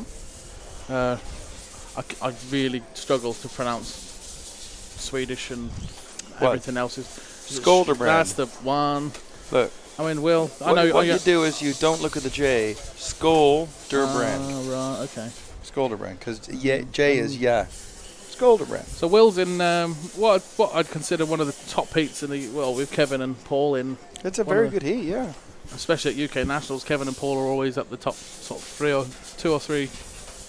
Absolutely. Heat. So he's doing quite well. He was in my my practice heat all day yesterday, so I watched him go round. And look, at the moment he's running 4th. He's doing. I mean, he's just had 5th. a little bit of a bobble with Paul Crompton coming off the double ski jump, but. So I don't know who we're following. If we can follow the one car, please. We're following Crompton at the moment. We're going to follow young Bartek. Another request from the Craddocks to shout out to Mum Lad. Those who don't know Mum Lad, it's obviously Michelle Craddock, wife of can you help superstar this guy? mechanic Mick Craddock. Big man, yeah. I can't read things like that now. I'll probably get in trouble. I'll see what it says. I'll let Dave do that. Where is it? Big man boobs C cup. There's nothing wrong with boobs. I don't want to say anything. Nah. I won't get invited back again. You weren't invited this time. Well, no. There you go then. I came to ask you a question and. Oh, what was the question? Well, you were shouting at me about brushing things. Yeah, well, I want to know why people weren't sweeping. Oh, I swept the start line. What more do they want? The rest of the track? Yeah. Anyways, if we're following the one car, there? Are we following Bartek? 50 seconds left. Bartek's over the big triple now. Yes, indeed, we are following him into our switchback. And the drop down now is hanging. Oh, and he's over, landed back on his wheels. Over the double and the ski jump. Hey, how do you say Juha's surname? Juha. Aroma. yeah. Aroma. Don't make me laugh. Aroma. Yeah. Juha Aroma. It's easy. You just Aroma. Thank you very much. Animal countdowns. No, this is 1/10 electric off-road. No nitro whatsoever this week. Definitely not. Nope. Should have followed us last week. Ooh, and there's a car crash underneath the bridge. Oof. Good marshalling. Okay. Tool drive up until Thursday morning, where we then change to 4-wheel drive. So you guys are good. I'll go take a break and leave you over here, Joe. Unfortunately, I've probably got to pop off and sort my own car out in a minute, Dave, because, Oh, are you racing? Unfortunately, yeah. You going to go check your gluing on your tires? Yeah, I'm going to go to sort that out in a minute. Anyhow, Gotsu is going to take it. Bartek is second. Boda, Kev Lee. Will Venables. Venables, Crompton, Arma, Skolderbrand, Pineda. That's what it's looking like. We've got to get them across the line, though. Time is up. They're finishing as they cross the line. I think Kyoshi O'Neill's giving me some abuse here. Of course, he gave me loads yesterday. Bring it on, Neil. We like it. Yeah. We like it a lot. It's all right, Neil. When we're home, we'll abuse you back. Don't worry. Yeah, he's just having fun because we're doing such a good job here. So he's enjoying having this fabulous. He's only jealous because I used to beat him at Stockfold on a Wednesday night all the time. Did you? That's not what he said. So was he lying yesterday when he said he beat you all the time? Well, now that I don't live in the Stockfold area anymore, it's a bit hard to beat him. Yeah. Does he still race there? Again, I don't know. I don't live there anymore. Where do you live? I live in the sunny Midlands. I live in just off the M6 in Nuneaton. So are you a yam yam then? I wouldn't go that far, no. I live near the yam yams, I guess. All right. But I'm not a yam yam. Good job, suitcase, briefcase, Harry Potter. Briefcase. He didn't look impressed. When we were at Boughton the other week, I said, do you ever smile? And I had to think about it. I said, yeah, I smiled a week ago. I see him smiling this morning. It's only because we were bullying him and he was probably laughing / trying not to cry. Yeah, well. I'm going to have a quick look at the chat room. Yeah, it's all love for me, Dave. Good. That's what we like. I don't know who Jose is though. Cheers, Ollie. I know what you mean, but I don't know who Jose is. So obviously you are Jose. Makes a change. Says Neil Duncan Reyes. Good job, Joey. Love you, man. Yeah, he loves you too. Richard Lewis. The track looks awesome. Yep, it is. Canadian, just working out for you. Yep. Well, I'm not Canadian actually. I am actually English. Secret Canadian. Wait for the abuse on that one. Yep, perfect, guys. You believe anything that you're said to. There's always love for you, Joey. Everywhere I go, there's love for me, Felix. Just ask my girlfriend. I did last night. She said yes. Hey. I tried to FaceTime her yesterday, which got really awkward because I was trapped in the back of the hire car with John and Paul because we got lost in Pinarello. How? Well, we went looking for a garage. And the lovely lady at the restaurant guided us towards a garage that was actually not a garage because it shut down. Right. And then we found loads of other closed ones. And then we gave up our efforts, rejoined the motorway back towards sort of centre of town, and then there it appeared. Right on the junction we were supposed to get off at. What, the garage? Yeah. And 24/7. What were you going to the garage for? Product placement, I don't know, put a cigarette. All right. Things nothing exciting. Well, you could have lied and just said you're out for getting some soft drinks. Out for a Sunday drive. Well, on what? On a Monday? Yeah. That's what it felt like.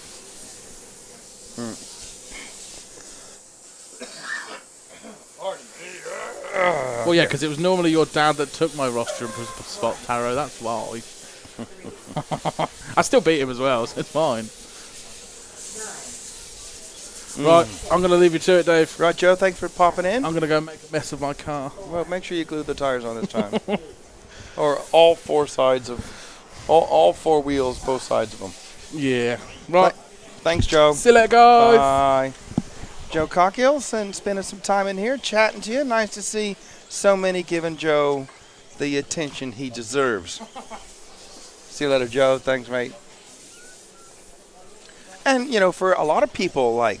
Martin Owen has come in here, Tristram, obviously, Craig Drescher, and Joe Cockiel now. Some of these people haven't done this stuff before. It's a whole different thing when you come in and you put this headset on and you can hear yourself really clearly. And, it's like some people are just finding it really, really cool. And let's be honest, it is cool. You know, we're not focusing so much on the racing. But we're going to give it a bit more attention. As long as you people are happy and enjoying what we're saying, then that's the most important thing. You know, certainly when it comes to the races itself, it will be nothing but racing pretty much. You know, we'll stop all this chatterbox stuff. Yeah, I think I need to take some more drugs, some more cold medicine. Forgot to do that. Got caught up. Anyways, let's look at the actual racing now. Can you see who we're following, please, Paul? Coming up the straight now, just under Harry. And going under the tunnel. Okay, that is the 9 car. Wesley Van Helmen. Let's find the 1 car, please, of Daniel Kovacic, because he is our leader. He is a yellow and green. I can't remember, actually. Yeah. Daniel is yellow, yeah. Let me stick my head out the window till we find him. Oh, and someone else's tires coming off. Wow. Okay, over the big jump. He's already on him. That's Daniel Kobovic, your leader. He is ahead of Thomas Musso by 4.3 seconds. So either, well, check that. No, it is 2.9 this time around. As Thomas Musso doing a quick lap. So it's Kobovic, Musso, Coelho, Novotny, and Honsha, Hofer, Van Helmen, Grainer, Valander, Schneider. As I'm going to look my head back out the window and see Daniel over the ski jump one more time. And the second place driver is the 10 car. You keep following Daniel for the moment, and I'll have a look where Thomas Musso is, and we'll follow him. This way it saves time of having to get the cameraman to try to find him. Okay, it's got to be here. Underneath the crossover now, please, to the 10 car. That's the one going up towards the far corner. That's Thomas Musso. He is running in second, 5 seconds behind Daniel Kobovic. So Kobovic on a storming run, 34.0 for Daniel Kobovic. That is within 3/10 of the quickest lap we've seen here so far. I'm trying to think how many days it was. It's been 2 days, yesterday and today. So Daniel Kobovic getting that X-ray machine hooked up and to his liking. But we're following Mr. Musso, who's 5 seconds back. Let's go to the 3 cars underneath the bridge now. That's Bruno Coelho. Unless you see something different, Paul, and you want to chime in, we'll just sort of pick as we go. And then in 20 seconds more, we'll switch back to Daniel Kobovic because he is on a great run. You know, and he's done a 34.0. He's out in front. He has nearly a 6-second lead.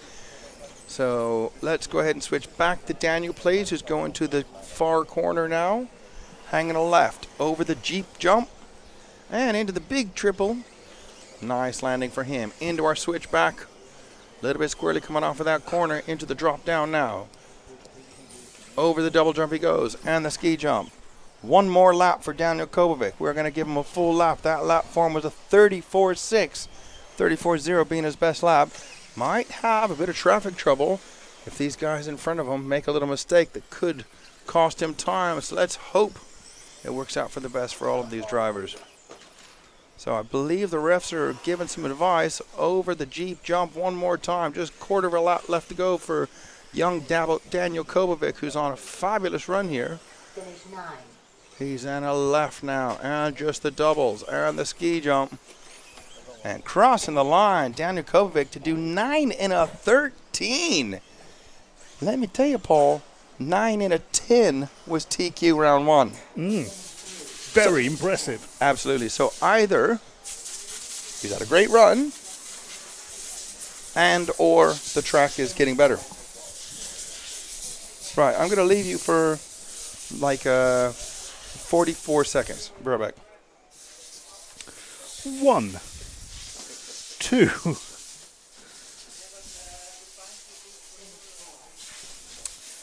So we are RC Racing TV, bringing you the 1/10 two-wheel drive off-road European Championship from Pinerolo in Italy. And we'd like to thank our sponsor Jeep for getting us here, and the lovely people at EFRA for inviting us to this event to stream for you. 39, 40.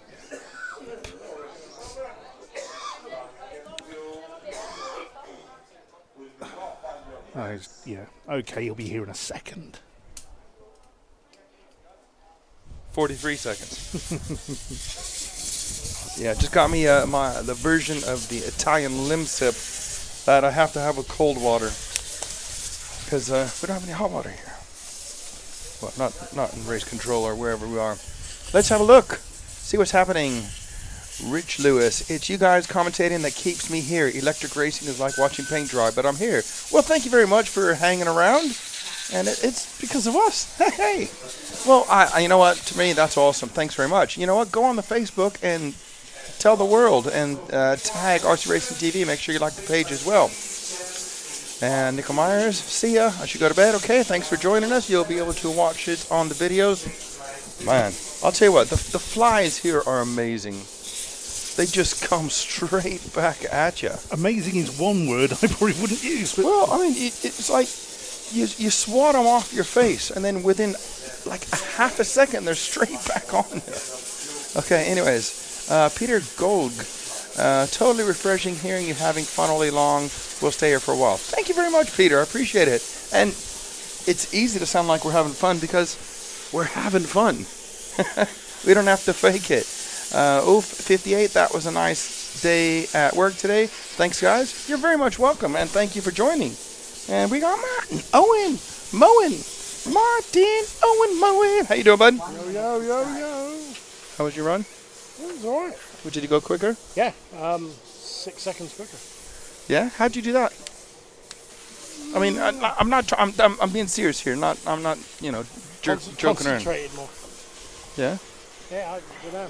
I can't practice, but I can qualify. So is it just a case of like, you know, maybe things have just clicked at the right time and you've had a good run and the track was good and your car was right and you got yourself in the right? Yeah, it's the frame of mind. It's the focus. When you're going out qualifying, you know it means something, so you focus on it. I find it hard to focus in practice. I was always told in practice, use that to find the limit of the car. Yep. On which bits of track, so that when you qualify, you know where the limits are. Yeah. So far, so good. Good. I think it was you that gave me the advice. Yeah. What a wise man I am. Well done, mate. I can look at what he's looking at his phone. Oof, don't look at that. Jeez. Now we're near the top heat.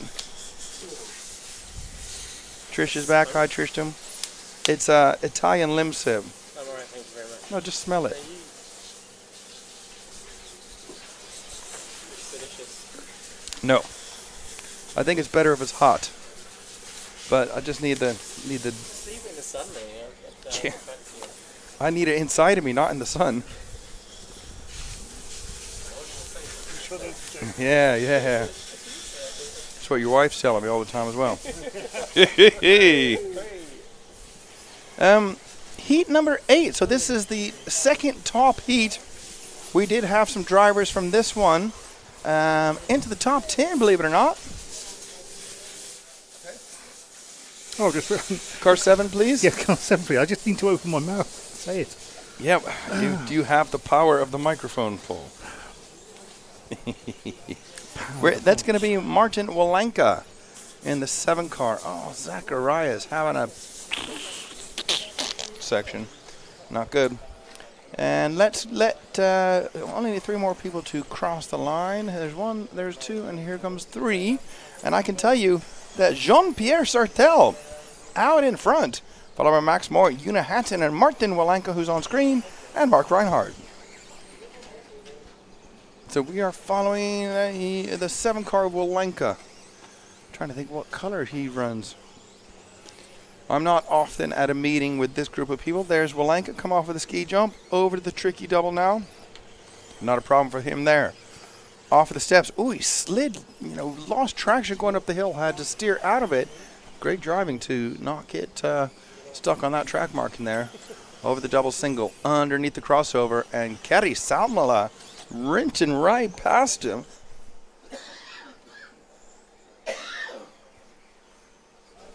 Ooh, quickly saved. So let's find Una Hatton again, please. Number 1.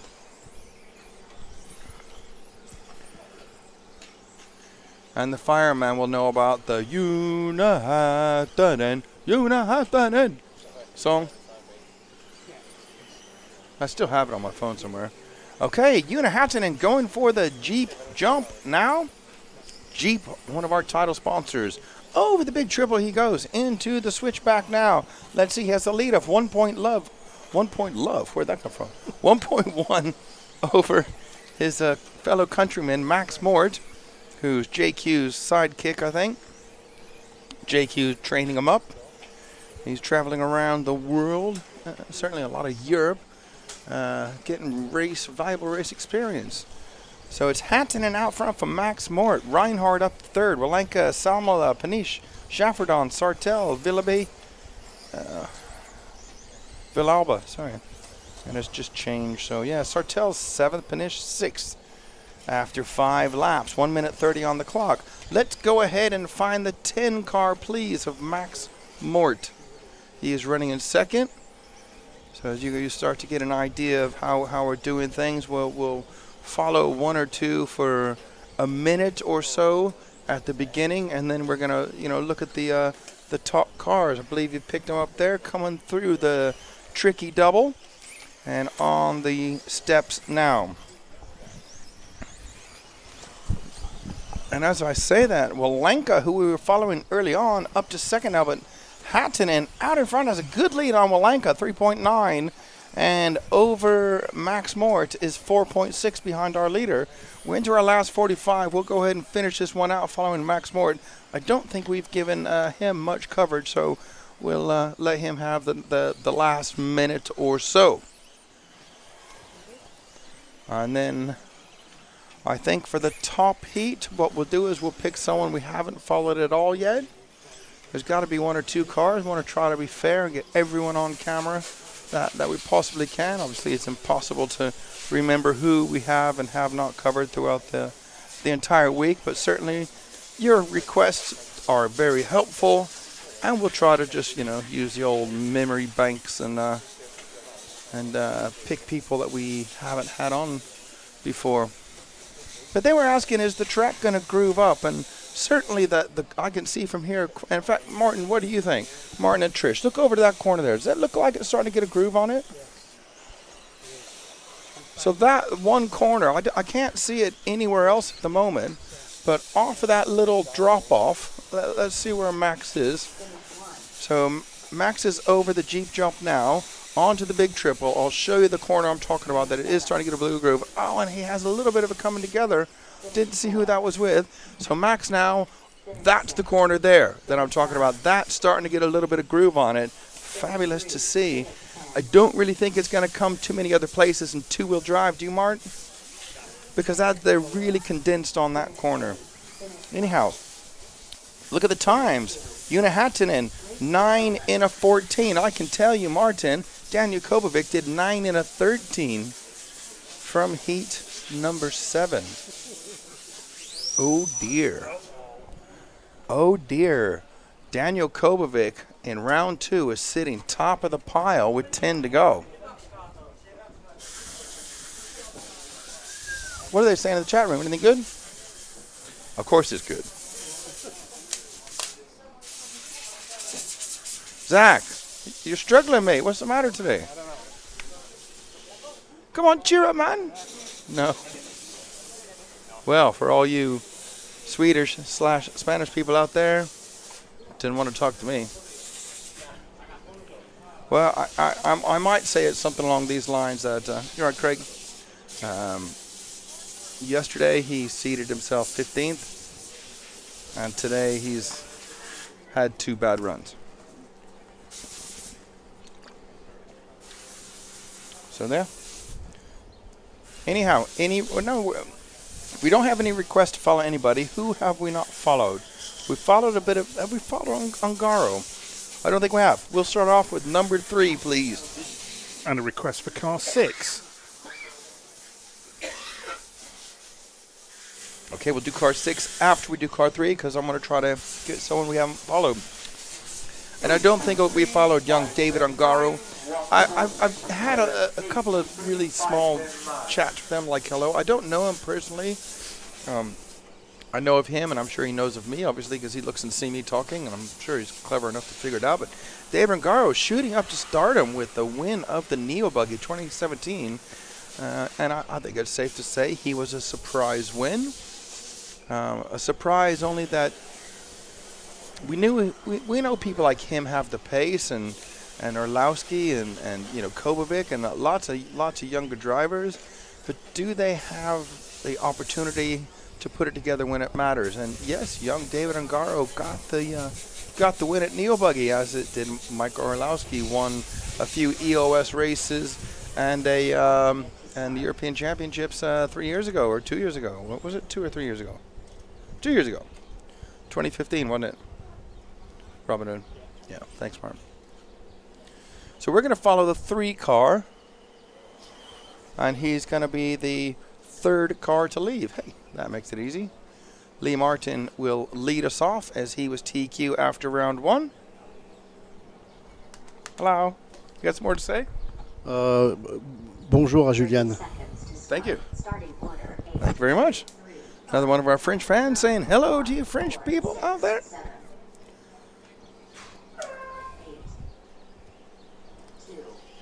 And here we go. So we are following David Ungaro to start. We're following for about a minute. Unfortunately, that's all we're getting, people. 4, 6, 7.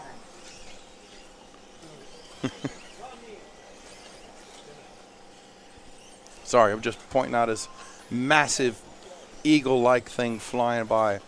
It's got to have like a 2-meter wingspan. Huge. But we're going to focus on the racing. Top heat, we can show you eagle another time. Pterodactyl, yeah.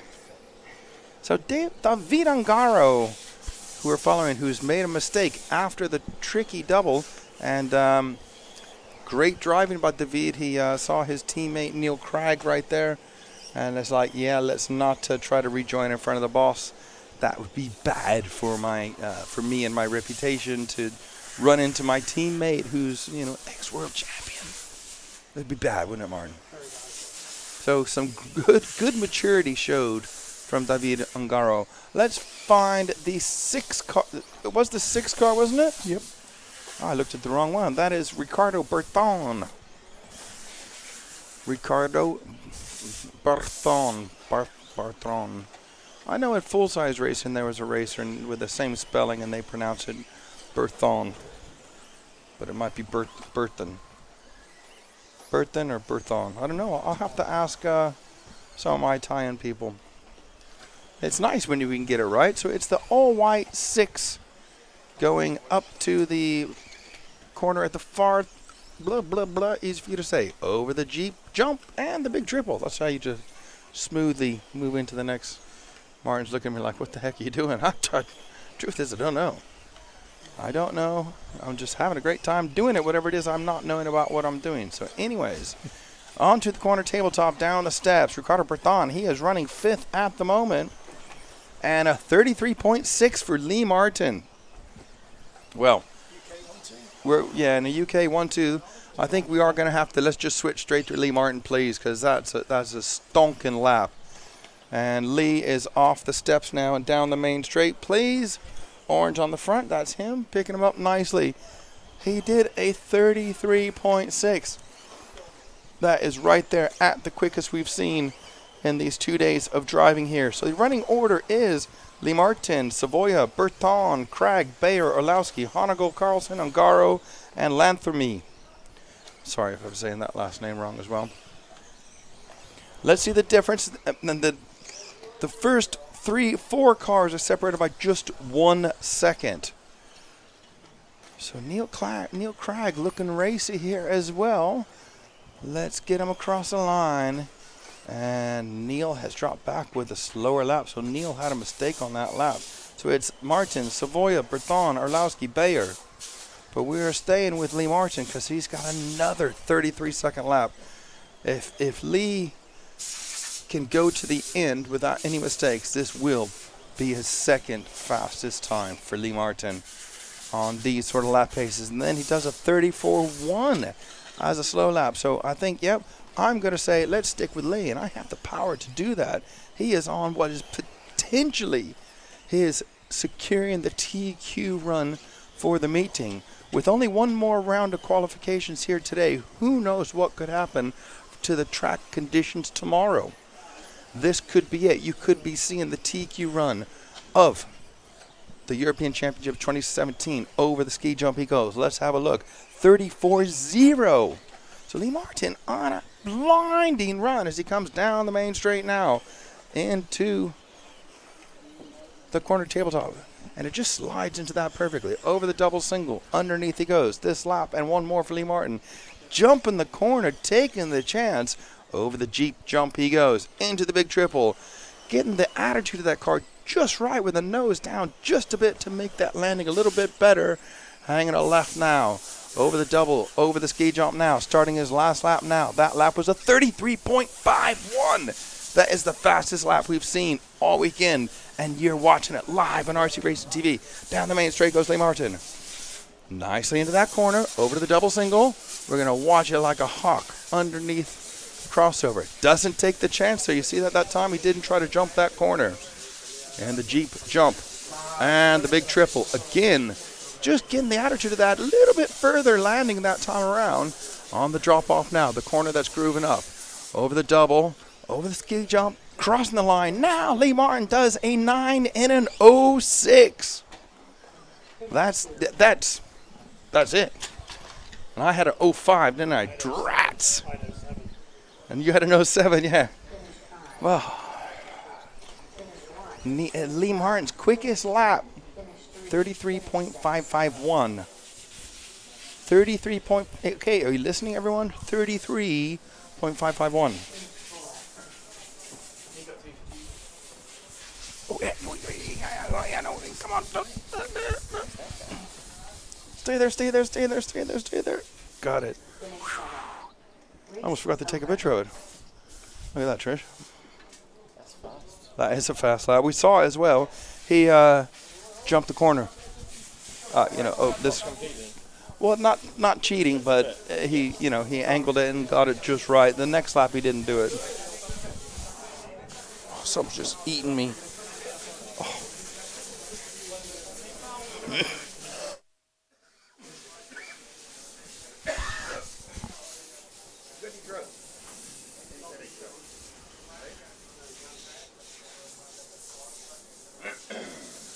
Okay, sorry about that. I'm back now.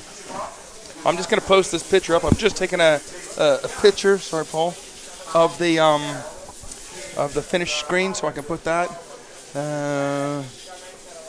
Richard Lewis, he obliterated all the drivers with Neo. Yes, he did. He was awesome. And car 4-star candidate Richard Lewis, wish I could spell, don't worry about that. BBT, go Team Craggy. Yeah, unfortunately, he's just, I didn't see the mistake he made. Paul Wynn, shouldn't follow unless you have a painted body. Well, we're trying to cover everyone. Yeah. Well, it's easy to be critical, sat there. Paul's saying that it's pathetic that it's yours and you can't be prepared.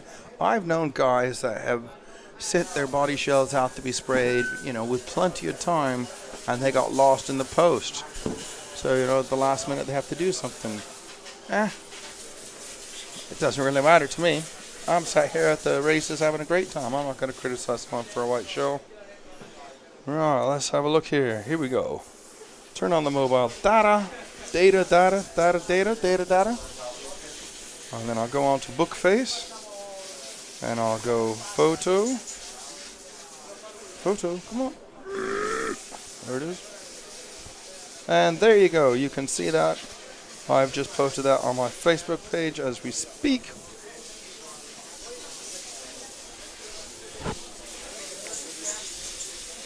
Okay. Lovely, all this attention. Fabulous.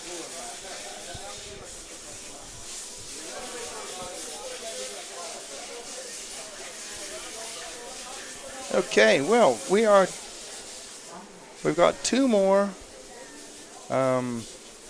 heats in round 2, and then we're going to have another 30-minute break or so. We can go, la. David Fraser, yes, I just messaged you back. 370 watching, 92 likes, getting there. That is much better. Yes, we are trying to prove. It sounds a little bit too harsh. We're not trying to prove. What I'm trying to achieve, how's that? I'm trying to achieve a lot of interaction from people out there to show EFRA that thanks for making all this possible. Does that make sense, Paul? Yeah. So I don't want to sound like I'm begging, so that's why I've been a bit lighter on it today. Yesterday was a cool day and a talking day, and we had so much is like a white fluffy cloud, wasn't it? But yeah, 370 watching. That's good, really good. Okay, let's see. Anthony Cooper, great filming, commentating. Thanks for your hard work. You're welcome. It's our fault. We've done no. Anthony Cooper says, "Your fault. I've done no work." And yeah, good. I'm glad you're enjoying it. And Neil from Kyosha says, "Always some last-minute body shell swaps." Yeah, that's true. And Richard Lewis, another break. Yes, there is another break, Richard. It's down to the organizers because we only have 90 drivers here, which is 9 heats. It's a comfortable day. There's no point finishing at 4 o'clock. What are we going to do then? That would be bad, wouldn't it? Yeah, we've got to make it last the whole day, haven't we? So there's going to be another half-hour break after qualification 2. Yeah, because now here's the other way. Let's say we run straight through with no breaks. Then you guys go, oh, finishing at 4 o'clock. Oh. So no matter what, we're wrong. Yes, another break, another short break, some 30-odd minutes. Gives me a chance to, to do this and that and go talk to that person and talk to this person and then do that some more. And, I'll tell you what we'll do as well. We'll take pictures of the results and put them up in our break. So even on our break, we're still working, aren't we? Over to you, Paul. Right, where are we?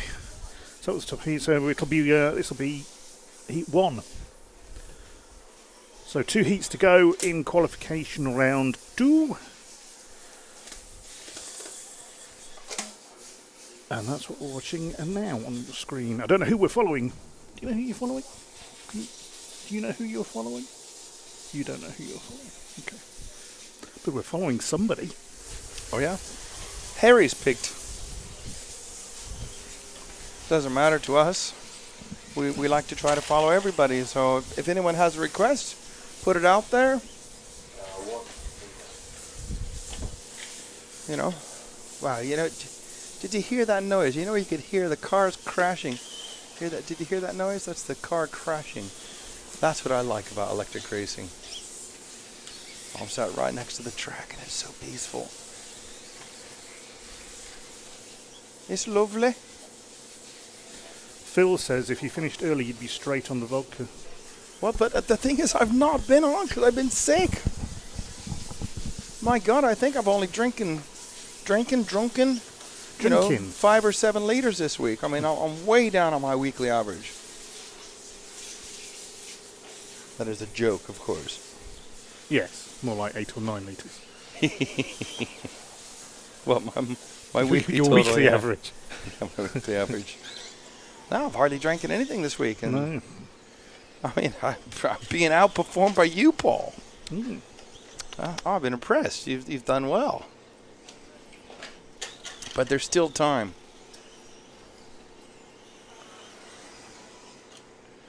There's still time. Yeah, and the problem was if we did finish at 4 o'clock and then I did drink and then I fell asleep at 6 o'clock and I sleep for 6 hours, what time am I getting up? Midnight? That's no good, is it? Nah. It's no good at all. Then by the time it's time to come to the track, I'll be ready to go back to sleep. That'd throw me complete out of sync. Anyways, Amato out front from Italy. Weidman from Switzerland is second. Callan from Great Britain is third. Figueroa from Italy is fourth. And Holdsworth from Great Britain is fifth.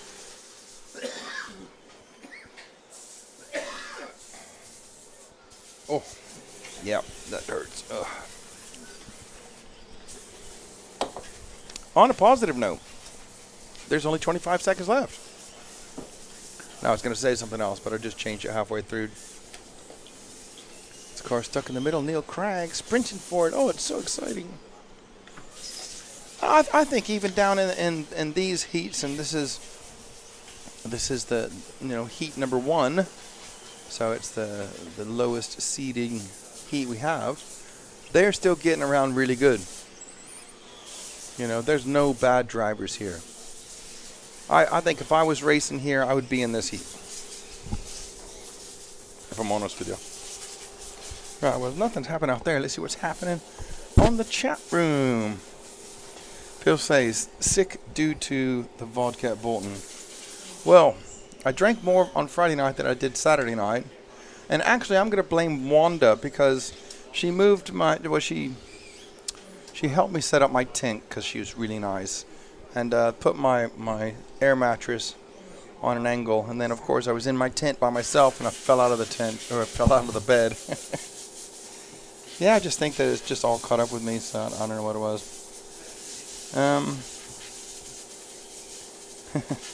Kyle from Neil saying, Taro, your country does not want you. What, are you speaking for the whole country now, Neil? That's some power, isn't it? Yeah, well, it's all gone a little bit quiet. So just to let you know also that when we come back, we got one more heat, and then we're going to have a break until 4:26 local time. And we start with heat number 5. So do you guys understand what I mean? So it means we're going to start with 5, 6, 7, 8, 9. And 7, 8, and 9 are where the fast guys have just come from. And actually, you know what? I'm going to look at a picture here. Je suis obligé de dire encore bonjour à quelqu'un d'autre. Again? Bonjour Jérôme Sartel, c'est Don Babas qui te parle. Perfect, thank you. I don't know what he said at all, so I hope he wasn't swearing. I'm going to look at the photo I took of the top heat. And I'm going to say to you, oh dear, 1, 2, 3, 4. I'm going to say to you that Daniel Kopovic just went 5th or 6th in round from heat number 7. I didn't think anybody was going to make it into the A final from anything but 8 or 9. So there you go. Just looking through my emails, blah, blah, blah. Nope, nothing good. Boring stuff. And Neil says, haha, it's the rules, DC, not my choice. Okay, fair enough. I mean, I got no problem. Chuck Taro out. Jeez. There you go, I said it. In fact, throw the whole Craddock family out. I don't care. No, Mick's all right. Hey, briefcase is here. Is it briefcase or suitcase? Briefcase. How do you know? Harry Potter briefcase. Do they have briefcases with Harry Potter on them? I don't know if they do. I think we'll have to get one. Are you watching anybody? Are you specifically here to watch him? Are you specifically here to watch him? You don't want to come and talk? Come on in. That was hard work, wasn't it, Paul? I don't know how you persuaded him. Well, here we go. We're going to get briefcase on. William Venable is going to sit down and have a chat. Hello, William. How you doing? Not too bad. Not too bad. Good. Your first time like doing something like this live on. How many people we got watching? Several hundred. Yeah, we've got like 300 people watching right now. Plus, it's going to be recorded. This will probably be seen somewhere between 8 and 20,000 times. Thanks for the pressure. I'm just facts. It's not pressure, it's facts. That's what I'm asking. Have you ever done anything like this where you can hear yourself and me in your ears? You can talk really quietly and it sounds very clear. And at a meeting like this, is this a new experience for you, I'm asking? Yeah, it's a first to be interviewed for a start. You can look on the chat room at what people are saying to us at the same time? Yeah, it's quite new. It's kind of getting used to everything now. Absolutely. It's definitely an experience that can be very intimidating, can't it? I mean, this is, well, it's a big thing, you know. How many times have you sat at home watching RC Racing TV? Yeah, quite a lot since I first started. So to actually be on it is, I'm not complaining. You should be honored, more than not complaining. I'm honored. Thank you very much. It's all good. I have respect for us old people. Anyways, how are you finding everything, the whole experience? Is this your first Euros? Yeah, it's my first Euros. Okay. Just talk to the people and tell them what it's like for you from start to finish of a brand new, a Euro version. I don't know, at least in my opinion, it's quite overwhelming. You have all of the best drivers in Europe you're racing against, and just one mistake just throws you off. Like, you could be on a good run, and if you crash at 5 seconds, that'll put you down maybe 20 to 30 places. Yeah. It all ranges. It's just so, I mean, it's a hard one. It's just you've got to try and get it right, to be honest. Yep, exactly. But are you enjoying this track? I mean, is it your first time on dirt like this, apart from Robin Hood? Yeah, first time on dirt, so it's not as bad as I thought. Seeing it on the photos and talking to a few of the drivers, it was a bit spectacle about it. But now I've been on it here, it's awesome. It's really good fun to race on, but it's a lot harder than it looks. Oh, it is very hard. It's a lot harder than it looks. Trisham has had a lot of comments from his Schumacher teammates saying, "Yeah, it looks like the grip's really good," and Trish is saying, "No. The drivers are making the grip look good. It's hard out there. It is hard for sure. You're not coming out of corners and just nailing the throttle, are you?" No, you really, you don't have to baby it as much as I thought, but you really have to be careful, especially with the laydowns. Yes. With the mid-motors, I found you could almost pin it in some places, just straight out, but no, you got to be really careful in the corners, especially with the mid-motors. Not mid-motors, the front motors, you'll have to kind of roll it around the corner instead of brake, pivot. Absolutely. Like a lot of the far. You got to keep the momentum in the car, especially when around what I call the tricky double after the ski jump, the left.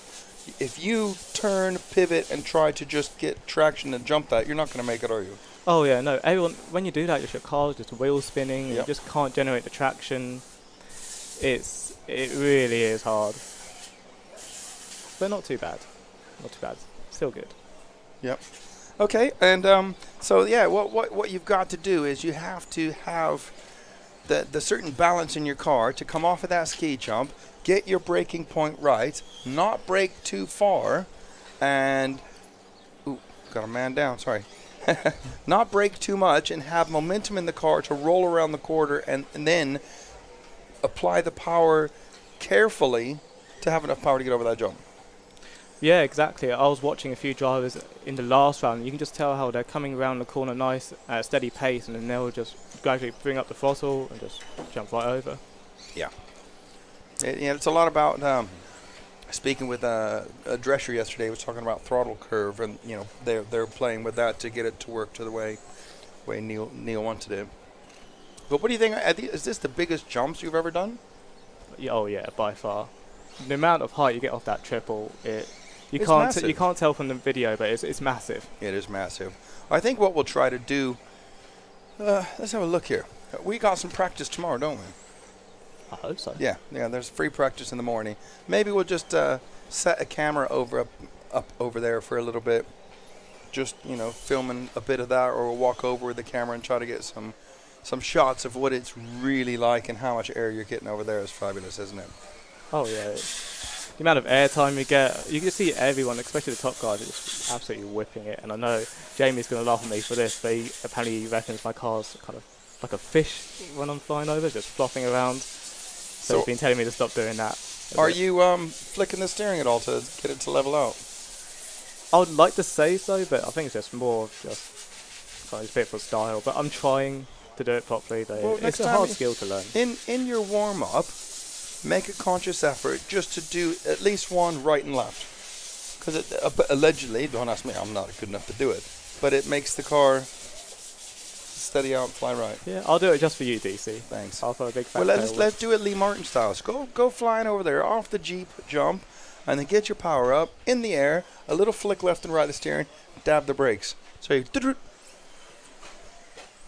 see, we're adding a twist to that now, aren't we? Hey, making it harder now. Harder, but style marks are going to be through the roof. Do I get briefcase points for that? Absolutely. You can take them to the bank. Exchange it for euros. Exchange it for euros. Okay, we're into finishing times now. We're going to be gone. Well, gone. I think it stays on air, doesn't it? Okay, we don't go anywhere. But we're going to go, get some more water and do some business. And we'll wait for the results to be posted so we can take some photographs and whack them up. And we'll be back on the air with the third round of qualifying, starting with heat number 5 at 4:26 local time. Let's call it 25 minutes. Okay, you got to be technical on me. Well, Briefcase, thanks very much for coming in and talking to us. I hope you've enjoyed this. Yeah, thank you. It's been fun, actually. It's weird, isn't it? It's not hard, though, is it? No, it's way easier than I thought. Way easier. I make it seem nice because I'm a nice guy. Well, last weekend was a different story. Don't blame me with your inadequacies, booking the wrong day for flights and stuff. We told everyone at least 5 times. Well, I mean, you know me. Like, everyone knows what I'm like. Yep. Briefcase. Anyways, William Venables, thank you very much. We'll see you guys in a bit.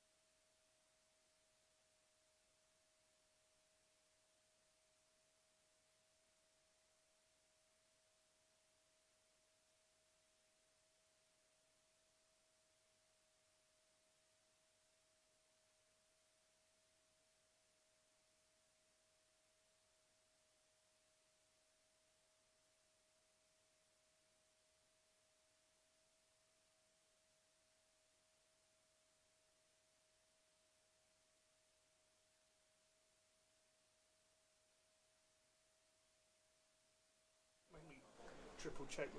It's still.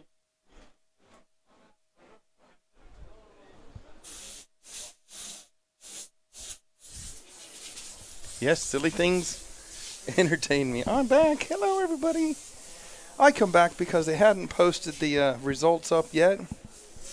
And we got a bottle of water and used the facilities and come back and had a quick look on Facebook. Data on, data off. Blah, blah, blah, blah, blah, blah, blah, blah, blah, blah, blah, blah, blah. You know? And now we're just going to sit and wait. Just over 10 minutes to the start. Anybody out there got anything they want to say? Fire away. You got me flying solo. Exactly. That's what I thought. Terrocratic will explain chalky milk. Go on then. Explain it. Hello? Hold on. English?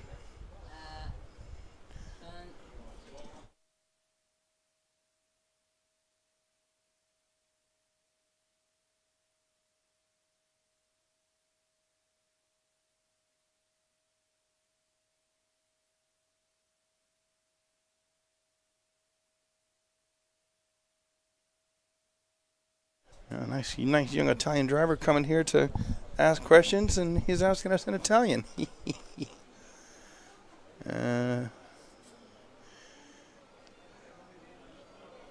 Felix Rigby says, Lee said the grip is coming up. Yes. Yes, it is. I just had a quick word with Lee, and I said, that could be it, couldn't it? That could get you TQ. He said, well, what do you mean? I said, well, there's only one more round of qualification today. And so if Lee doesn't win that, that'll give someone else a TQ. And the best you can have is 2 TQs, because it's 2 from 5 to count. And then we got tomorrow. I said, well, certainly you're not going to be on the track at this time of day, because the round 4 tomorrow starts with heat number 7, and then round 5 starts with heat number 9 in reverse order, and they'll be on the track at 12 o'clock. Well, we're already 3:15. The track's been baking all day. It's going to be at its best. And he said, it'll be fine tomorrow. I said, really? You think the grip is as good now as it was at 12 o'clock? The times don't say that, does it, Paul? No, they don't. They absolutely do not. They're saying that, as of yesterday, they went quicker and quicker and quicker throughout the day. So I'm going to say the track's at its best. Let's see what you fine people are saying. Oh, God, that's why I can't see it. Oh, there it is. Found my glasses. Where they're hiding on my head. Jared Kirkwood, how many rounds of qualifying has been completed? Felix Rigby, 2. Beat me to it. Nice. And yes, Lee has TQ'd both rounds. And Gawkin Cendric says, asking us a question, should I start with 2-wheel drive or 4-wheel drive? What I would say, Gawkin, is I would go to the local club where you're going to race at, or find the tracks you're going to race at, and go see what most of the people are racing there.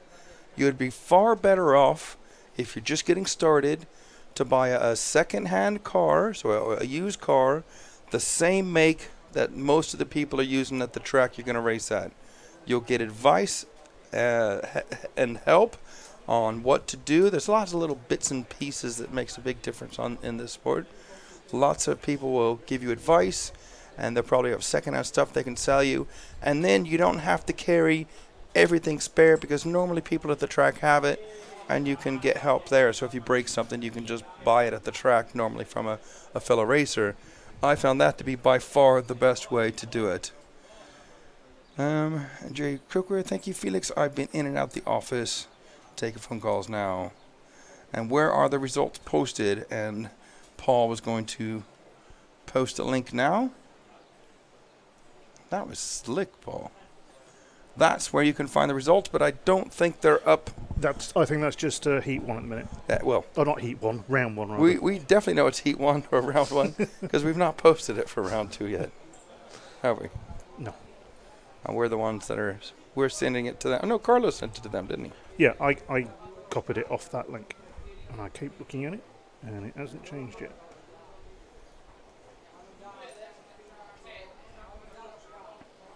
We're looking. It's not changing.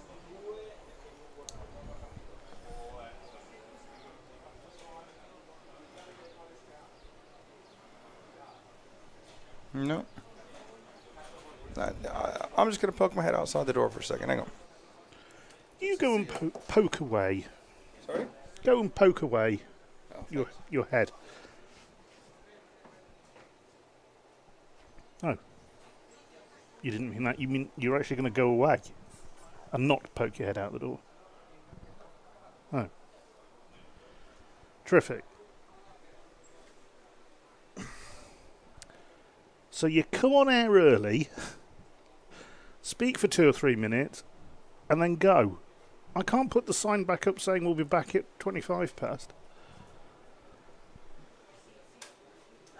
Well, we're waiting. Oh, I can change the graphic. I'll do that. We're waiting for qualifying round 3.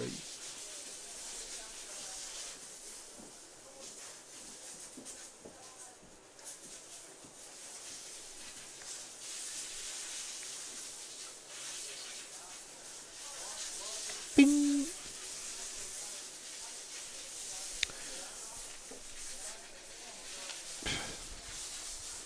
So round 3 will be starting off with heat number 5.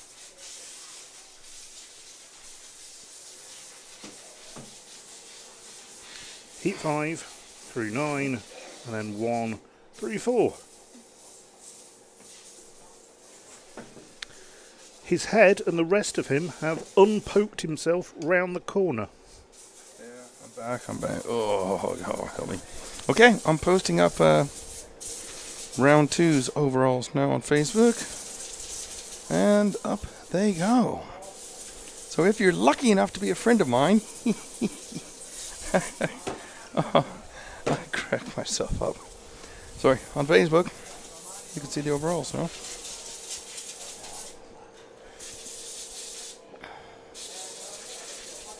Wait, what happened? I missed one out. Good job.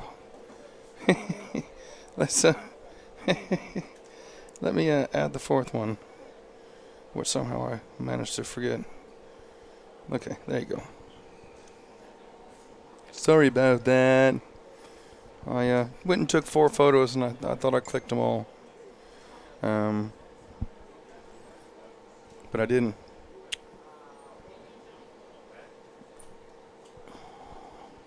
Okay, here we go. Let's have a look at the overall. Ooh. Ooh. Oh. Lee Martin, top of the pile at the moment. Ricardo Berton, 2nd. Michael Orlowski, 3rd. Una Hattinen, 4th. Reno Savoia, 5th. David Angaro, 6th. Martin Bayer, 7th. Neil Craig, 8th. Daniel Kobovic, 9th. And Hupo Honegol, 10th. Hey? What do you say I'm working? I'm in here working, Joe. Look, see, I got the thing on and I'm doing the thing. You know the thing? With the what's it? Exactly. Yeah, so that's a little bit of a different top 10 than maybe we would be expecting to see. Let's go down the list. 11th, Kerry Salmela. Wolanka is 12th. Marlin is 13th. Musso, 14th. Bruno, 15th. Max Mort, 16th. Panish, 17th. Reinhardt, 18th. Carlos Pineda, 19th.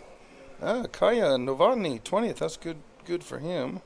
Then Matthew Schafferdon, Van Helmen, and Villalba. Poor guy who's not very happy with himself. Right, and then, come back, baby, come back. Ooh. JQ, 26. I'm just going to do some random ones. Charles Holdworth, 31st. Jovidlander, 35th. Crompton, 38th. Kevlee, 39th. Suitcase, William Venables, 42nd. Okay. You just go to this next page here. Come on, work for me. Tommy Hall, 42nd. Sammy Samela, 48th. Joel Mayer, 50th. William Skolderbrand, 54th. Marcus Lynn, 56. Martin Owen, 58. Uri Hoodie, 60. Yeah, it was not the best photos, but I had to muscle my way in there to... It was like a scrum. It was like a scrum to get in there. Well, there you go. I hope you people like that.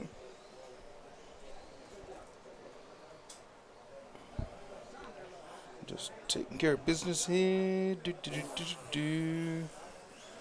job, says Klaus. Well, why aren't you on the chat room, Klaus? What's going on, man? Get in the game, baby. Chris Mills has just messaged me. Loving the coverage today. Really good to hear both Trish and Joe on the mic. Yes, it is. Chris Mills just talked about you, Joe. Did he? He's texting you now. Is that why you've turned your phone off? I can get you in trouble, couldn't I? Right, there goes. My data roaming is off. Right, we're getting ready to start. A couple of people are sweeping like Joe didn't do because he's a lazy person. He's like that.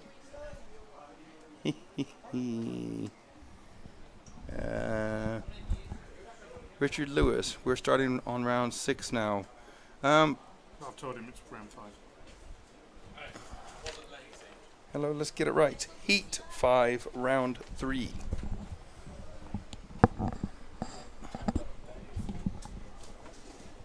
And here comes... You know what Neil Skoll described you as? I know, Stuart Wyman. The biggest RC advertisement board going. Yeah. How'd you know that? Because I saw it earlier. All right, yeah. I think Mossy said it at a national, but I can't remember which one. And we have Adele Holdsworth, mum of the Holdsworth boys.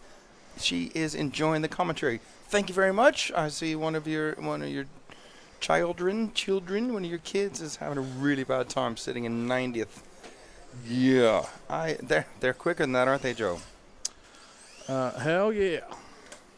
Excuse me? Yeah. Thank you. Felix Risby, can we follow Marius Christensen in this one? Car 2. Okay, we're gonna start off following car 2. Can you hear Carlos? I'm sure he's like got that microphone halfway down his throat, doesn't he? He's a very, very enthusiastic character, old Carlos. But yeah, the problem is he's got one of those clip-on microphones and he holds it right to his mouth. They're designed to not be right in front of your mouth. They pick up the sound, not the wind. That's what the little soft bit is. That bit that's just come off of my microphone, I'll put it back on. Getting attacked by all kinds of bugs today. There you go, fix it. Tack, look at that, Joe. Oh, hang on. While we're at it. I mean, look at that one. Yeah, but look how many there are. Oh, yeah, both of my legs are absolutely ruined. But then again, I can't complain. I'm in sunny Italy. Obviously, I'm not trying to dig at anyone or wind anyone up that I'm actually kind of on holiday. Yeah, you are. And Neil Lewis is asking, why does he use that distorted mic? It's not distorted, Neil. Basically, it's a clip-on, the one you click to your shirt. And he's holding it in his hands right to his mouth. That's why. C. Morgans, keep up the good work, guys. RCTV, loving the stream. Thank you very much. We appreciate that. Go on Facebook and show your support. Like the page, like the feed. Send a message to EFRA. Geez, send an email to EFRA. Thank you very much for what's going on here. All of the necessary social media outlets that we have available in our day and age. All right, yep. Hang on. I'm going to go silent for a second. DC has left the building. Sort of. He's just turned himself off. Yeah, wouldn't leave you in charge here, would I? Jeez, I worked all day to get a good reputation. Are we swapping spots? No, I just want to watch Alec. Oh, are we going to bully the 54-year-old? Well, the way he's been driving at the moment, I don't think he needs. What? Oh, no. You could have brought it up here. What's already? Well, he's running. What happened? He's not been through scrutineering. Oh, Alec. Are you say that again? He's not been through scrutineering. At what? And he's 54. Alec? 1 minute to start. Alec? Alec? What? He's been racing since like the dinosaurs were around. Surely you'd remember screwing at your car. Oh dear. Amateur hour. Carlos? Hold on, I'm going to interfere. Carlos. Trying to delay for Alec. Oh, he's there. No, he's done it. Oh, I could. 30 seconds. Alec, to start. oh my God. Starting order 9, 3, How? 6, 7, I'm 8, in 1, 5, 4, Shock. Absolute shock. I didn't know Alec was there that quick, and I was going to try to run interference for him. 6, 7, Oh, man, that's unreal.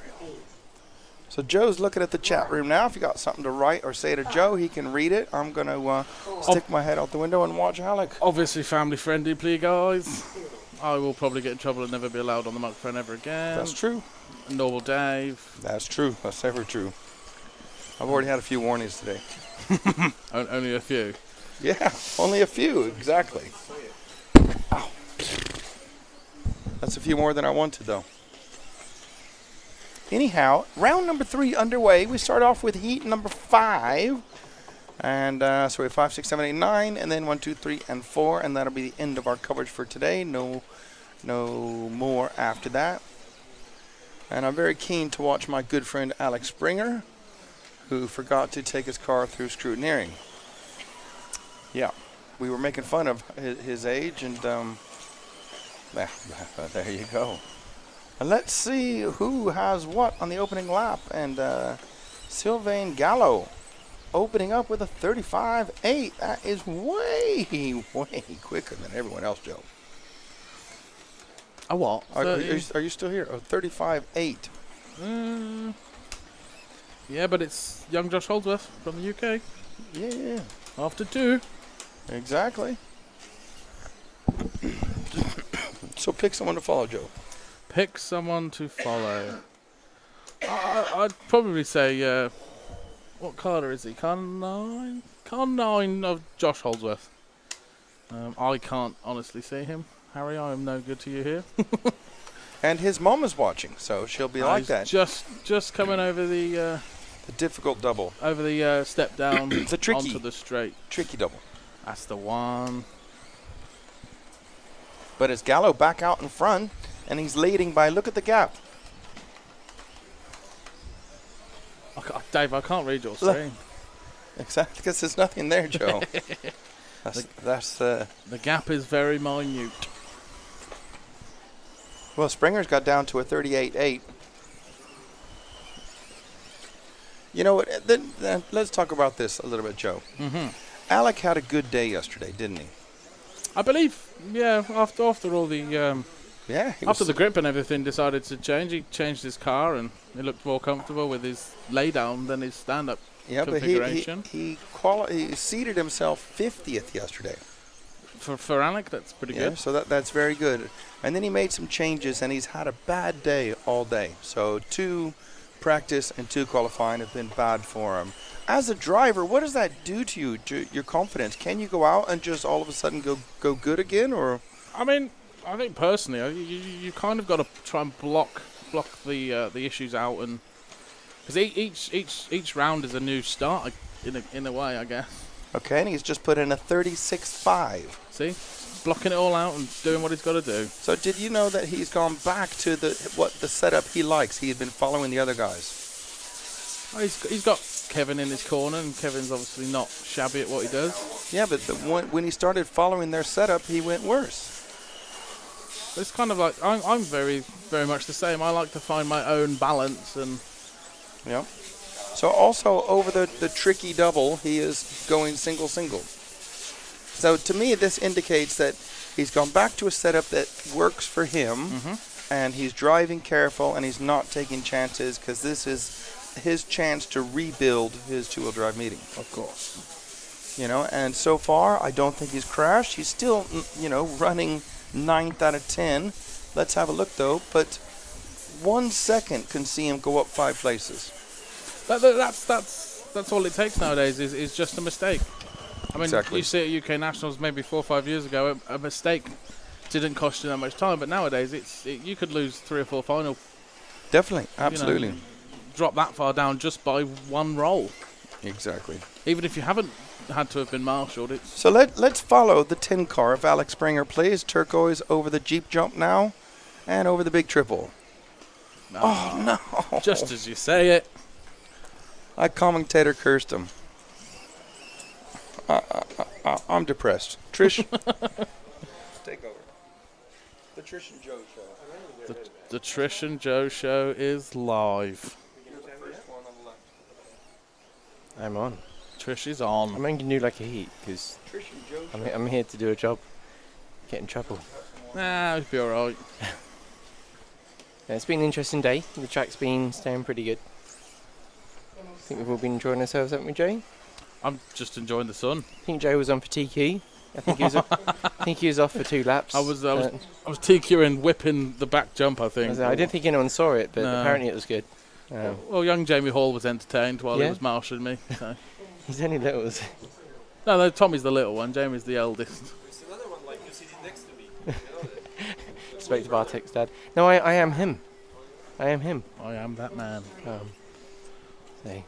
I think chat's gone a bit quiet because everyone had to like hide the computers and go back to work and do What time things. is it back at base? It's 1 hour. Oh, right, yeah, they've got to do the last bit of work. They haven't been doing anything all day. But then again, at home I would have finished about an hour ago normally. So plenty of time to tune in. So looking at that last one, we had Heat 5. I can't say half of these names, but you can see I can read Alex Springer, Sven Ruddig, Alex Hayward, Marcus Lind, Marius. Oh, it's changed, right? So the next heat we've got Heat 6. You can all read what's on the board. Is the board up on our screen? Okay, in car number 2 we've got Carlos Pinda. We got Matt Gutzel, or Gutzel. Then Luca Albanese, I don't know. And then all the other ones. You got Kevin Lee in this one. Trying to listen to Trish pronounce foreign names is wicked. Got William Venables or Wilhelm. Wilhelm. Briefcase, Harry Potter. Or as Dave now calls him, Suitcase. So Joe, why is he called Harry Potter? Because of his glasses. Oh right, is that because he wears ones that look like his glasses? I think later on I'm going to sharpie a scar onto his face. I'm going to call him Suit Potter. Suit Potter. Suit Potter. Got a briefcase, suitcase. So we've got Harry up there, and we've got the actual one up there. Yeah. Harry looks like he's enjoying himself solidly. How are you enjoying yourself? Thumbs up from Thumbs Harry. up from Harry. Ah. But he's probably got the best job. He's just sitting in the sun. I think he's really bored. He doesn't even like RC cars. He's just like, what are these things? They're rubbish. You want drones? They're the future. I'm probably going to get this one in before somebody bashes me on the text or something. But can we follow William Venables because I forgot to do it last time? Here's car number 8. So again, a shout out for Harry. You got Harry, and then is it Paul? Paul, yes. You got Paul. So they're the other two in the background that do a lot for RC Racing TV. They don't get a shout out. Don't get enough credit for what they do, and they provide us with good entertainment and information. And information is the key thing that we haven't had this weekend. Craig this Harris, week. I have no sympathy for you being at work whatsoever. Okay, so the heat should be starting soon. They do their little 2 laps, wear their tyres out, so then at the end of the run they have no grip. And it's always interesting. And then they have to go and buy more. Yeah. Which it's questionable if there are enough. But that's a separate conversation. Controversial from I'm just saying what I've heard, you know. Yeah. Oh, William throwing out some... Will I am. That's another one. Will I am. Suit Potter. Suit Potter. Suit Potter. Briefcase Mong. Harry Case, yeah. Harry Case. Yeah. That's kind of gangster, I guess, isn't it? Yo, I'm Harry Case in the house. Harry Case and see if he gets it. So it's pumping out his beats out, beatboxing. Phil Slay, thank you. We do our best. I'm only here for 5. Jay gets the real credit. And DC even, he's been taking drugs to get him through this. He says it's Lemsip, but I believe it's something else. So they're off. going over the double. The tricky bit is starting your run without casing the double all wrong. Or doing what I do, just completely bottling it before you leave the ski jump. Well, that's what, like crashing on the pro line banner. Smashing the bridge. Haven't seen anyone actually stuck on top of the bridge. But I'm sure someone's done it. I'm marshalling on point 8, and I don't fancy a car crashing under the bridge because I'm going to have to crawl underneath at some point. That'd be spectacular. I don't want to be everyone watching, to be fair. There'd be a load of arse crack on display, wouldn't there? Especially if it was over this side, you'd really struggle. Or the drivers would be like the sun's in their eyes. If I got down there, I don't think I'd get back down. There is a whale under the bridge. So everyone starts chucking water on you. Trying to brush me back into the sea. Just push. We have to stop the race. Push him back. I'm sorry, Joe. I don't mean any of it. Don't worry. But it's good. Over the corner and Someone get a hose. Yeah. Just see Carlos running across. Ah! Right, well, back onto the racing. So we're following who? Let's look at the camera. He's following a car. I think we're still following William Venables. We're following William Venables. I'm gonna ask that we look for Kev Lee, which is a car that's just got over the loop, over the double, that then is going to go to the step downs. Coming onto the straight. Yep, just coming onto the straight right now. If you come, not that one, the next one along. There he is, next one. You got him. Kevin Lee, obviously famous for inside line models. Yep, it's inside line models. PR Racing UK. Yeah, well, whoever they are. And yeah, so he's been getting it better today, bit by bit. And what do you mean, whoever they are? Well, no, there's only one brand I know of. Looks like you've got a new job for the... No, I don't fancy doing it at Nationals, Phil. This is different, isn't it? This is different. I'm hiding in the shed so when no one can see me. And we're not actually giving information about the race we're not broadcasting to the rostrum itself to let people in the facility know what's going on. It's just purely for you guys. So again, the track hasn't really changed too much since the last run. Watching the guys go round, you've still got to be careful of staying online because, like, when you go, if you're watching Kev now, just go around that top corner. That's a bit slippery. If you're too tight or too wide, you hit the dust. If you jump the bit that he's done a bit too far, you slap around, hit more dust. It's a bit of a nightmare. And then if you get it too short, it's just wincing because you think you've broke a chassis. It's a nightmare. Like that, the ski jump that DC talks about, you've got to be off the power when you go over it and allows the nose to jump down or drop down. And like the guys early on were keeping the power on because I think I'd just jump over it, and next thing you know, their nose is up and they're crashing over the loop. Trish, we've had a question mainly pointed at you. Oh, right. When is the new Cat coming out? That was before the Cat XLS. But I don't know if it's what they meant is car or cat. Well, we sell cats. Because obviously the T and the R is very close to each other on the keyboard. Maybe they've just mashed the wrong button. Oh, there's the Cat XLS coming out. You know, that's what I can talk about. We've got a commentator on a replay. Commentator on a replay. We've got the slow motion replay. I'm gonna have to leave this to Trish. So right, he's just come over the jump. So he's got the power on. At the moment, it looks pretty good, but he's just gone onto the side. It hits the rear wheel. Oh, there's another car there as well. Cameraman didn't quite get it. So Kev, that's quite a few rolls. If he lands on his wheels here, he gets a high score. 6. Yeah, 6, definitely 6. Party over. If he landed on the wheels, that would have been very good.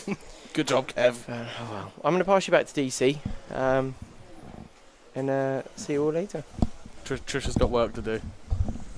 Thank you, Trish, helping out. It's nice to, while I'm still struggling a bit with the old voice box, and I think it's nice to mix it up, and you guys out there get to hear direct access from superstars like Tristan Neal and, of course, Joe Cockula as well. Phil Slade's now bashing on Craig Harris. As deservedly should be done. We all love Craig Harris. Yeah, I think he's going to be back on the national scene soon, isn't he? Yeah, it'd be nice to see. There's a lot of people that would be nice to see come back to the nationals. I mean, it's difficult. Life gets in the way, as you'll find out when you grow up, Joe. Well, I'm 26 now. And yeah, but you're still not grown up. You know what I mean? Things haven't got in the way just yet. Kids. Craig and Penny, had a family, and it's very difficult to shoot off to a national if you got babies or toddlers. And it's not so nice to leave your missus at home.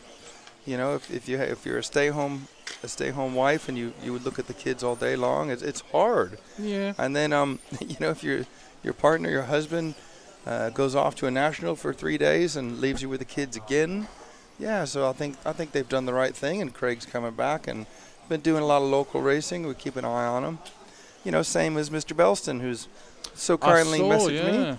I saw him building a car the other day. Yeah, I mean, he, you know. Old pig hands himself. Exactly, pig hands. You know, old Bav.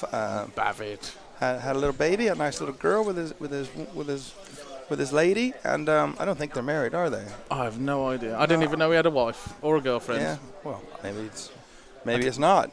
But yeah, he had a little baby, so he did the, you know, let's work together, Mrs. thing. And, you know, been a couple years out, done a little bit here and there, and now he's come back. He's coming back. Speaking of comebacks, my brother keeps twitching.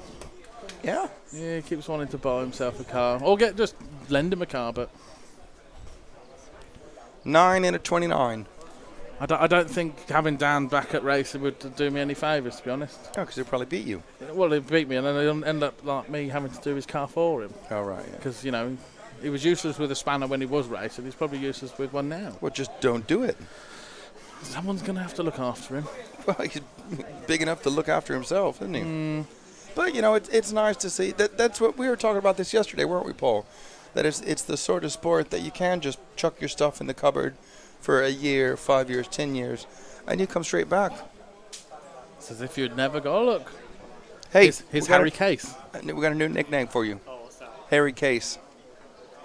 No, Harry Potter. No, Harry Case. Suit Potter. Oh, William Venables taking the British stick. I think he smiled. Did he really? Yeah, are you sitting down? I think he grimaced, actually. I think he has wind. Anyways, Daniel Kobovic. Young Daniel Kobovic from Norway? Norway? I think, Norway. Have you seen the results? Is he sort of like top 10? Do I really want to look at this, Dave? Yes, I mean, he's like probably, 10, 11 years younger than I am, and it's like making Euros A finals and probably 9th overall at the moment. National champion winnings and all that jazz. I'm lucky to make a D final at our nationals, let alone win one. 9th overall with an 8 and a 6 in round. He's doing all right then. Yeah. So he did very well in Spain last year, I believe. So the top 10 is Lee Martin, Ricardo Berton, Michael Orlowski, Una Hattinen, Renaud Savoya, David Ungaro, Martin Bayer, Neil Craig, Daniel Kovic, Hubo Honigel. Names you'd expect. Well, obviously. Do you know Ricardo Berton? I know him from the 8 scale scene, I guess. Not. I don't know him personally, obviously. You know, superstar in 8 scale. Is he? Yeah. Well, apparently so. I don't know. I've not met the guy. And then you've got David, obviously local Italian. Yes. Maestro. Who I've been reminded beat the field at Neil easily with half a wing. And then it fell off completely. Yeah. I was there. So it's I think it's good. I think it's good to see a mix up. But I mean, are we missing any drivers that we'd expect to have done well? I suppose there's one, you know, current big time world champion that's being missed. Phil Slay, I can't repeat that and I can't answer it either. Who's the one big driver, Joe, that's not here? I think everybody knows. Who? Unfortunately, Jorn is not here. No, well, him, and there's another one, a current world champion. David Ronnefolk. Exactly. I'll say it. Phil Slay says, when do you get all of Jorn's factory Serpent cars, Joe? I don't. Why? I don't. I'm assuming they'd have all gone back. They should be coming to you. Nah. Well, can we follow car number 1, please? That is Daniel Kobovic. He's sitting 9th overall at the moment after 2 rounds of qualification. Good morning / good afternoon, whatever it may be. Tom Howe of RC Builds in Turkey. We're going to turf you out now, Joe, and get Mr. Springer on the... Bye, everyone. Thanks for coming, Joe. Here comes the 54-year-old. We got 4 more days, Joe. Whose first pet was a baby dinosaur. Sweet show tomorrow. Bye, guys. You can edit that all that out now. That's 10 minutes of rubbish. Edit what out? Good luck, Dave. I feel like one of the Thunderbirds Hello, Martin. Martin Owens coming up. now. Right. I feel like one of the Thunderbirds. Testing, 1, 2, 3. Does that turn you on? How does that feel? Does that turn you on? Oh. Always does, Dave, always does. It does. Alex Springer, thank you very much for joining us. How you doing today? Oh, brilliant, mate. As ever. Yeah? Warm. Was your car better that run? Have you gone back to your setup? Car was better that run, yeah. I made a fundamental error. Too soft on the oil, Mr. Martin tells me. How does he know? He don't know nothing. But it was a clean run until the last lap when I crashed twice. Yeah. Do you know what? We had just put you on camera as well. Brilliant. Thanks, Dave. So it's your fault. Absolutely. Lovely. Alec is the team manager for PR in United Kingdom? UK, Dave, yeah. Excellent. We had a lot of conversations yesterday. Originally, I was going to bring you in to talk to you first about drivers' expectations from their sponsors, but we touched on that and spent quite a long time talking about it with Craig Dresser yesterday, and he reckons it's a mess. Yeah. It's a mess out there from what drivers expect to get from their sponsors. And obviously you are a team manager and you must see these things all the time. Yeah, we do, yeah. Most of the drivers that come to us just are looking for free stuff. Yep. And obviously from our point of view, we need more commitment from them. We need something back, promotion, that sort of thing.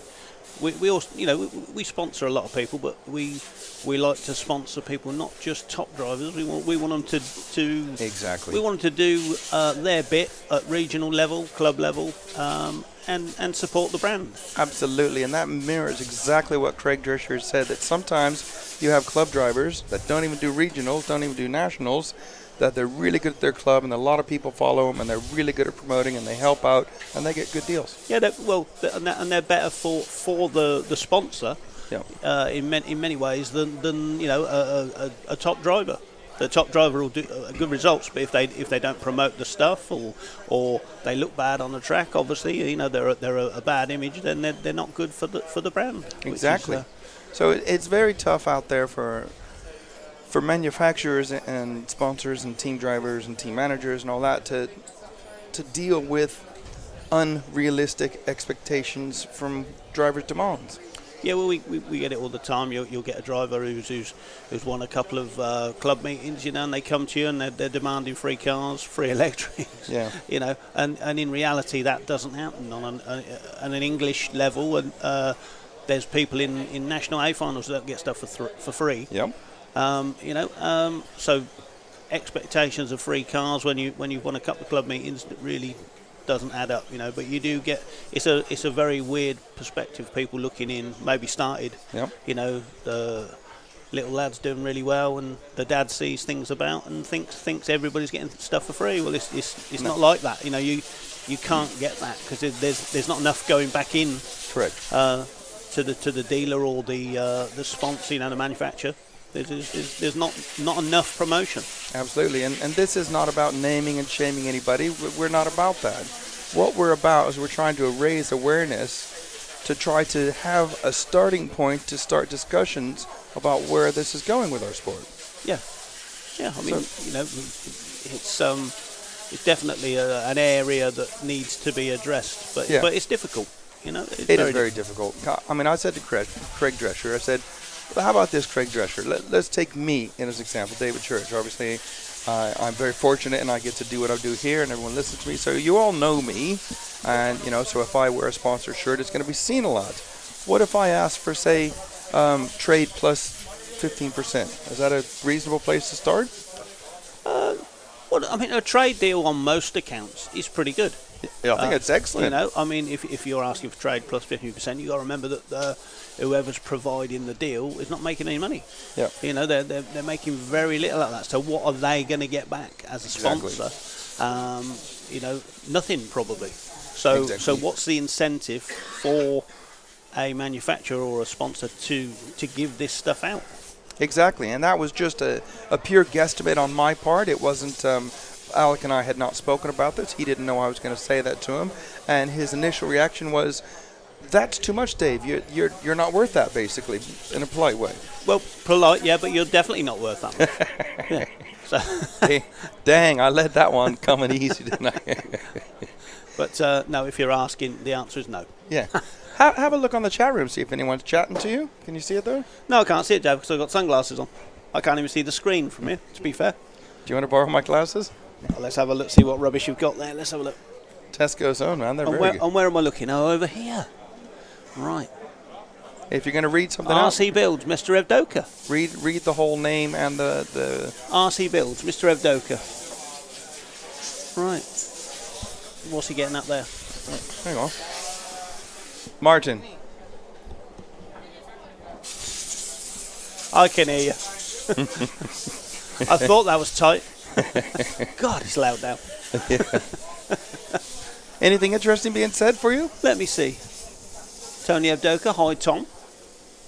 What's that about? Who's Tom? Who is Tom? Don't know. Are you Tom? Who's Tony Evdoka? I don't think anybody knows. Hello, Tony. What have we got here? For anyone out there, this is your chance to speak to a team manager of a big team in UK, successful at the moment. You got any questions for Alex Springer, PR team manager in United Kingdom? Can't see anything exciting on there at all, though. There you go. Yeah. Somebody called Jared Kirkwood. Yeah. And what's he saying? Nothing exciting. Word in the pits. It's all but closed officially on paper, but again, no official statement. No idea what that's about. Nope. That sounds good. Delkim TV, can I have a free car? How about that?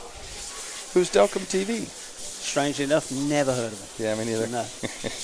Just some crazy guy out there. Very- sorry, very- Delkim TV. Apparently, you're not worthy. So Very good bite alarm company. bite alarms. Very good bite alarm company. Yeah. What do you mean bite alarm? What Fishing lion? bite alarms. Oh, Dave. fishing Come on, bite come alarms. on. Sorry, I'm a racer. I don't know about fishing. Okay. No, can't see anything there, Dave. So, what about you? What are your expectations for the year, racing wise? Well, obviously, I've just moved back to England after being in Sweden a couple of years. Never mind. And yeah, epic fail. Boom. There you Yep. go. On we go with life again. Another setback. I'm just gonna hit a few meetings and just try to keep my thumbs in, and look forward to a good winter of racing and hopefully be better next year. Okay. I think you've told me that for the last 10 years or so. And yeah. Good luck with that one. Yeah, well, I'm going to Southport. You going to Southport? Excellent. We'll see you there. Yeah. Fantastic. Apparently Gareth has booked a room. All the good people are going to Southport, of course. Well, yeah. Others are too chicken. They think they're good enough. They don't have to go. Let's have a look. Martin Owen, can you get me a drive, Alec? What do you think? No, he's not worth it. No, that's another one, yeah. Actually, you can pay extra to drive for Alec. Well, to be fair, Martin Owen, perfect example of what you were talking about. Yep. Lots of promotion and does everything he can, for very little. And I'm not saying that, but for what he gets out of it, it's, But people will think he's getting free this and free that, and he's not. Martin does a brilliant job. He's great at the promotion and stuff. And by the way, stood by the window. Yeah, I was going to say, Martin, he's got a card up telling me all this. Do you get stuff for free? No. No. There's another guy here. Do you get free stuff from your sponsor? No. Oh, send him drive. I understand that. I get free his abuse. Yeah. Oh, yeah. No, you have to pay for that. Well, anyways, Alec, let's look at a bit of racing. We've got this is the Heat 8. We'll look at Heat 8 and Heat 9 because it's very interesting for the people. And if you don't mind staying, we'll have 4 heats we can talk more rubbish about. Yeah, no problem. We got Max Mort in this one, of course. Yes, Max Mort driving the PR car. Fantastic. Is he driving a PR He is still? driving the PR, yeah. And JQ's jump ship. Yeah. Well, never mind. Yeah. Is that a big loss to you? Well, he's a very good driver, isn't he? So. Yeah. It's always a disappointment when a driver leaves, but whatever the situation. From Wesley, because you can drive my car now. Who can? I get free beers from Wesley. All right. He's driving your car now. To the hotel. Oh, I see. Yeah, he gets free beers for taxiing. Oh, of course, yeah, for taxiing Wesley Van Helmen. There you go. Sorry, I had a brain fart. Anyways, who are we following on track? Can you see on the monitor? No, I can't see. Let's follow car number 2, please. That's Sartell. Let's try to see where he's at on the track. He's just going underneath the bridge, over the corner tabletop. We got a new nickname for briefcase. We're calling him Harry Potter. Forget me No, not. Harry Case. That's it. Forget me not. That'll do. Forget who? Certainly forgot my fan on bacon. We're following the purple car over the ski jump here. What's this section like going through there, Alec? Is that tough? The one you just, the I- little double, should we call it? I'm Yeah, calling it it's- the tricky double. Yeah, it's very tough. It's you can get over it no problem, but you'll go wide. So to get that just right is very, very tricky. Much more difficult than the back section, I'd say. I to get saw right every time. in your third run, I was talking about it, saying that you've had a tough day. You've gone back to a setup you know, and that was like a confidence building run for you. Yeah, I mean, a good day yesterday, I'd say. Yeah, I think a very good day. And then a little bit of a disappointment today. Just following Kev's setup really. And Kev can drive like Kev. Saying that Martin's driving the same setup and he's got on really well with it. It didn't suit me, but that's life, you It know. is life, yeah. Stupidly, I copied it, and you know, so I'm blaming them. I would as well. Let's follow car number 1, Una Hattinen. And Una is the green and black car, pretty easy to find, but I've not found it yet. Okay. So not that easy to find. Underneath the crossover. Yeah. Well, it's easy to find. It's just I'm not good at finding it. Brilliant. Over the Jeep jump and the big Jeep triple. jump, yep. Jeep jump. Okay. Got him, yeah. And we have a replay sponsor of Serpent Innovations.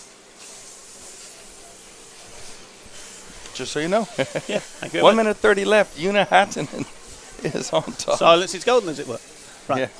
And he's coming down the straight now, is he? He is, and he's sitting third or Again, fourth overall. getting the end of the straight there, very tricky. Getting the brakes just right, dropping off that. Well, funny enough, we were talking to Trish about it and some other people, and people from Team Schumacher are contacting him and saying that the grip looks really good out there. And Trish is like, no, don't be fooled. Don't know what track they were on. Exactly, don't be fooled. You know, you are not going out of the corners and nailing it like you do in the UK, are you?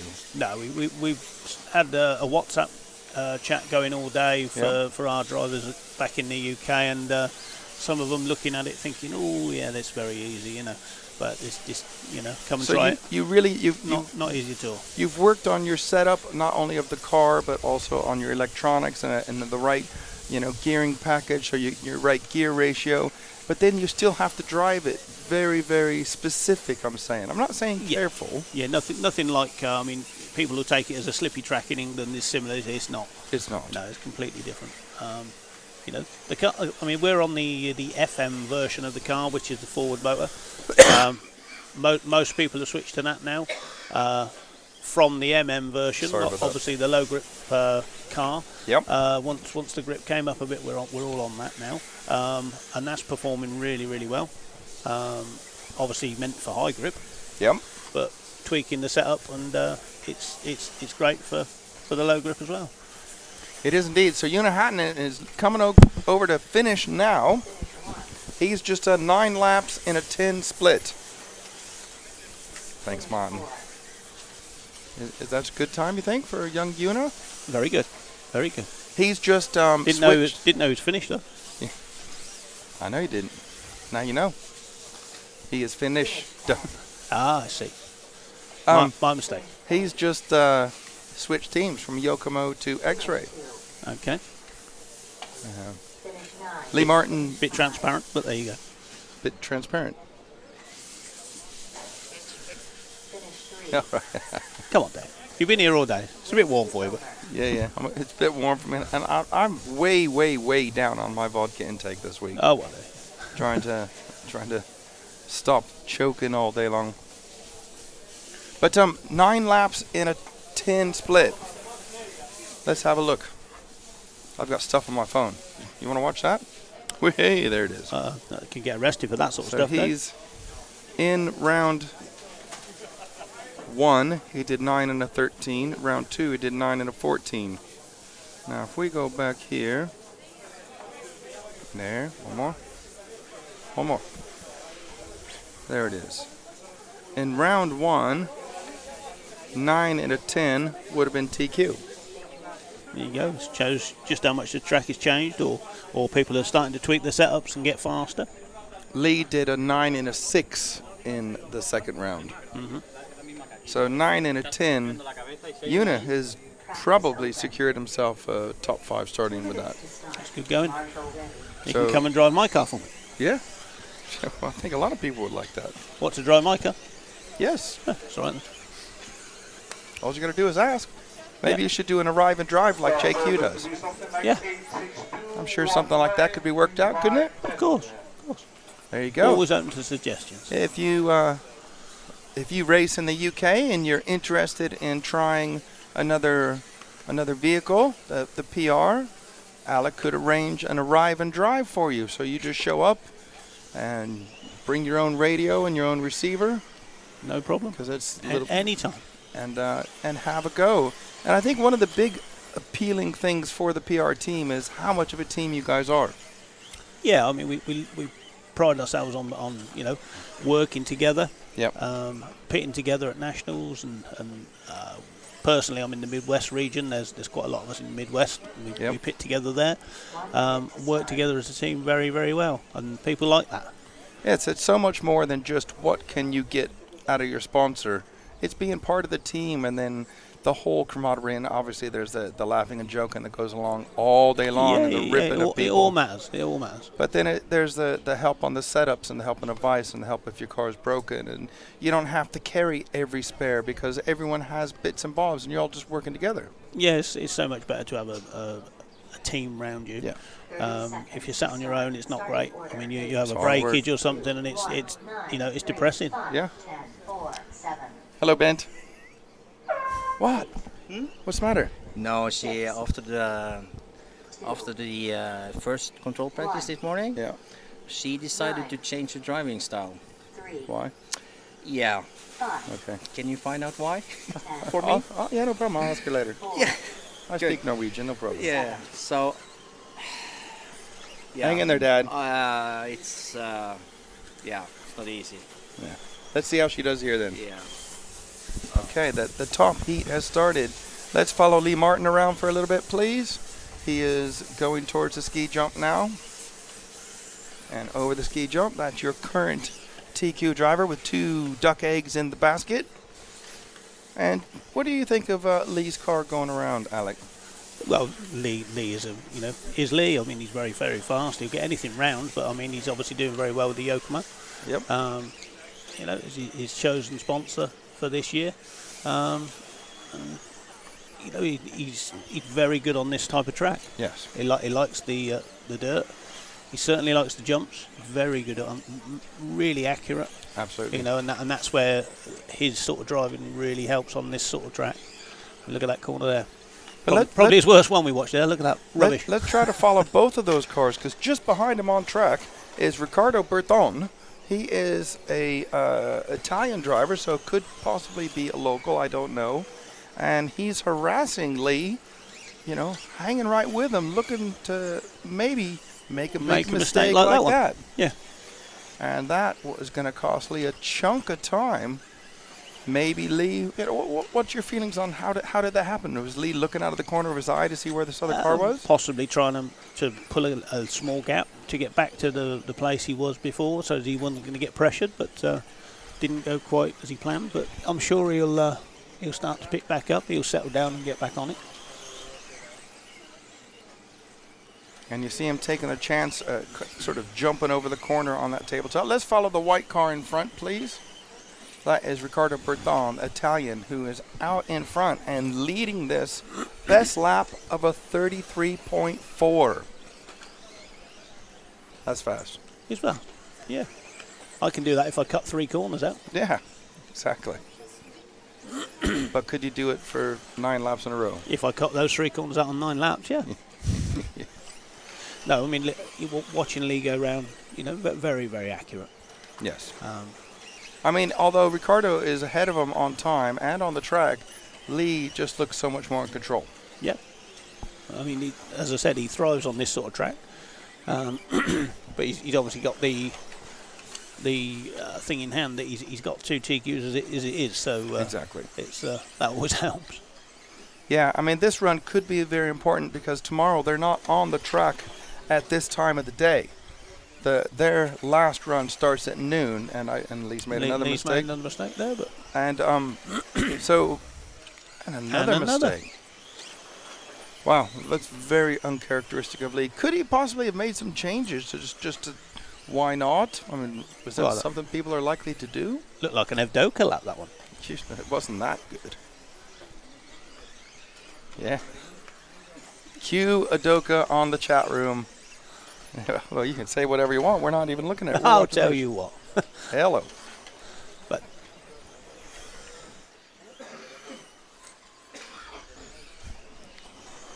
okay, we are 1 minute 15 left. Ricardo Berthon out front from Savoia, Ungaro, Craig Beyer, Honegal, Orlowski, Martin, Lantheo, and Malin Carson, whose dad came up to us and said she decided to try a different driving style today. So we spoke to Craig about a lot of stuff, and we're just going to let this one drift to the end and follow Ricardo Berthon out front. Unusual name in the 10th row off-road, or I'm not too familiar with him, so we'll let that run out. And now we were talking about people coming along and racing, and I was saying like the new drivers, you know, the Mullins and the Orlowskis and Kovac and those types of people, that they might be able to do really good in seeding and maybe even qualifying, but have they got what it takes to bring home a 3-leg A final win? Well, racing, of course, is a different art in itself. Some of these drivers have been doing it a long time. They're old racers, should we call them? I mean, you know, not in age, but in the time they've been racing. You know, and experience. Precisely. So that definitely helps. You know, they can be maybe 4th or 5th back on the grid, but you know, they're very good at racing. And there's things that they can do that just put pressure on other drivers. Oh yeah. I mean, Neil Craig being the perfect example. Fantastic driver to watch. You know, such a talent, accurate. Never rule him out. No, exactly. You know, if he's especially on this track with all these jumps, you know, over 5 minutes, 3 legs, it's going to be tough. So looking at the times, Berthon 9 in a 5:07 means that if he gets another one tomorrow, and he doesn't go quicker than a 06, Lee's going to be TQ. Well, there you go. I mean, I'm right in saying he won the warm-up, did he? I don't remember. I think so. Yeah. Yep. So he'll be very familiar with the track, as will all the other drivers that were here, obviously. So they all got the same chance. The chat room. You're getting old, Dave. You want to sit down? Yeah. I want to lie down. Your glasses are over there. Do you want some? Not really. You can tell you that? Red Bull would do, but... I can send the boys to get you one. Well, free food would be nice. Yeah, no problem. Let's see what's being said. And Team C Racing UK, 33.0. Wow, that's crazy fast. Yes, it is. Tony Adoka, sub 3.3 is a 10-lap pace. Yes, but we don't think that's going to be happening. Anyone can still TQ with 2 runs left. Yes, that's technically is correct, Tony. Tony's saying that. Extremely unlikely because the pace in the track has been quicker in the afternoons. You know, the quickest runs have come from, you know, 2 o'clock onwards. Of course. So with 2 runs tomorrow, the first one for heat number 9 being at 10:30 and the second one at 12. That's way before 2 o'clock. So I would put my money, if I was a betting man, which I'd gamble a little bit, that Lee Martin's going to be at the pole. Well, he's going to be hard to beat, though, for sure. It certainly is. But as Tony rightly said on there, anyone can still TQ. Yep. And Kyosha Neal's saying, DC Burton is young and up-and-coming Kyosha driver. Oh, fantastic. Do you know if he speaks English, Neil? If he speaks English, maybe we can get him in to have a chat. And I guess that's him there, Alec. That looks very much like Marshall Point 6, is it? I don't know. It is Marshall Point 6. So if that was him, then unless he's got a double, that's him, Saturday. No. It could be, but like I say, I don't know what he looks like.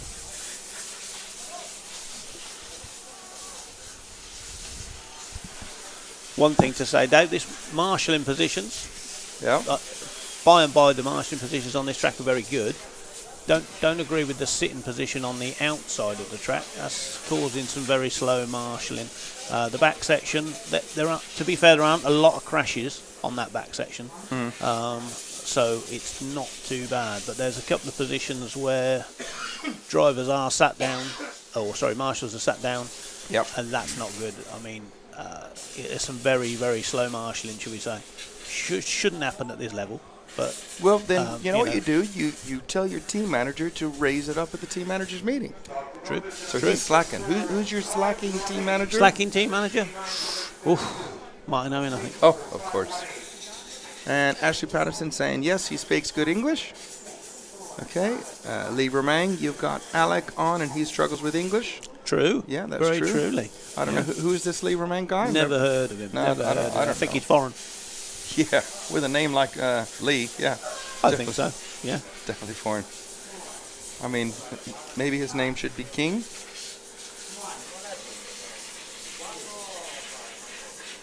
Let's see anything else. Tony Adoka says, work calls. Building a car for a top driver. So are you getting your cars back to give them to Joe Cockgill? I think Joe refused those cars. Said he wants some better ones. Right, yeah. So that okay, Tony can build him some new ones, he said. Yeah? Yeah. Well, that's fine. Joe deserves it. He does. He's the biggest advert going. He is. And Lee Meringue says bonjour. Thanks, Lee Meringue. Let's have a look. What else we got here? Nigel W. says, tell your driver not to crash. No crash equals no marshalling. Yeah, that is true. Saying is one thing, doing is another. Yeah, it's not the point. Not the point, though, is it? You don't always crash for your own reasons. Let me tell you something. Alec, go win the lottery tonight. So does it mean it's going to happen? Exactly. Talking is easy. It's the doing that's hard. Now, the marshals are there, obviously, to help a driver that is stranded, shall we say, or made an error. As I say, not always an error of their own doing. It would be nice if the marshal was a little bit quicker in some cases. Exactly. Safe marshalling, obviously. Yep. Don't expect them to risk their face being split open in the air or anything. Well, maybe Martin Owen. Well, yeah. Maybe there are exceptions. But take the marshal point over there, which I can't quite see the number, but it's near the camera on the far right. I've seen Marshall sitting right back against the fence. Right, yeah. No reason to do that. I know it's high out there, but... So, Idle Murphy said, would be cool if you could put the heat number on the screen. Well, unfortunately, we can only put on the screen what we've been given. And look down there, Alec, how we're putting that graphic on. That's fantastic. So modern technology. Because the timing system that they're using, the timing program, is not compatible with the RCTV's graphics machine, we have a monitor on the floor under our table with a webcam pointed at it. Propped up by a piece of paper. It's a piece of tape. Actually fantastic. 2.5 times to get it level. Who thought of that, though? Me. So your stuff. And he's saying, great coverage, Ada Murphy, thank you very much. Nathan Pound, I can't believe Ricardo still won that heat, even with all those clips of the pipe. Yeah, well, and he still won it, but he didn't go quicker than Lee Martin.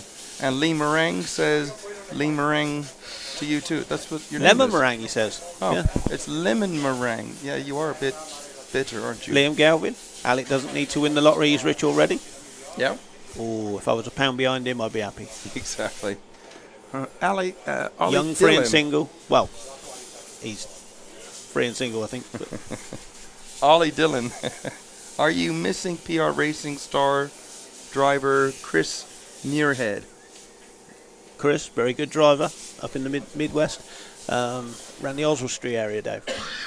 Was he good? Very good on the Oswestry track. That slippy, sandy, should we call it a track? And where did he go? He hadn't been anywhere. All right. Is he still driving for you then? He is still driving for us. Very good. So how would you be missing him then? I think he means missing him as in not here. Oh, I see. Come on, Dave. I thought you meant like, you had him in the corner and throwing stones at him and you keep missing him. No, not that sort of missing. All right. What else we got here? Track seems to be changing some over the day. Absolutely. Big time. If you've gone the wrong way with setup, it can catch you up. True. Certainly caught me out. Ashley Patterson. When are you racing again, DC? Next weekend at sunny Southport. Liam says he's half my age. He is half my age. I think most people are half my age, which is worrying. Very worrying. Yeah. I'm only 28, of course. I've just had a hard life. Yeah. What's your guys' excuse? There's a good one from Lee. Do you think the track should have been closed building up to the event? Interesting conversation, that one. What, this track here? Yeah. Was it open? Yes. As in, there was, well, I think what he's saying, there was a warm-up, and there was definitely some practicing going on, we hear. It's a hard one. This is not the sort of track you can change. It's you know, we base most of our racing on an Astro configuration track where you can change it very easily. Yep. And drag the hoses about and what have you and change it within a matter of minutes. This isn't that sort of track. Obviously it's manicured jumps. Just for the people that don't know, the two bank sections are concrete. They're not mud or dirt. They're very, very hard on the cars. Yeah. So these very big jumps, as an example, I had a new car for this meeting. It now looks like it's been to Beirut and back. But let's talk. And we've still got 2 runs of qualifying left.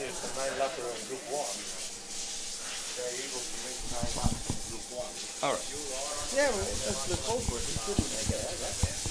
It's just pointing out that Luke Holdsworth is finally going to get a run in it and make a 9-lapper from heat number 1. Well done, Luke. Had a terrible time in qualifying and practice. And so today far, he's not finished a run. No, he was 90th after. Again, a very good English driver, up and coming young driver, and he's just had a massive, great, bad run of luck today and yesterday. Let's talk about tracks. In England, the tracks are closed 7 days before National.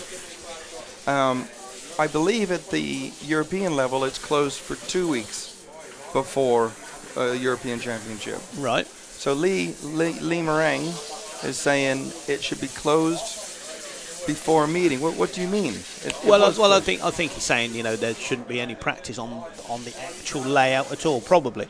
And I understand that, but like I say, these sort of tracks, a meeting like this there'll be a warm up. There never used to be a warm up. As far as I remember, years back, they never had a warm-up meeting on the same track. If they did, the track would be changed. So I'd see where he's going. Lee's old school. He's a returning racer, shall we say? He's old, you say? As Paul Worsley will tell you, Lee is the only driver ever to put a Mardev Cobra in the National A final. What was there back in England? So you say was there only 10 people there? No. It's Very a joke. good. It is a joke. Was it a joke? Were you a joke? Well, no.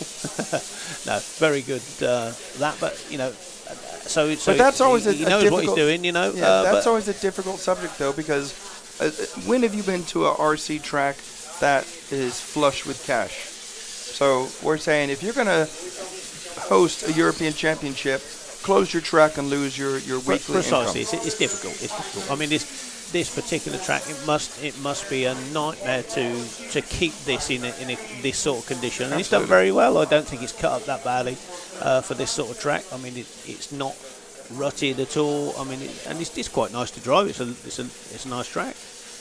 I'd call it a small 8th track. It's not a 10th track, obviously, but it's not overpowering for the 10th cars. People at home will maybe think the jumps are a bit extreme. They're not particularly difficult. I'm on about the back section here. Yep. The rest of it's tricky, but that's a very small. They're not big jumps. The tricky ones. I think it's an exciting track. It's a good track. Yeah, I mean, Adam Talbot now is saying it should be closed for a month before the Euros. So, like we're saying, Adam, if you're going to host a European Championship and it takes a lot of money to do this, you're going to tell them that it has to be closed for a month before and lose your club meeting money or maybe your national money? It just doesn't make sense. Ashley had said, for me, I need an 8th car. Nah, I can't do it. I like the quietness. This is my class.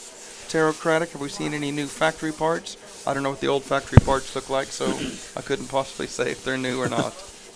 I don't know, Alec, you got any new Well, trick I was bits? just looking at the screen now in this one. We've got Jamie Hall in this one. Yep. One of our PR up and coming drivers. Fantastic little driver. How old is he? Oh, he's 13. Right. Yeah. Brother Tommy here as well, of course, 11. Jamie has had, like Luke Holdsworth in the one before, has had a terrible run today. Had some gremlins in the car, very stop-start, Okay. just problems. Can we follow car number 1, please? We're going to have someone, we just had a request. Can we follow Jamie Hall? So there you go. Let's have a little look, see how he's getting on. Yep, no problem. Me and Alec go quiet as Paul's come over to rip our It looks like he's checking his Facebook account by the looks of it. It's not... Oh no, he's checking emails. So we're following on... This is what's being broadcast here. Right. So he's the Jamie, the yellow car. car there. Like I say, getting to grips with the car. Had terrible run of luck so far, just with gremlins, and then, of course, you don't need too much bad luck to have the odd breakage. No.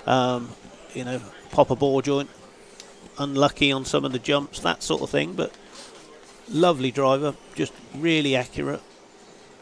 And that's certainly a something star for the future. So that's something for being 13 and very new to RC racing. Yeah, very mature for his age. Loves to.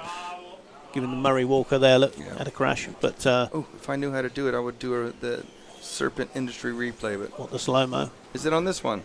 Too late. I know, but I'm just adding for the future. Yeah. Okay. I'll be ready for another replay.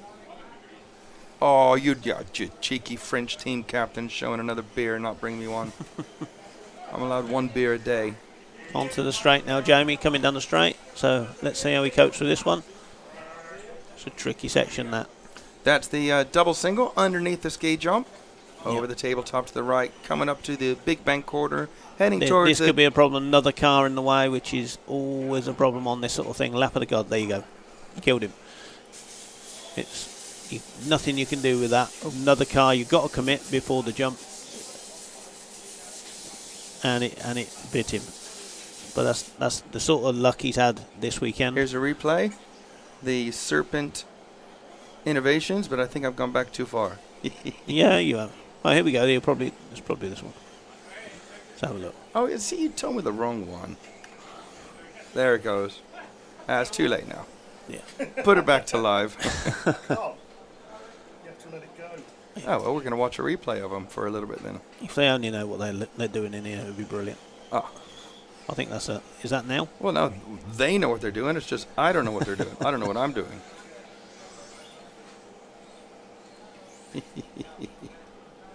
Well, at least I didn't shut the live streaming down. I'll learn about it later, and I can do it next time. But let's have a look. So, Nicholas Child up to first, is he, on this one? He is indeed. Nicholas Child up first. Jamie Hall. English driver, of course, Nicholas. Pete Loins, as I called him earlier. He doesn't like that. Yeah. He prefers the name Tom Eugene, by the way. Does he? He does, yeah. Look, we got our new nickname. Harry Case is here.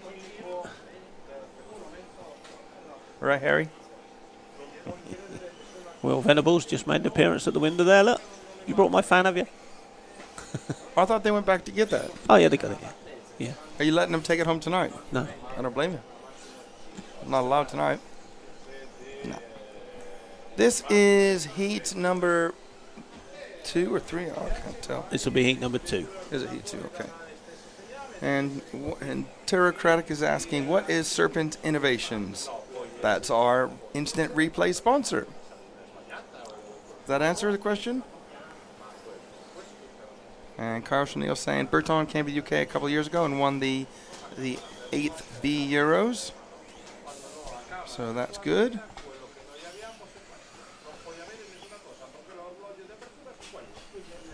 I think Lee Meringue, who says, blimey, Nick must not have had a beer yet. Nick is marshalling. It's Nicholas on the track, so his age I'm is sure catching he'll up. start the beer soon. He's had 2 nights in a row where he's not been on it. Incredible. I think he said he's starting at 6 tonight. Yeah. So by probably 7:30 he'll be absolutely comatose with the winos in the village. Yeah, he's done that before, hasn't he? So we're coming down to the end of the day with this and 2 more. And what preparations are you going to do to your car tonight, Alec, to be ready for tomorrow? Well, the car in the last one was a little bit soft on the back, so I'm going to change the oil, refresh the shocks again. These jumps tend to take a battering of the car, so I mean, really need to keep ahead of the shocks, clean out the seals, that sort of thing. So you're going to put fresh seals in again? Well, at least clean them if they're not fresh, but you know, clean them out. There's a lot of muck gets in them, and they're heavy landings off these jumps.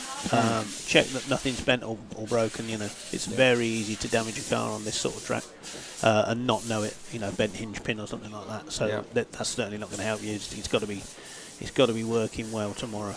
Like I said, it was a new car for me for this one, but it doesn't look very well now. It's it's been yes, yeah. So I mean, you know, we'll work on the car this evening. Might only get a few beers in, I should think. And the fun police? Yeah, we'll be all happy. And then back to the villa. A villa, you say? That's where you guys are staying? We have a villa in the hills. Yeah, nice, very nice. Yeah, all paid for by Janice Crompton. Thank you, Janice. She doesn't want any money for it. To a lovely woman. Well, that's nice for her. Yeah, lovely. Is she cooking and cleaning for you as well? No. I've been doing the cooking actually. Have you? Did you barbecue again last night? I didn't barbecue last night. We had what did we have last night? I don't know. Can't remember. All right. Wasn't anything exciting. Oh, Kev Lee done some kebabs on the barbecue. Did he? Yeah. So you went to the supermarket and bought food and went back and barbecued it? Well, he didn't. We bought it. But I'm cooking tonight. I think it's chilli night. Ideal for this weather, eh? I was just saying. It's about 30 degrees. We're having chilli. Fantastic. Definitely not chilli here. Yeah. There's chilli and chilli. Yeah. We're not in chilli. What have we got in this one then, Dave? Let's see. Oh, mine Owen. Look at that. Let's go to the window. Talk of the devil. Let's go and watch. Let's go watch him closely. Yeah. Don't put him off, though. That'd be terrible. That's implying that he's actually on it sometime? Oh, I can't see. I've got glasses on. Exactly. They're only for reading. Yeah. Let's have a look. Is he actually on the track? He is, yeah. He's coming up to the step now. Down he goes. Lovely, not afraid to rock the pink.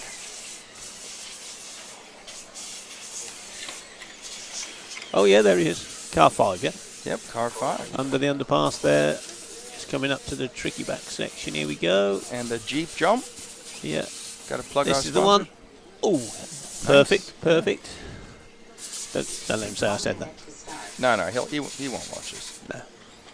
He's never online. He'll be in bed by the time he gets to watch this. Yeah. Cars are lining up now then. Here we go. Let's follow Martin in this one. Yeah, can we follow the 5 car, please? Thank you, Harry. And when we were making jokes about Harry Case, we weren't talking about you, Harry. It was the other Harry Case. Harry Face Case. We could just go on for at least... Lots of Harry, isn't it? We could go on for minutes. Starting order 6, 2, 1, 7, 4, 5, 3, 9, 10, 8. 6. Here we go. Nice with all these flies in here, isn't it, Alec? It's lovely, beautiful. 7, 4. Why do they call a fly a fly? 5. Because it flies? Oh. Martin away 6 there, number 5 on the car. And he's on your screen. Tidy first, got the corners there, down the steps, down the straight now. This is a tricky one. Brakes, the car up the top there, stranded. Young Nicholas rolls over to get it. At a fast pace. And round for the first time over the jumps again.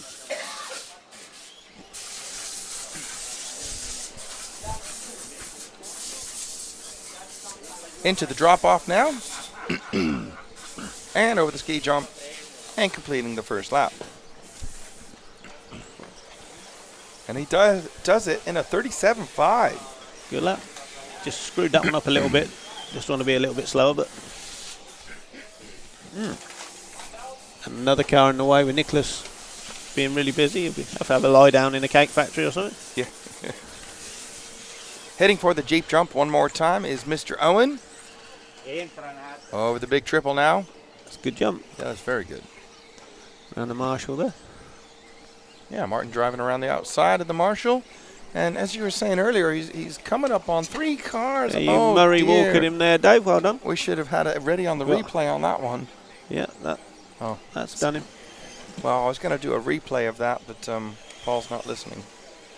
Unfortunate thing with this track, it doesn't take much to bite you. And like I said, the Marshall positions are such that you're not getting marshalled quickly anyway. They are tough. But I think it's just the nature of the track being it big. depends where you crash, obviously. Yeah, it's a big track, you know, and the marshals can only go where they can go. Yeah. So, and to be fair, you know, there's none on the whole back section. No, and you don't want to be crashing there, Martin Owen. Is he over again? He is over there. Marshalled by another car, which was lucky. So he is right. He does drive like Kev Lee. He does, yeah. Very, very much like Kev. Winner or Bennett? Yep. Martin chose the latter. Yep, that's a good move. Yeah. Over the tricky double. Yep. Good there. And attacked by a white car. Yeah, and oh dear. This is a bad one, mine. And he'll look back at Maybe I'll get another point, though. What was your time, Alec? Rubbish, probably. But I'll take a point wherever I can, even off my teammates, Dave. Yeah, but I don't care. We've got to mercenary. We got to know what your time was to check. I'd be honest, I came straight here. I didn't look. Oh, you looked as you came off the rostrum. Oh, he's short. He's not. over. He's over. A front roll. We need a replay on that. We're going to have a replay, Alec. But no, you've... come and look at the replay, Alec. You've managed to twist the raw around my legs, though. Alec, come on. We're not around. Here we go. Oh, look at that. Into the big triple goes Martin. Not enough power. Comes up short. And there it is. Boom. Got away with it, though. Front roll. We'll give him an 8.9 on that landing. Triple Salco. Triple Salco. Right, here we go. He's, where is he now? He's in that big triple jump section one more time. And he gives it a bit more power into the switchback. Hangs the right, heads towards the drop off. And to the only corner that looks like it's actually grooving up over there. And nice and steady into the tricky double now. So he hangs right. Well, actually, that corner he's settled back down again. The corner after the tricky double looks like it's grooving up just a little bit. Into the double single now. Oh, he's all in And shape. he don't want to be crashing upside down there, mate. Replay, please, replay. Just describe this replay for us, Alec. Oh, no. Right there, look, here we go. Describe it.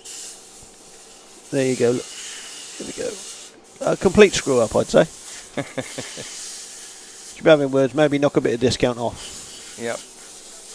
There and that's like a 3.2 for a bad landing. Yep. Martin, of course, the UK team manager for the meeting. Yes. Very good. Well done, Martin. Brilliant roll. Not very good at it, but there you go. 30 seconds left. And we're going to have a full 5 minutes of following Mr. Owen, as I don't think we've had any other requests, and I think you guys out there are enjoying us roast Mr. Owen. We've had no requests or anything like Lionel Richie. Exactly. You might have, though. Yeah. Well, here's one for you. We have a UK driver named Wes Moreland. We do. Is he an ex-Superbike rider? I don't think he's an ex anything. He is a Superbike rider. Is he? He is. And he's British here. Superbikes. He is here. And you should have a word with him, Dave. Oh, I think I will. I've never heard of him. I've never met him. Well, I'm sure that'll be fantastic for him. Is he the guy that cut his leg? You got me there. I don't know. Pitting right along, well, just in front of me. No, I thought that's Pete Lyons. No, not that way. The other way. What do you mean the other way? Oh, behind Pete. I can see him. Oh, I can see him. right. They're on the next bench. So he's a world super, or a British super. British Superbike rider, yeah. Fantastic. We have a celebrity here today, you see. I didn't know From that. something else other than RC racing. So why isn't he over here talking to us? He probably knows who you are, Dave.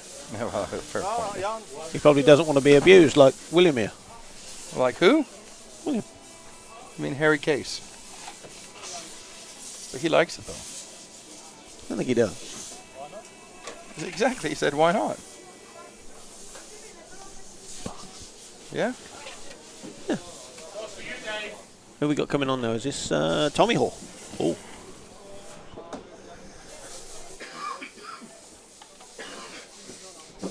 So, Paul, apparently Westmoreland, which was told to us earlier, is a British superbike racer. And he's here, racing. You know that. Well, why'd you get him in to talk? Can't look good. What's up, Joe? Say hello. Oh, hello. That's a Lionel Richie song as well. Hello. Is it me you're looking for? Doubtful. You're the one that did it, not me. Dave's trying to get me skipping on this one. In this one, we got Tommy Hall, brother of Jamie, who we saw a little while ago. Tommy's this is the younger one. Yeah, it is the younger one, yeah. Very, very fast. We can watch him for a while, that'd be great.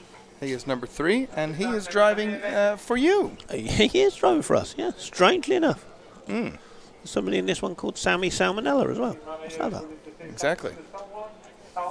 And his son here is racing as well, Kerry. Oh, yeah, I did see that earlier. He's top 10. Yeah. Well, he was 10th after 2. 2 Salmonellas. Exactly.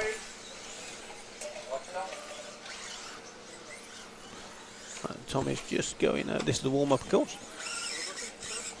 Oh, just got over there. Yeah, he's very good at that. The start in order is going to be 1, 3, 4, 7, 10. 1, 3, 4, 7, 10.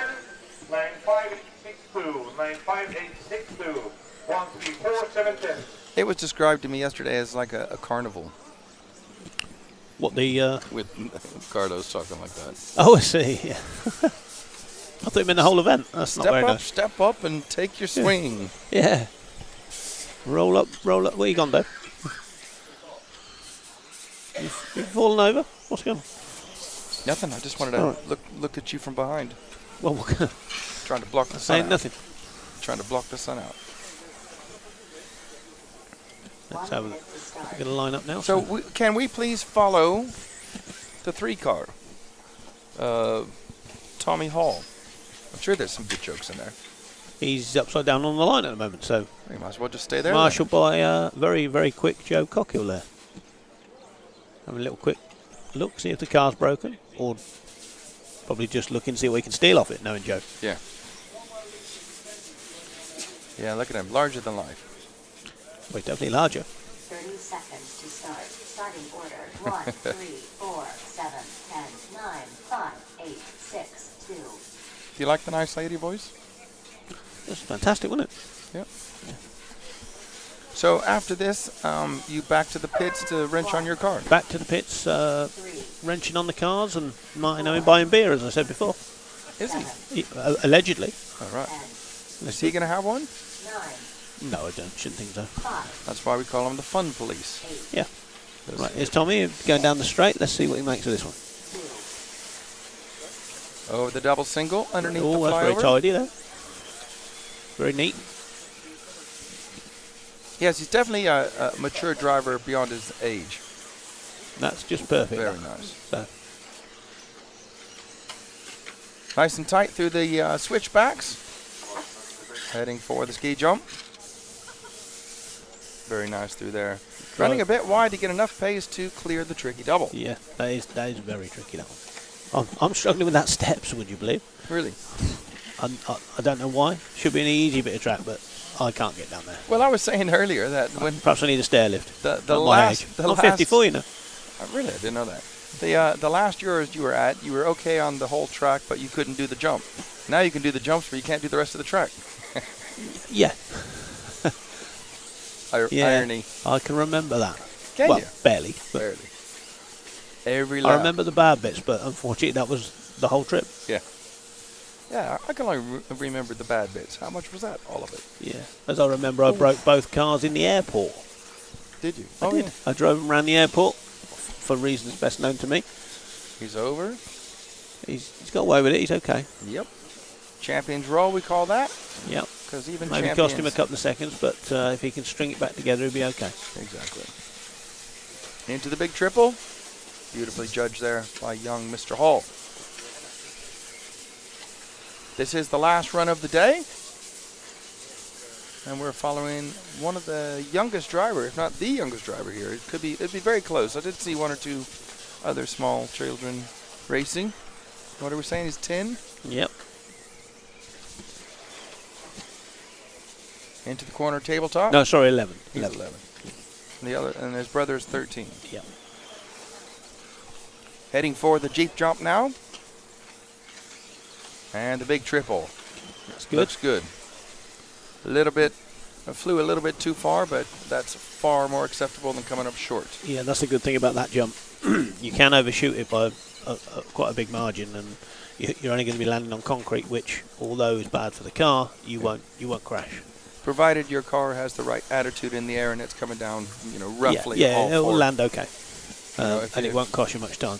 Obviously, if you're Lee Martin, you can land on the down ramp every time. That's better, but us normal folk, But I was in the real world, can't do that. So. What I was getting at was if you over jump it too far there and the front is too high or the rear is too high, chances are you're going to have a problem. So you'd still have to have some sort of correct trajectory of the car to over jump it. Yeah. It's not just go as flat out and you'll be fine. It's a good run from Tommy, this one. It is indeed. Let's I have a look. don't want to give him the well, that's what happens. The Commentator's jinx, but curse. yep. 36.5 is his best lap. That's good. And it was a 36.6 last time around. So very consistent, this young driver. Yep. 1 minute and 30 seconds left. Into the Jeep jump one more time. Plenty of clear track for him, and he's going big. You see there? Yeah, he got away with it. Got away with it. Nearly too heavy landing on the rear end. So, and he did overpower there. Yep. And we are being ultra critical here. No. It's very, very easy to do. Of course. But as we say, I mean, that was very good there, that corner. Off the steps he goes. Yeah. There's the window. Yeah. Dave just headbutted the window there, which is very funny if you're in here with him. And under the crossover. He should be beat about the head more often, but there you go. Yeah, I think that's not going to hurt. There's not much there. Not enough. Oh, it's a duel. Oh, he's got away with it. It's good. That's 2 laps in a row. So yeah, don't do it again, Tommy. You won't get away with it 3 times. But maybe confidence a little bit shaky, or he's young. He's young.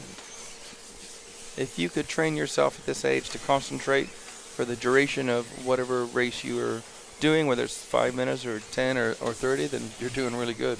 Well, at that age, there wasn't even car racing for me. Exactly. At that age, Alec, there wasn't even the wheel. Precisely. Here he goes one more time. The only part of the track that he really seems to be a little bit iffy with. He's lined up perfect. He's got away with it. Much That's good. better. Very good. Had some trouble off the Jeep jump, settled it down, got enough power down to get over that big triple. And we are into we got time is up. He'll be starting his last lap now. If he can get a good one here, will. And another 36-second lap for him. He's going to get through for the 9 easy enough. So he is indeed. That's a great run for young. So got the right one, Tommy Hall. One more set of jumps. Let's not have that horrible one, Tommy. Come on. Well, let's talk about it to help him, will That's him better. on. That is beautiful. That's Look at that. perfect. He had 2 shaky laps through there. Now he just has to basically hang a left, 3 more jumps. Let's call those 2. Oh, no. Amazingly, he crossed. Triggered the line. Well done, Tommy. 37.7, so that cost him best part of a second.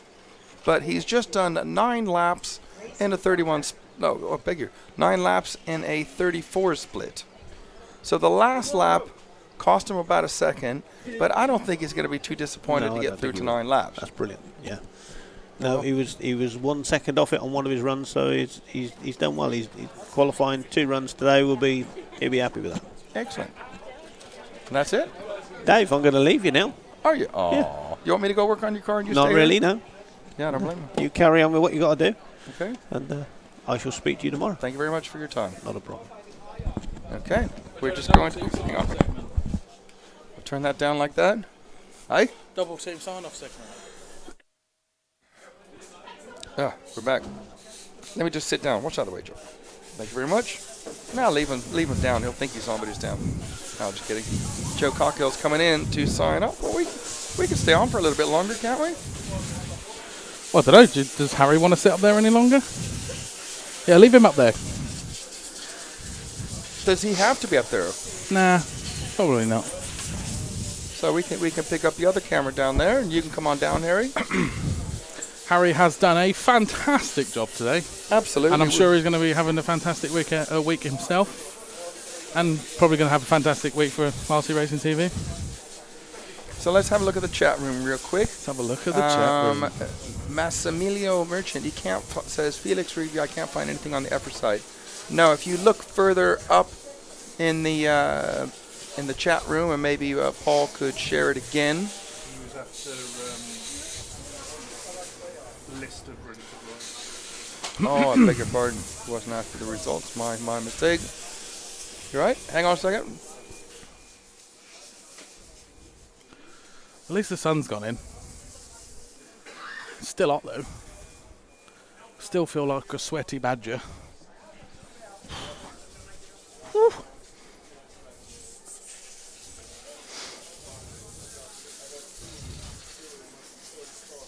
DC's having a secret chat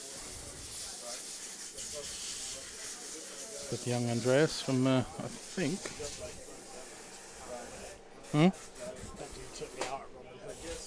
Ah.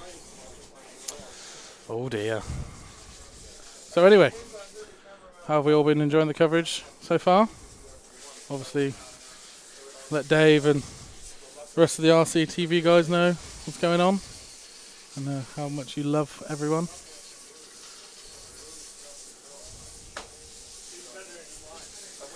Because they get to just sit in this tin shed all week. Sorry, Joe. To be fair, keeping Dave in a tin shed isn't that probably that bad. Right, Martin's going to do a bit. The probably two biggest legends in RC at this moment in time.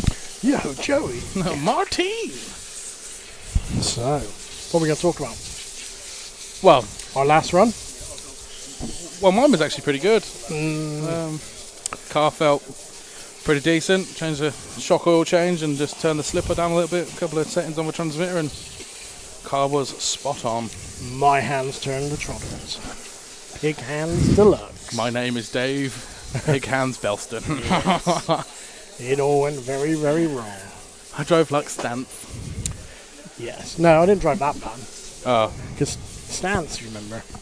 Robin Hood Euros 2 years ago? I wasn't there, I was at work. You were, well, let's say in four-wheel drive, he was in the second to bottom final. Wow. Didn't he do really well at Bolton the other week as well? Oh, he did do well at Bolton's and after. Where was the national where he did really poor this year? All the ones before Bolton. Oh, okay. Yeah. Yes. Mid-season chassis change as well, I believe. I believe so. It wasn't. Yeah. So we're doing tonight, C Cup. Probably finding food. Finding food, what? Like going to catch. Yeah, I'm gonna go hunting in the local like trees and woodland. You're not coming up to Casa del PR tonight? Well, if I can get a lift.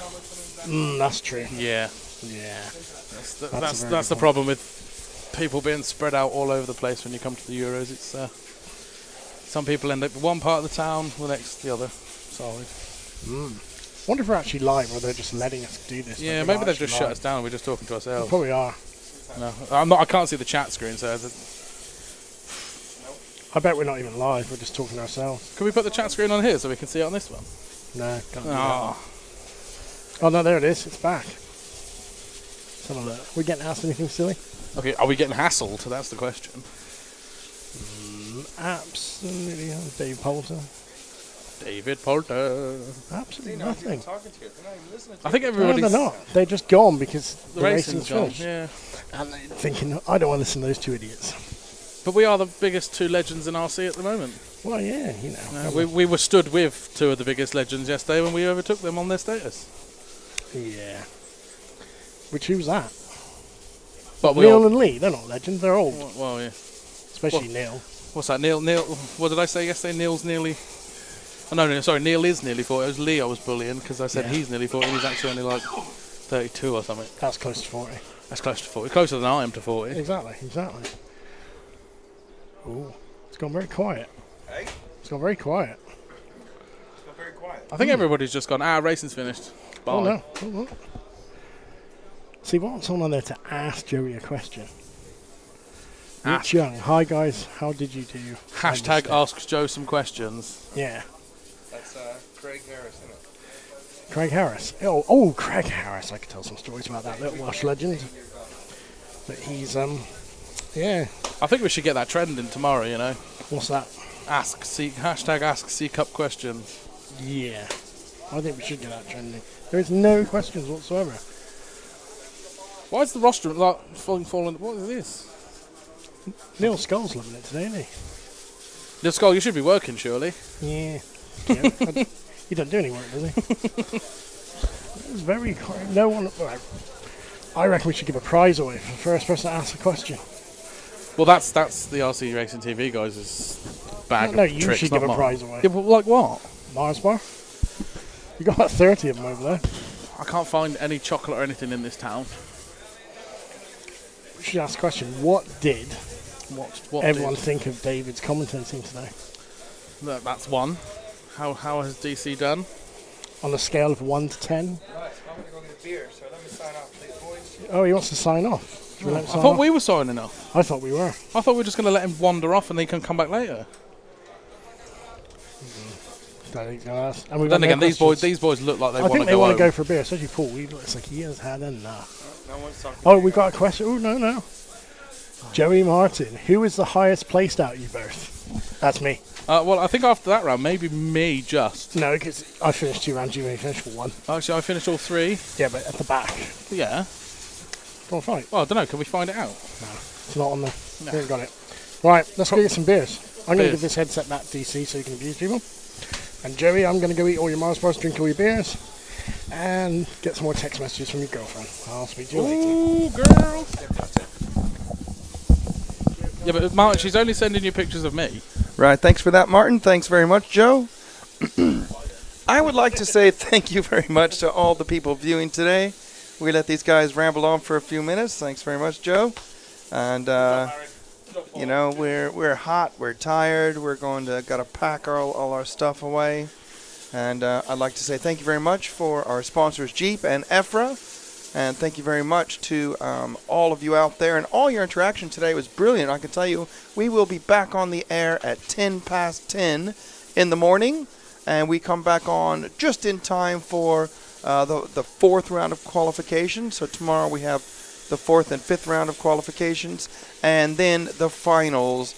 And I'm not sure what we're going to do, like well, I think we do a load of photos for the prize ceremony that will be put up on the EFRA website later tomorrow evening. So again, thank you very much for all your interaction and your help, and I hope you have a good evening, and I look forward to seeing you all online tomorrow.